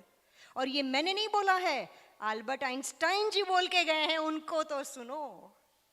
Because he was a wizard and he was knowing the power of compounding. तो देखिए कि सुप्रिया जी ने 1,75,00,000 बनाया, वनिता जी ने आधा पैसा गवा दिया क्योंकि 5 साल लेट शुरू किया, और प्रियंका जी ने सिर्फ और सिर्फ 50 लाख बनाया. अगर ये ही SIP पे मैं टॉप अप करती हूँ, पता है टॉप अप क्या होता है? Anybody who knows top up? Manoj ji नहीं बताएंगे. आप हर साल डिसिप्लिन वे से 10% इंक्रीज करते हो. यानी कि ये साल अगर आपने 1,000 रुपया सेव किया, अगले साल 1,100 करोगे, तीसरे साल 1,100 पे और 10% बढ़ाओगे. समझे आप? हर साल आप 10% बढ़ाओगे तो आप तकरीबन 4 गुना ज्यादा पैसा बनाओगे. 4 गुना. सुप्रिया जी ने यहाँ पे 1,75,00,000 बनाया और यहाँ पे टॉपअप की वजह से 4,40,00,000 बना दिया. और जोरदार तालियां बननी चाहिए भाई. आप लोग समझ रहे हो मैं क्या सिखा रही हूं आपको? ये आपकी जिंदगी बदल सकता है, ये आपका थॉट प्रोसेस बदल सकता है. आप कुछ भी नहीं करोगे, पैसा पैसे को खींचेगा और आप शान से रह सकते हो. Just make your life process driven, focused, calculated risk. अपने डिसीजन टेकिंग एबिलिटी में दम है, आप उसको बरकरार रखिए.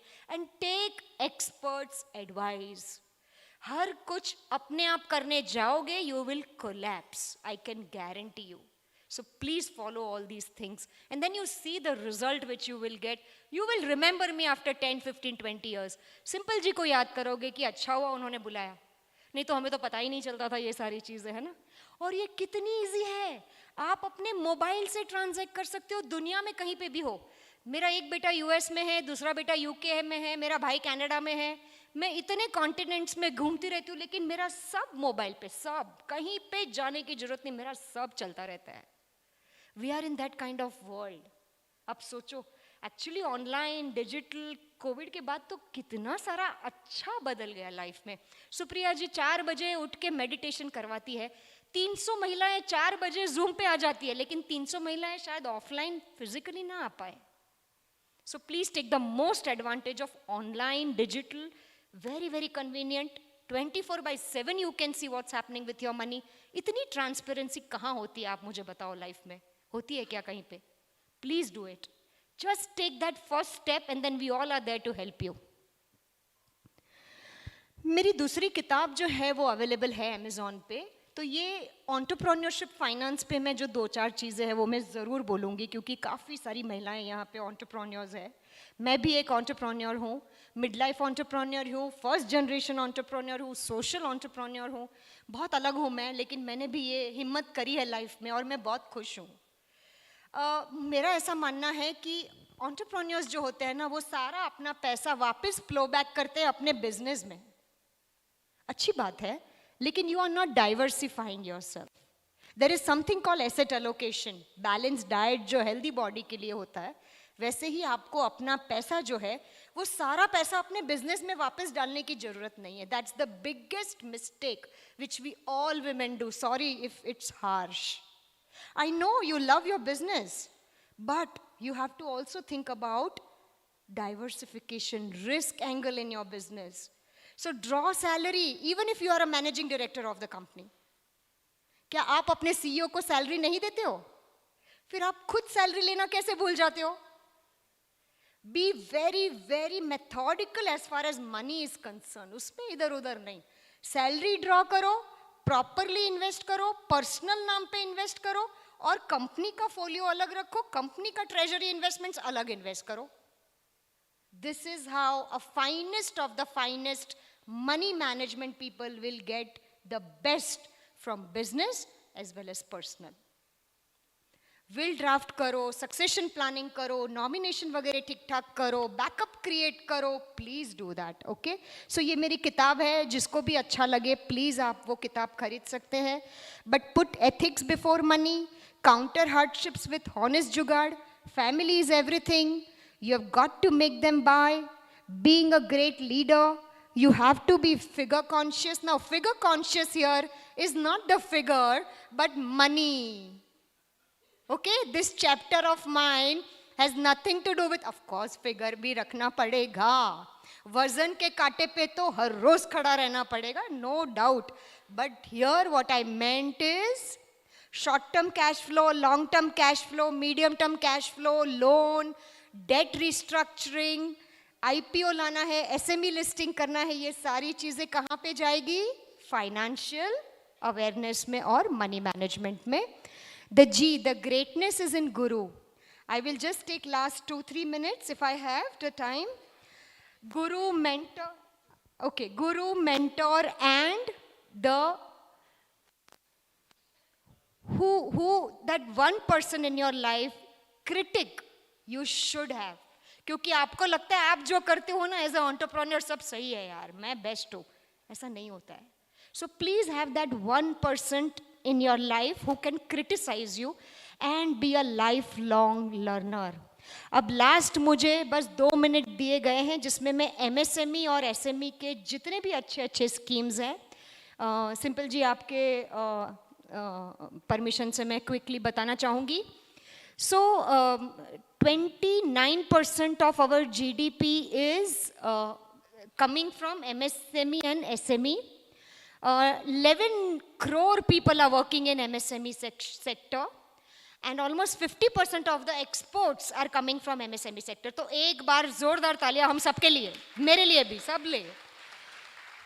Capacity building, skill development, cluster development, entrepreneurship development, market development, finance development, state और सेंट्रल ऑफिसेज होते हैं. देखिए मैं MSME और स्टार्टअप फोरम भारत का महाराष्ट्र रिप्रेजेंट करती हूँ.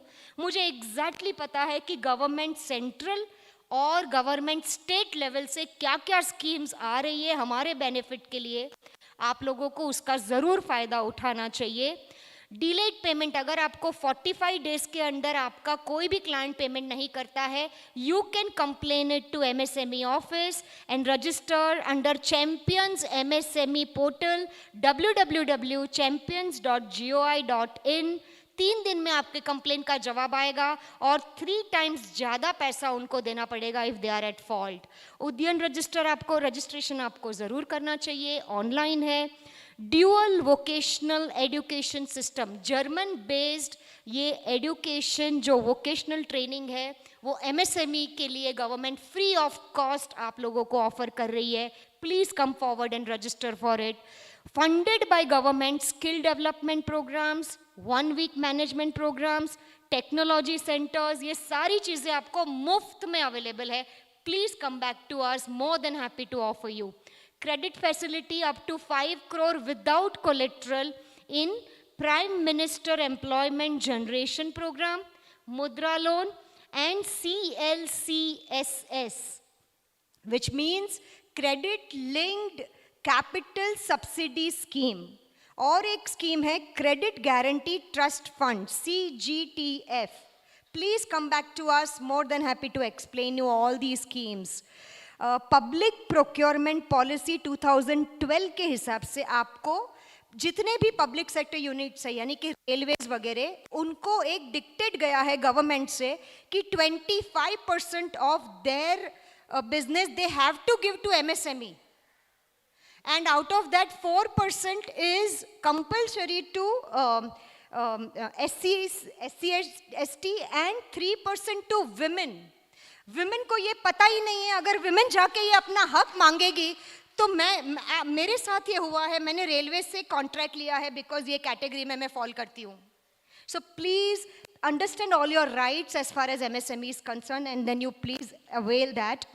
Exhibition, trade fairs, international trade fairs, GEM portal. GEM portal is such an important aspect. Please register yourself and then you will get all the government contracts also. And Spurti karke ek hai, scheme of fund for regeneration of traditional India, जहाँ पे हम artisans को बहुत बढ़ावा देते हैं. development of retail outlets, packaging, barcode, e-commerce, IPR, Z certification, zero defect, zero effect. Prime minister ji का नारा तो आपको पता ही होगा.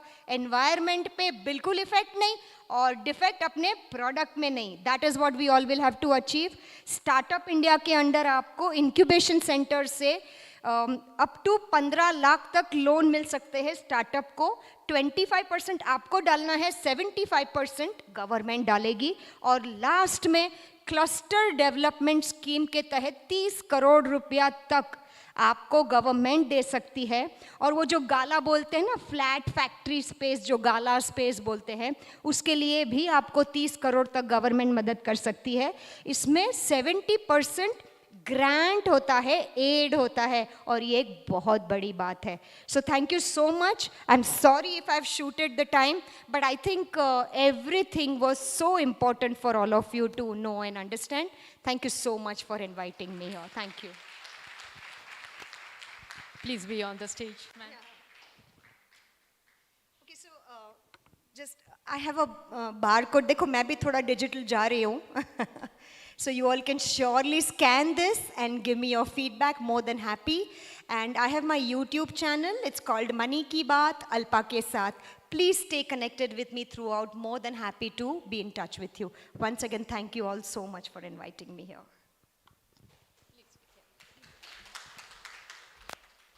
I really don't know whether you shooted on the time or not because I was so engrossed listening to you.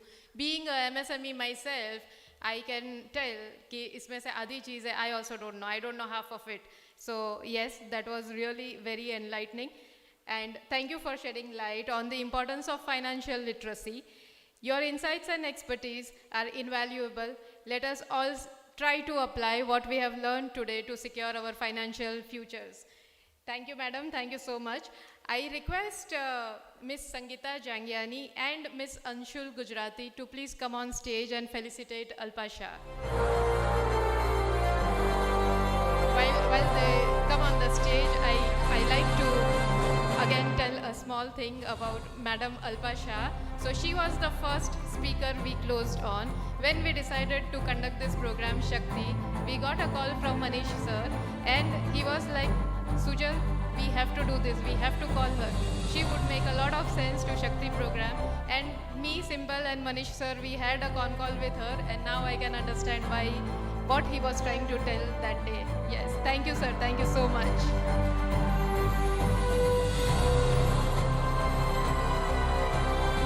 Anshul, can you go on that side? And I would also like to invite Jayanti madam on the stage. Simple on the stage, please.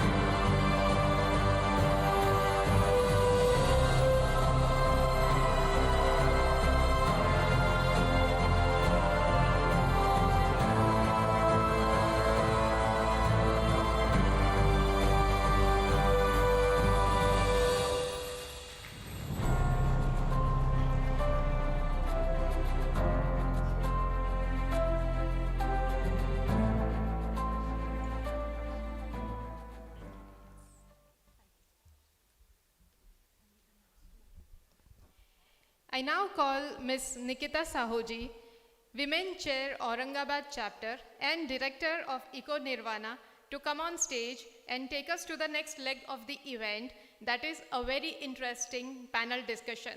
The topic of this panel discussion is Women at Forefront, Navigating Tech Trends and Career Growths.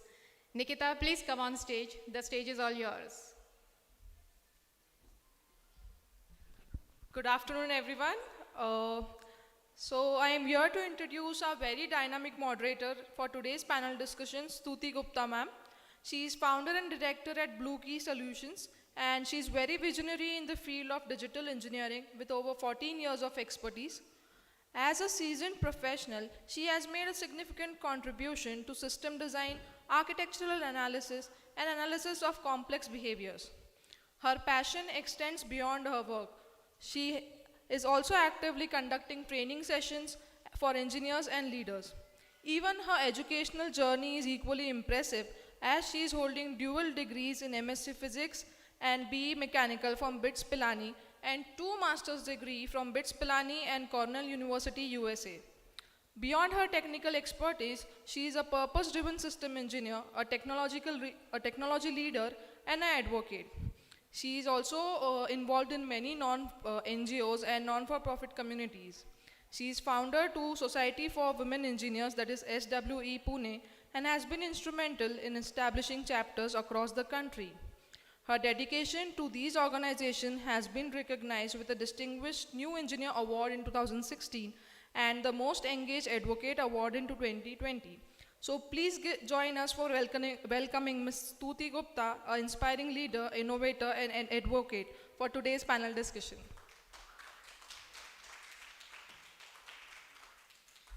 Thank you, Nikita. Really an honor to be here and the toughest job of the last session of the event. Can I have the mics? So I would like to invite my panelists on stage and we'll do the introduction together. So Avnisha, Sonali, Ashwini, please come on the stage.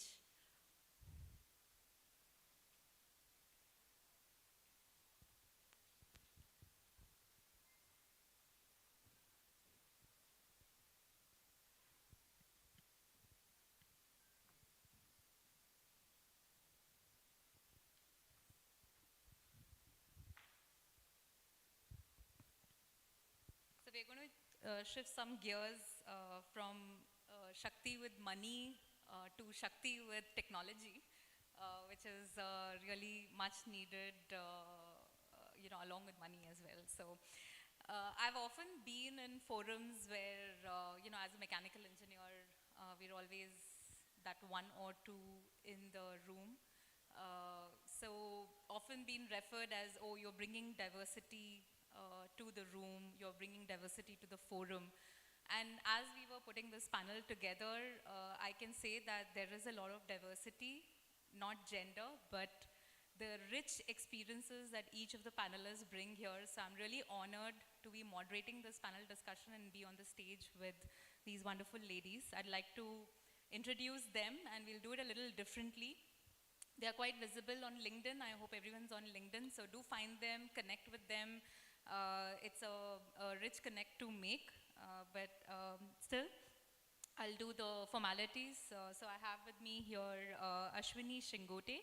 She's Director, Global Information Technology at Whirlpool Global Technology and Engineering Center, right here in Pune. She has 2 decades of experience and, leading the functions for the most sought after technology of today, which is IoT and cloud and mobile apps, and we'll learn more about her. And interesting thing about Ashwini is that she does not primarily come from HVAC, our industry. She comes from aerospace she worked in Eaton, where she was part of aerospace group. She worked with Philips, where she was part of the X-ray group. So you can see how technology you can translate from one industry to another, and that is something I would like Ashwini to talk about later in the panel. Next we have Avnisha. Can there be, and I think this was referred earlier in the day also, that can there be HVAC without filtration? No, right? So Ashwini dons that hat. She has, multiple decades of experience in the core industry, the longest tenure with Cummins. Now she's the country leader for Atmos Filtration Technologies India. And it's a spun-off from Cummins, and she's going to talk about that. She's also donned different hats, like as part of Society of Women Engineers and board member of Society of Automotive Engineers as well. So she'll probably touch upon some of those. And then we have Sonali Dopte. She's come all the way from Aurangabad. Thank you for being here with us. Really nice to meet you in person. She's the Chief Strategy Officer of Excelize, has 3 decades of experience in architecture and a lot of experience on BIM. I don't know, with a raise of hands, how many of you are aware of BIM, B-I-M? So, Sonali, a lot of awareness and education in that front. And, BIM is very important in today's the efforts that we are making within the architecture and how we can use that digital expertise and awareness to take us forward. So really nice to have all of you here. So I'll begin the panel discussion, and I'll start with a question based on the theme of this event. It's really been very inspiring to hear everything around that theme. So Ashwini, what's the Shakti that you bring today?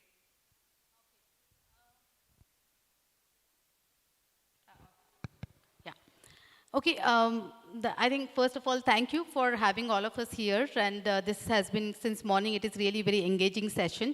Stuti, when you talk about Shakti, what it does represent for me, it's basically the ambition, the fire within, and that keeps propelling us as a woman to go beyond what is our vision and achieve that. So it's about ambition and fire within for me. Thank you. Avni, what's the Shakti today?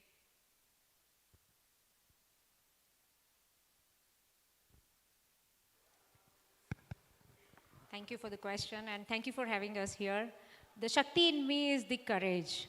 I think courage to pursue mechanical engineering, courage to get into mechanical industry, hardcore mechanical industry, and having the roles where I didn't have prior experience.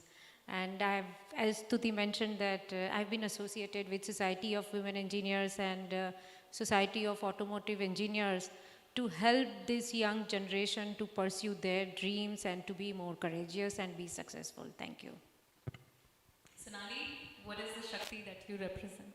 So I think both what they said is Shakti for me, but in addition, I just want to add, I have 2 daughters, and the legacy that I leave for them, what do they want to remember me for? Not the mother, but the values that I bring. I think that is what drives me. Excellent. Thank you so much. Really beautiful. So the panel is about tech trends, and as you can see, each of them bring in technological expertise. So I would like to ask this question to all of them, that they're, through the tenure of your career, you have seen a lot of changes and evolution in the industry. So what are some most impactful trends that you have observed and that are shaping the industry, which the audience should also be aware about? So maybe Ashwini, we can start with you.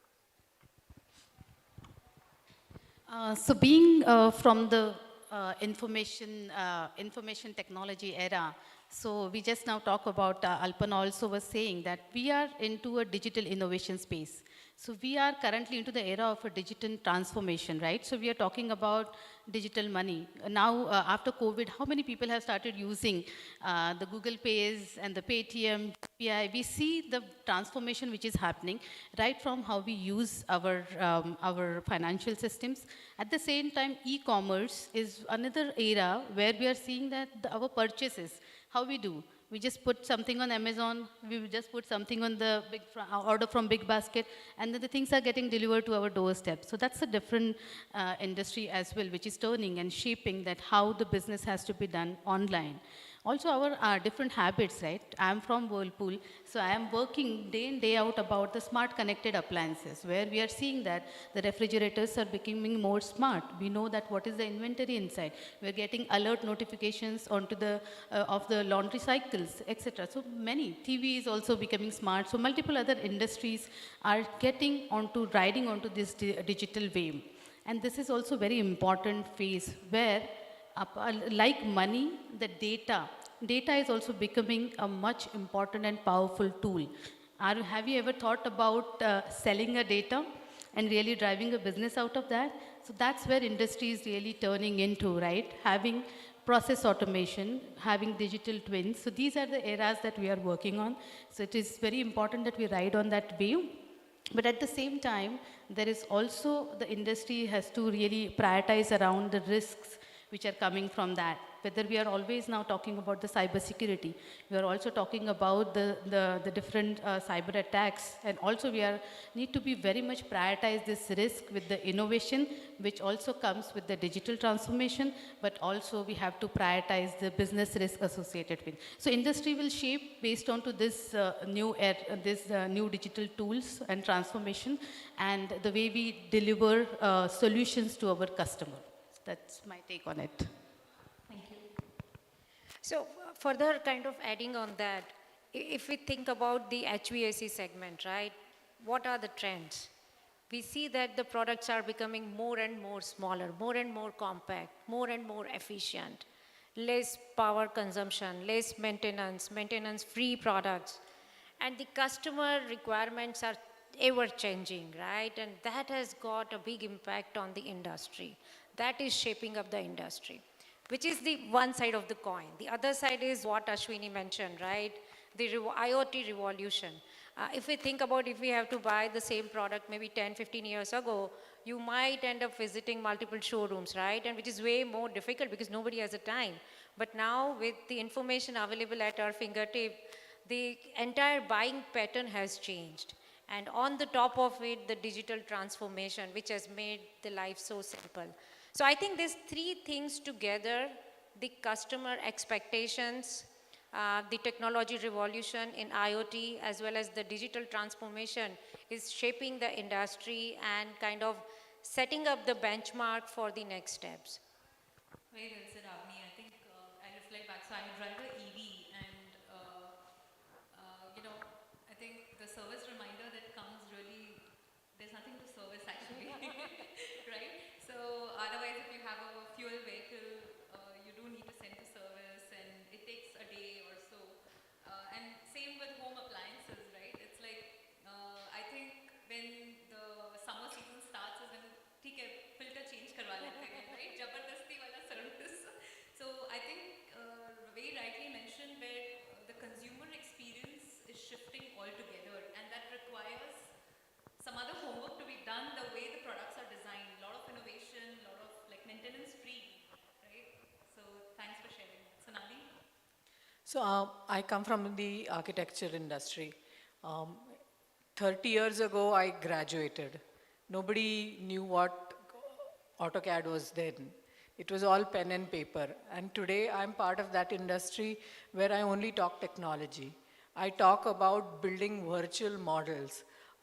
Geo World, Mumbai Airport, those projects are something we've worked on. Everything about that was driven by technology. We coordinated everything first before building it. So this is where technology has come from just in the last 10 years. What I see in the future is still scary and comforting at the same time. We are talking about AI influencing how we design. We may not have humans designing, it will be machines that are designing, but they will probably be just really good at putting together designs which are flawless to execute. Or they may not be also. So it's scary and comforting, but this is where technology is. And if we don't adopt this, we are not going to be in sync with what's happening. So my biggest thing about technology is let's not get scared of it, but make it our friend and adopt it. Very well, and I'll try to remind the audience that in the morning session, Meher Padanji also mentioned, that rather to try and fail than to be in a place where we have not tried at all. So I think that's how we need to adopt new technology. And maybe with a raise of hands, how many of you have done the drafting? Few senior folks in the audience.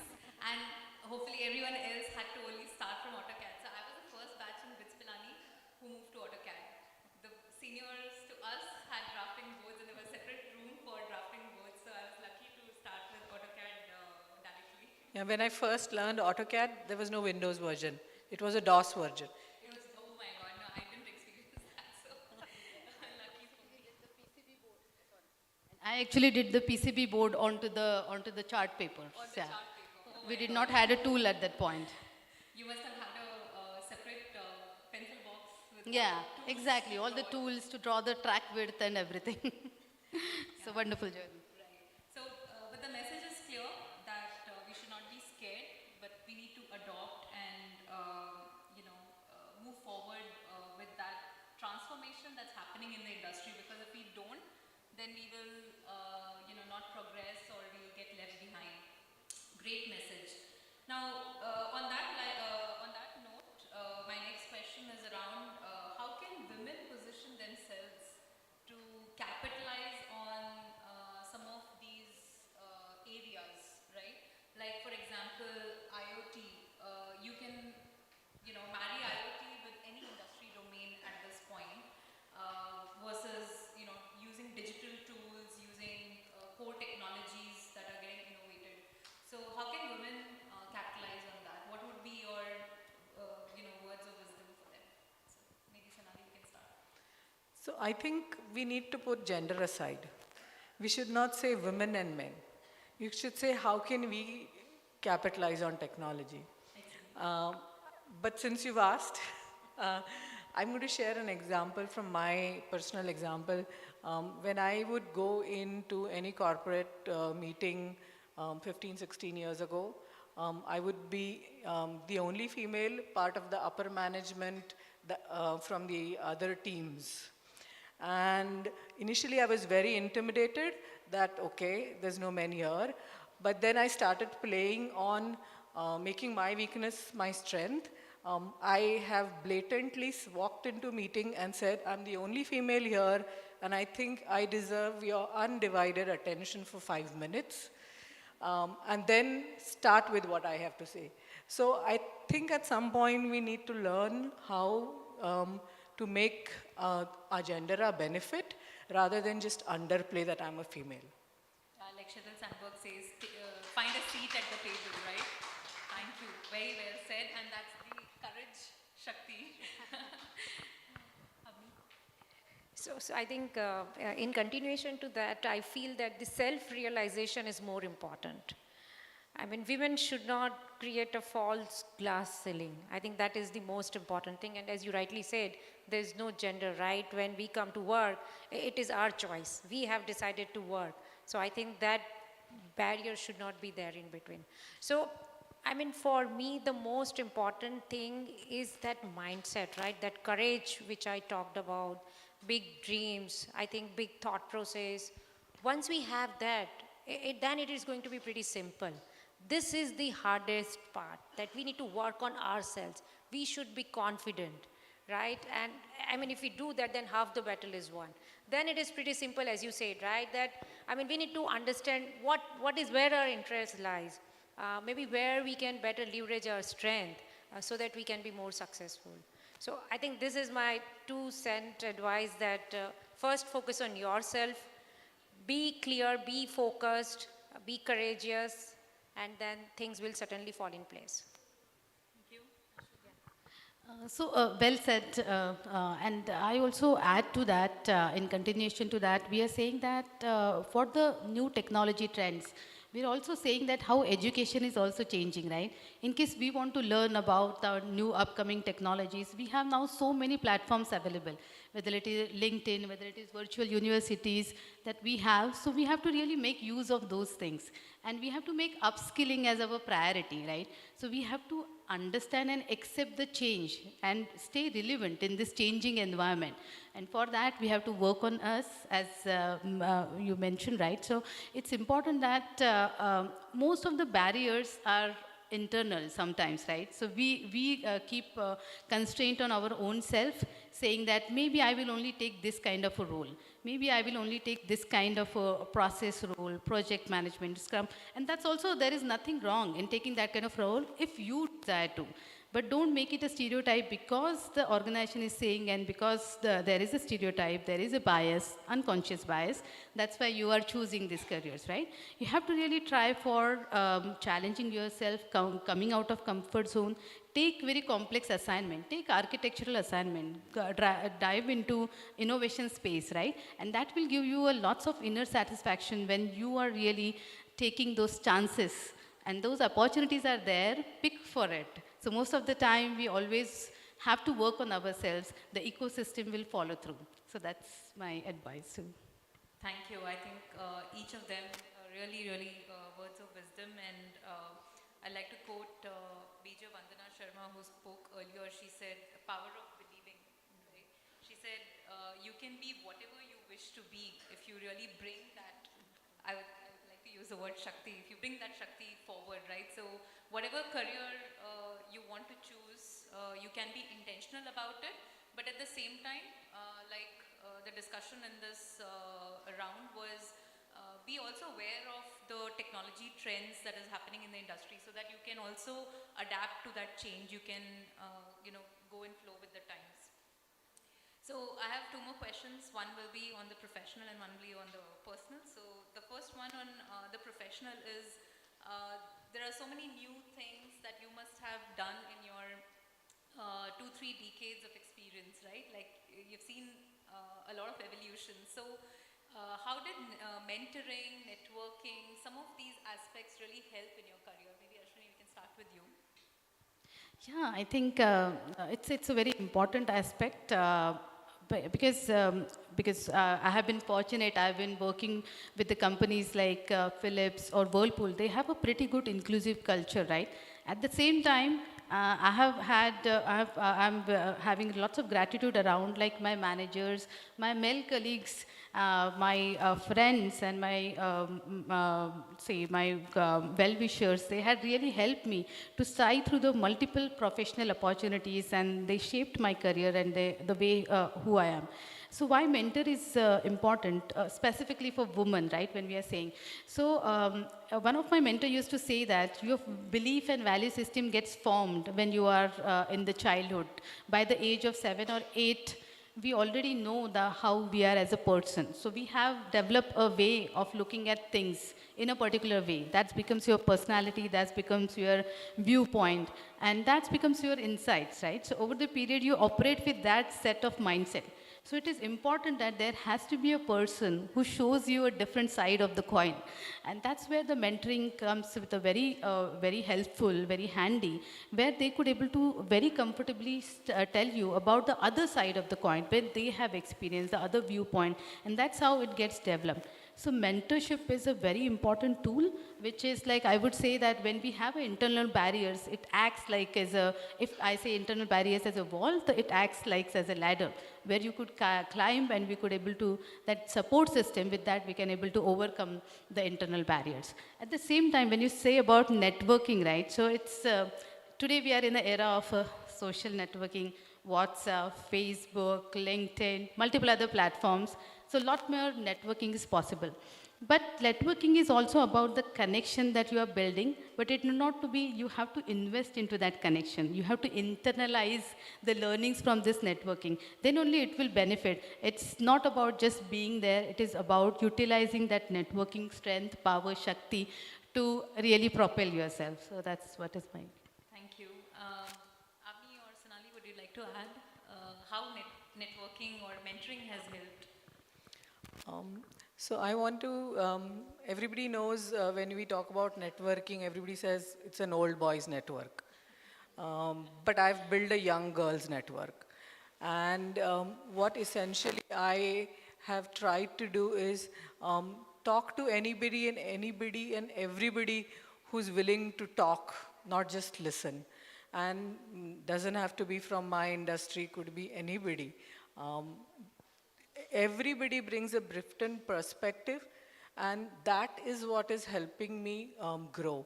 I am a leader in my organization. I have people who look up to me and they think I'm their mentor, but I'm not a born mentor. So when I talk to these different people in my network, I learn things, and that just helps me to mentor.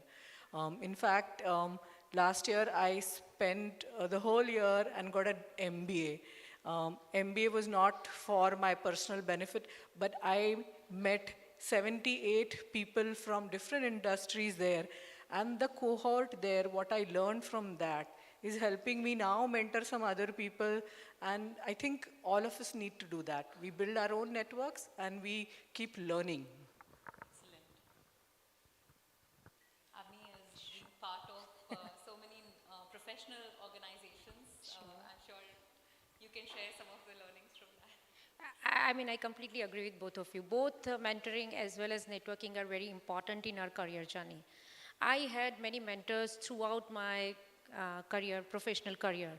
And like there are two side of mentoring, right? One is like the corporate programs, being part of some of these esteemed organizations. We have seen that there's so much of focus to kind of help the newcomers. And I was also kind of in that batch who got opportunity to had good mentors.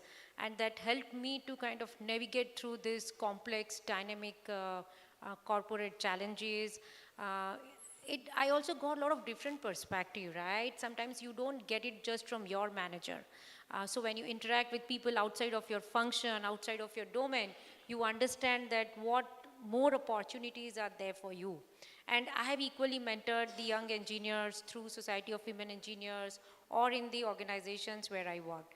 And I am also relying on the other side of the mentoring pool, which is people who are around me. So they are like either my family or my team members, my peer group. Those are my go-to people, right? Where I have trustworthy relationship. And I know that they're always there to kind of point out to me if I'm not doing something right. Or maybe they are there to motivate me so that I can still feel very inspirational to continue my journey. So I think both parts are equally important. Just don't rely on the corporate mentoring part. Also kind of have your own set of people for different topics where you can go and ask for help. And similarly, networking, I think we have a great event today. As Ashwini mentioned, let's make use of it. We need to invest, right? We need to really invest in the networking to get best out of it. I know a couple of people like who used to ask me that, okay, what's in it for me, right? What am I going to get out of it? So I think you will not get any sort of immediate return.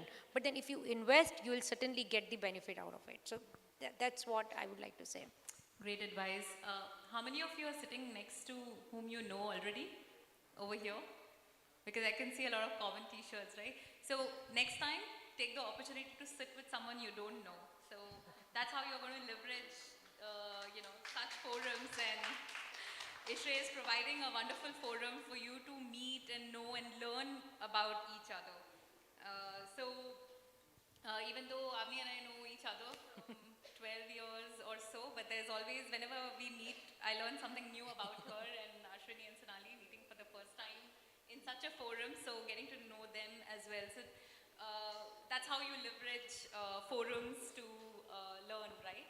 And same for me, I'd like to add that I've always had multiple mentors, and because you don't know everything, right? So sometimes it's for something very specific technical focus. Sometimes it was just, life, career and life, how do you look at it?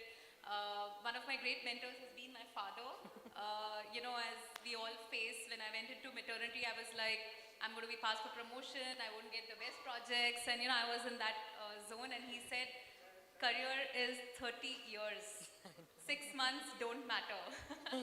So it's so ingrained in me, and I think it's such a wonderful message that we sometimes make small things very big and get overwhelmed because of that, and mentors really help you calibrate and bring you back to that. So I've got the parcha of few minutes left, so I'm going to ask the last question. This is something I had not probably thought or was not part of the questions that we had discussed earlier, but something which listening to Major Vandana Sharma, she mentioned that, she experienced a real war, but I think each of us here, we experience war every day morning, right, at home. So with that, maybe each of you can share a perspective. I think we've come to that, it's not like work-life balance. Work is also life. But how do you manage that war, and what advice would you give to women, everyone, all professionals here, to manage that war and be successful in the tech industry? Ashwini? So we are talking about, as you rightly said, Stuti, it is not work-life balance, it is work-life existence or integration. We are saying coexisting, right? Both the things, or finding a life in the kind of work that we are really doing, right? So integrating both things is not easy. everyone has their own learnings, and everyone has to go through that. Then only they would able to set a criteria for themselves that how should we balance. So for balancing things, you need to have a very, very strong, dependable support system. So you have to work to develop that support system. Unless and until that support system is there, the things will fall out in a certain state of time. So you have to invest into a right support system, whether it is family, taking together your spouse, really literally defining the work priorities, who will do what. There will be some important event, priority meetings. Here, we have to lie the responsibility on the other's shoulders. And the same is also possible. So it's the family responsibility division. Also at the work, we have to also clarify a few certain things, right, to our managers, to saying that, okay, these are the boundary lines. After COVID, I know that with the work from home kind of a thing, the boundaries are disappearing. The work is entered into lots of late night meetings and kind of things. So that's happening.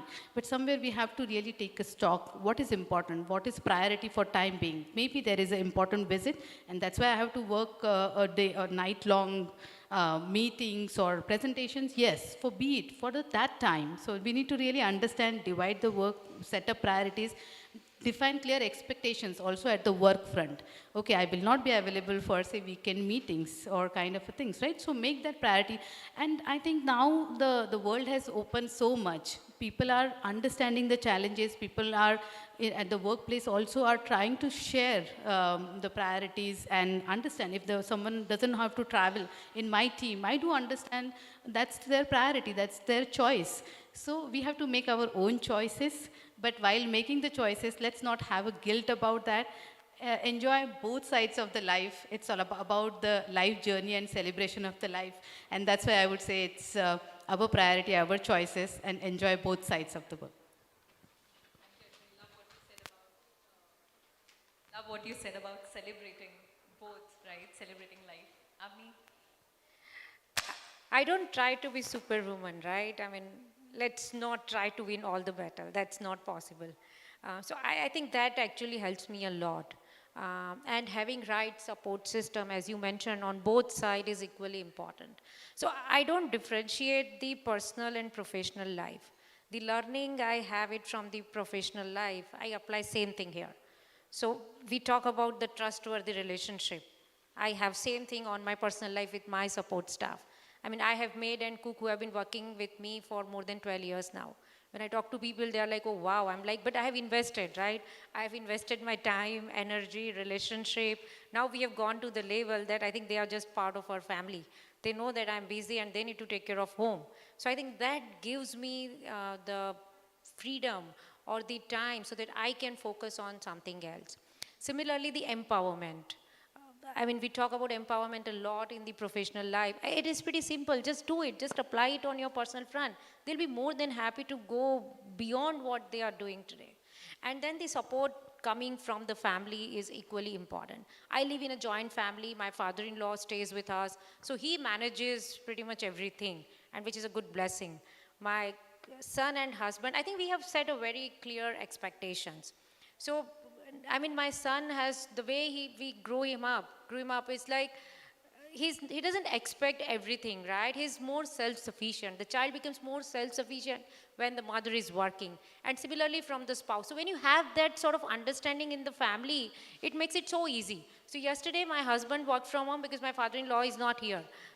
He went to a native place, and then today I said, hey, I cannot do it, so you'll have to do it. So I think that balance is really important so that we can also take care of the professional life and we can also focus on our personal life. And with the hybrid work arrangement, I think it's going to be very helpful.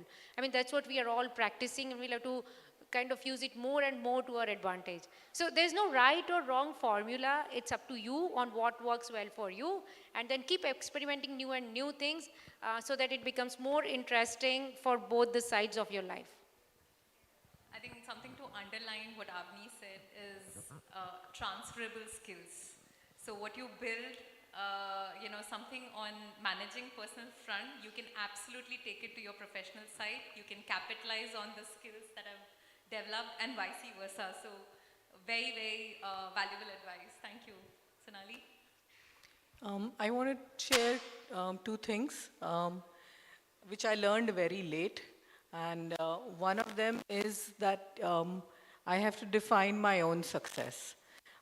If I keep comparing this person has achieved that and this person has got $1 million company, I'm never going to achieve balance in my life and be happy. So I've defined my own success. After 20 years, the kind of organization I've built, I'm very happy with that. And the second thing is that for me to have a balance, I need to grow leaders. I need to groom leaders and make the next set of people. And I've done that for the past few years with a very dedicated focus effort. And both these things are helping me definitely bring about stability and balance in my life, besides definitely the family support. So how you grow yourself as a leader is driven by what leaders you grow. And I think success and leaders is two things that I'd like to share. Excellent. I think no other perfect way to end this panel discussion. Thank you so much for sharing your valuable insights. With that, I call this panel discussion, closure. Thank you so much, everyone. Thank you for the audience. Over to you, Sujal.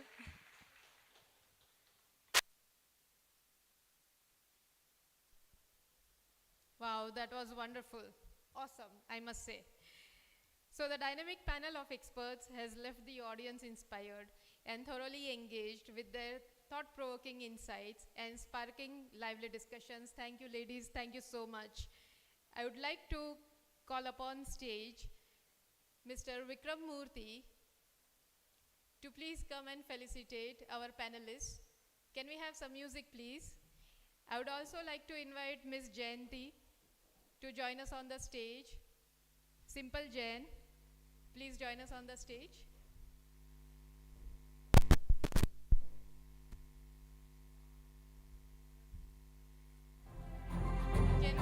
Do we have Mr. Virendra Borade over here?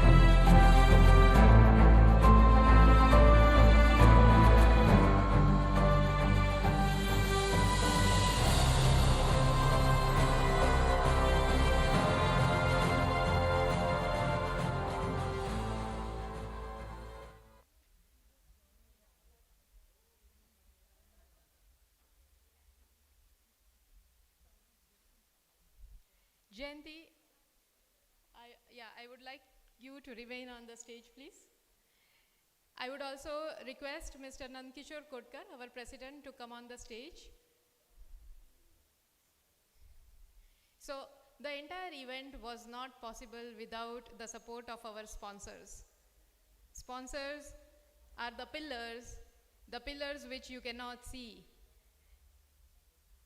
This is the time to acknowledge our sponsors. So I request someone from SANC, S-A-N-C, to come on stage.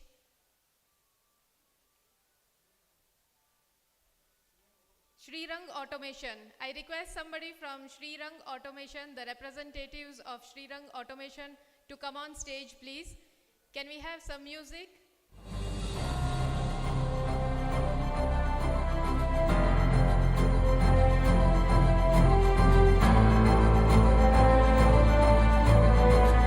I would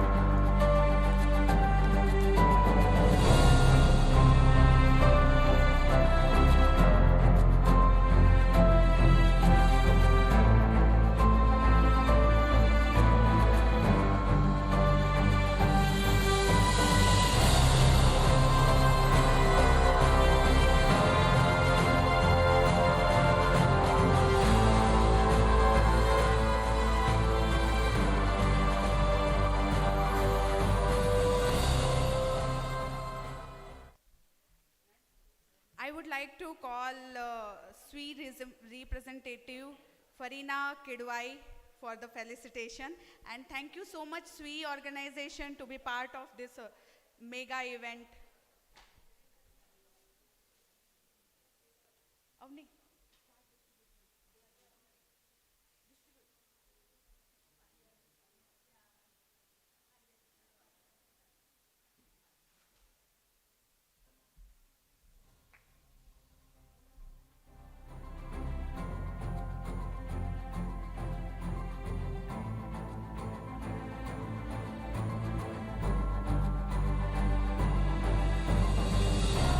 I would like also to felicitate and Jayanti also.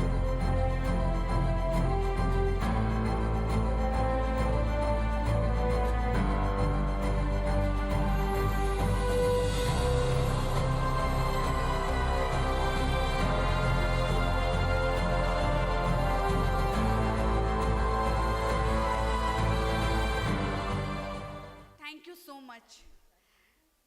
Whatever we have spent 5-6 hours in this event, Shakti, there is lots of hard work involved our Pune team and along with 14th chapter of West and international chapter as well.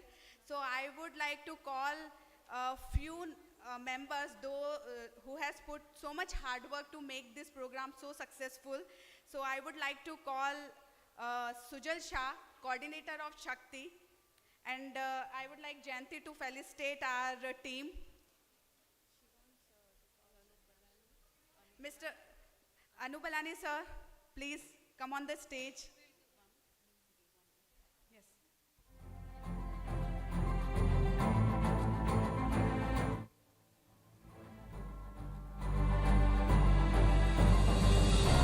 So I can say without these people, I was not able to execute this program, and I'm really thankful to my team. They have put so much hard work to make this program so successful, and I'm so happy.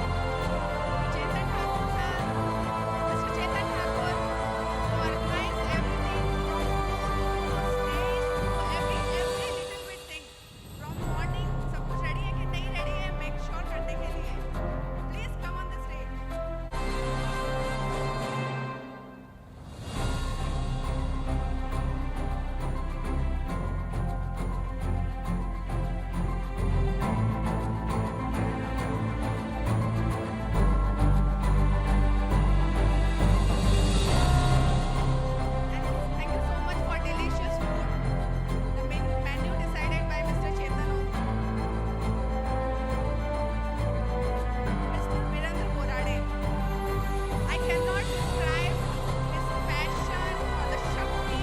Already we went to Mumbai for sponsorship. We went to Fire Association exhibition also to get the sponsorship of Shakti. Thanks a lot. Big round of applause, people, please. I know we are few, but few can make a bigger noise than full of all. Please.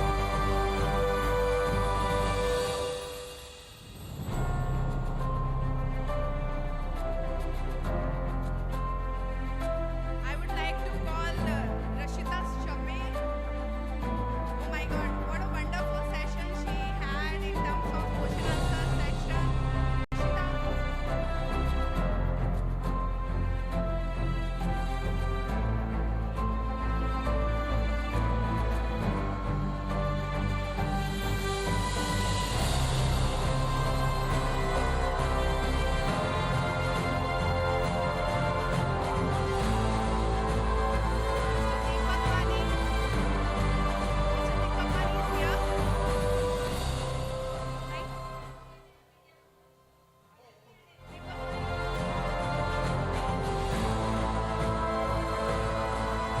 Devika Mutha. I would like Miss Devika Mutha on stage.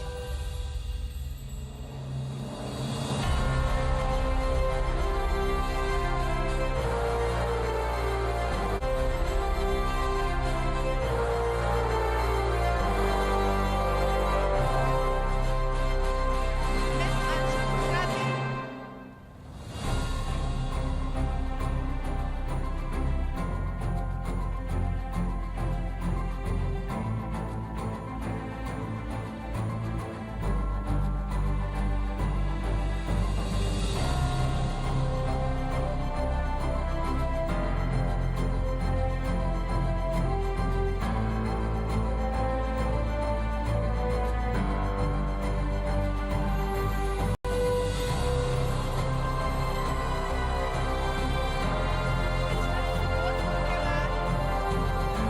Behind the console, finding himself.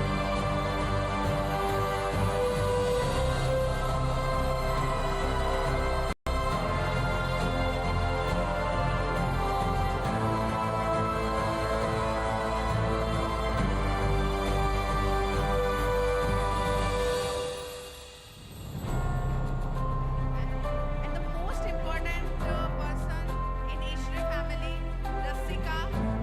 She is newly joined and taken the responsibility for this program. Rasika, please come on the stage. And she has done fabulous job in terms of coordination with all the speakers, all the delegates who are coming from out of Pune.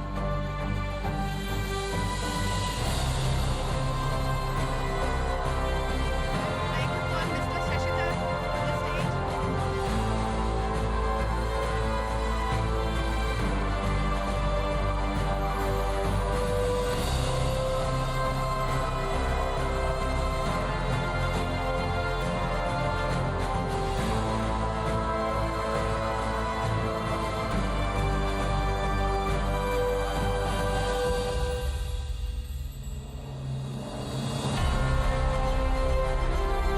A special recognition for Pranali Gujrati.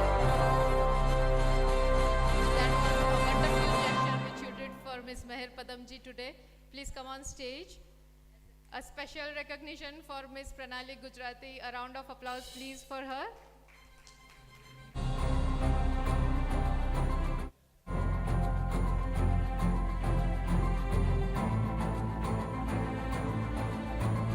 प्रणाली मुझे भी एक sketch चाहिए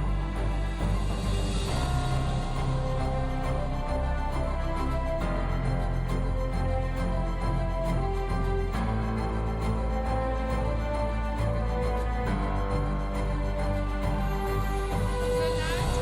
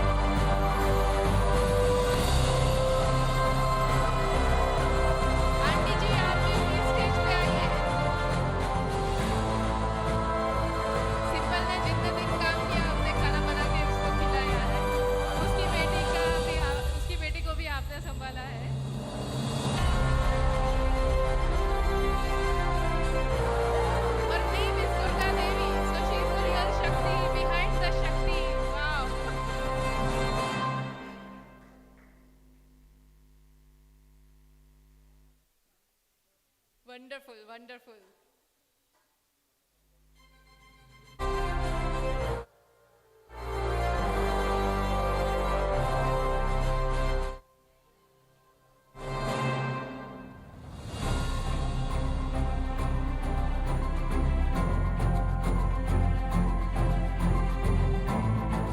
want to say one thing. My mom always says कि यार तू इतना कुछ करती है आज तक तूने मुझे स्टेज पे नहीं बुलाया तो this was the moment I was waiting to call her on stage and thank you so much Ishrae and given me this opportunity to organize this mega event. Thank you so much and thank you so much our entire team.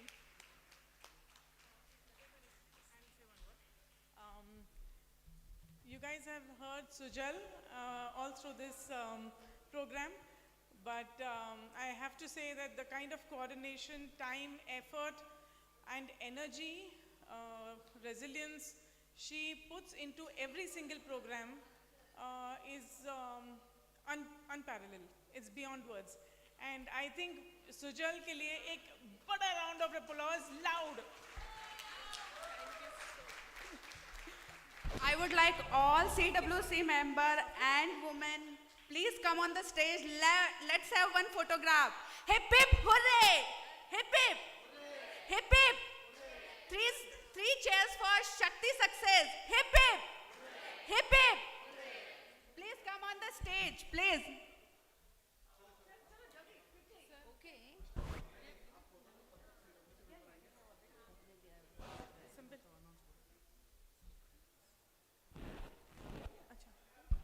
I invite Mr. Ashutosh Joshi, President-elect Ishrae Pune chapter, to give the vote of thanks, please.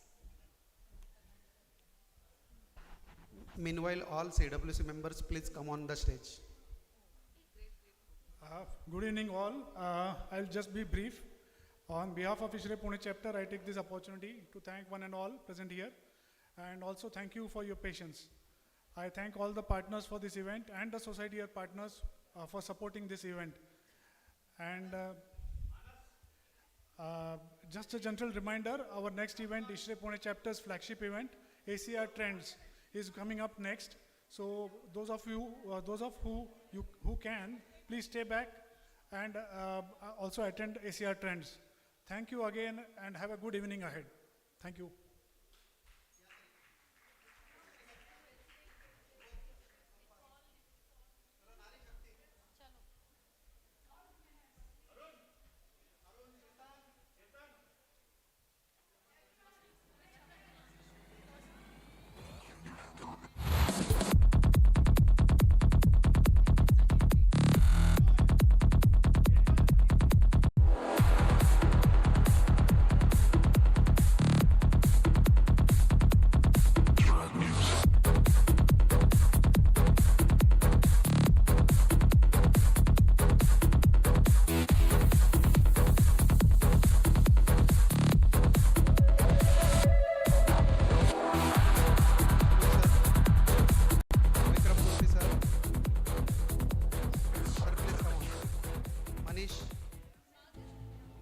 RD